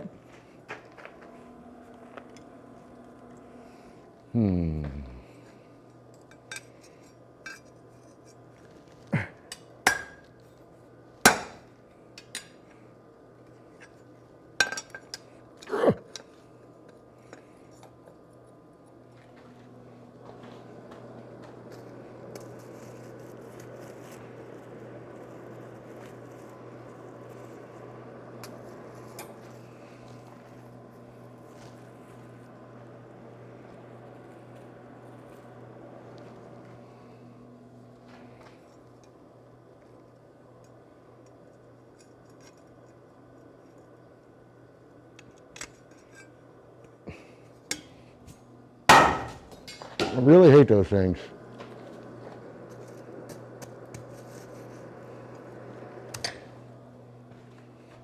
Really hate them.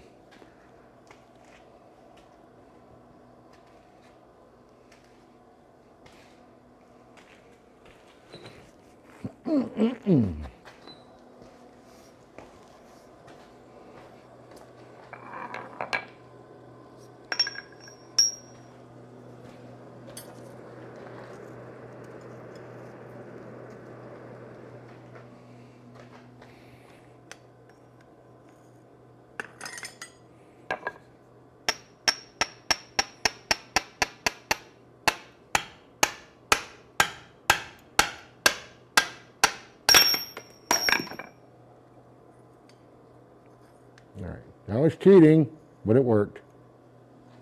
It's still got a flat spot right there, but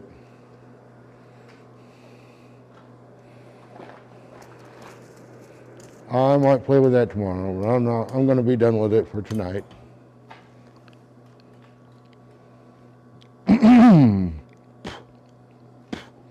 I got a bigger drift / mandrel, whatever. That would probably fix that, but I got to find it.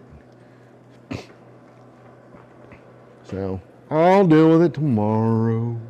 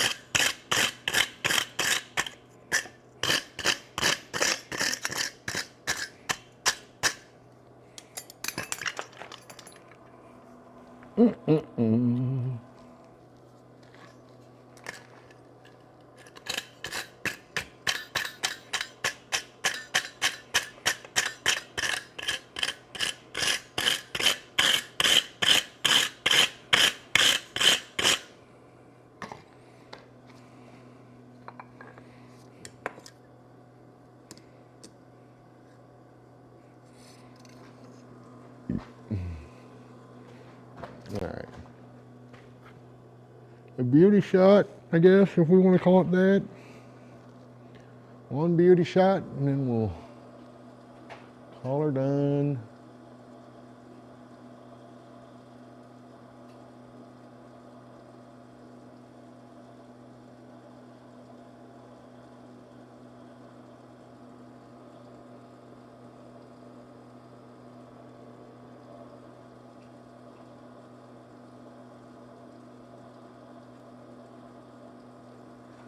So yeah, gonna call that done.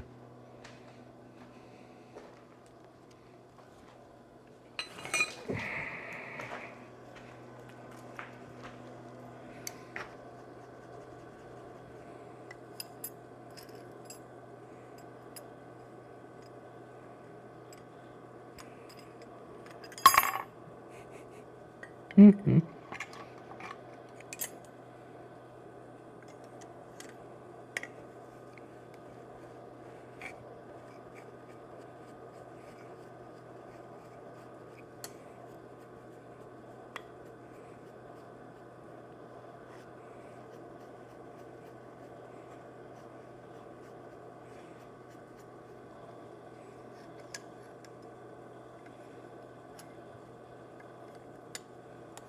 I guess it technically ain't done until you put a finish on it.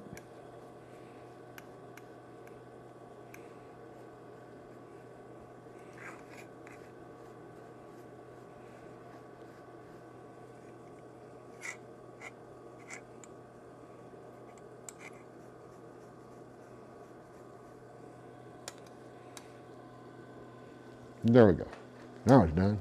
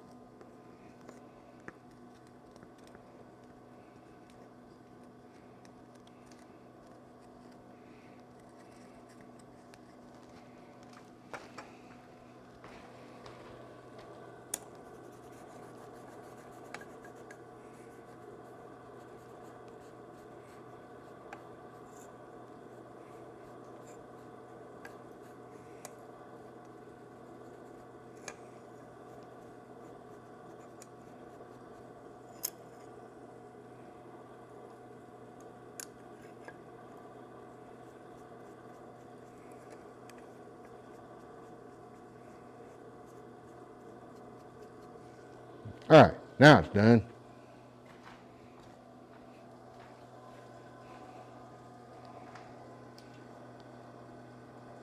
Well, until it's not tomorrow when I go, that flat spot's gonna kill me.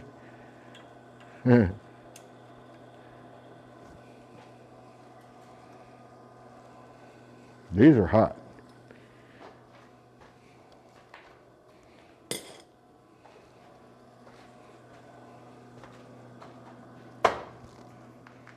And my fire is about done as well.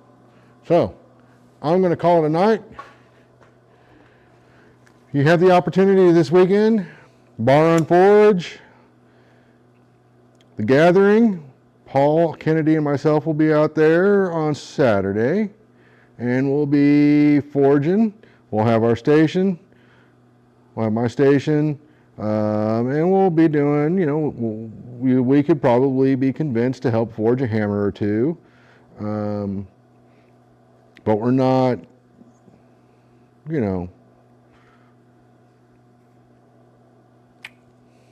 it's whatever. We'll forge stuff, man. We'll forge stuff. It'll be fun. So somebody asked me why I don't do hammers and stuff on these streams. One, I usually do that with a partner. Once I get tooled up and can start doing stuff like that on my own here in the shop, I will to a degree. But I don't work on this kind of stuff very often. So for me, it's kind of, I don't want to, cathartic. It's fun. It's challenging because I don't do it very often. Like, I don't use the horn to shape stuff with very often. It's just not something I do much of. So to me, it's an opportunity to do things that I normally don't do. Not that I don't do the leaves all the time, but those are good practice items, in my opinion, for working on other things. So I can kind of get back into the swing of doing smaller things, back into it, or just into it, one. But, and practice on doing that smaller stuff and start working on using, and forming things around the horn more. I'll tell you what, when I used to do bottle openers, I would punch and drift to the size I wanted. I never forged them over the horn. The few times I had tried, I was terrible at it. So I remember saying to myself, well, you're going to always be terrible at it if you don't start doing it, dum-dum. So I just started working on it.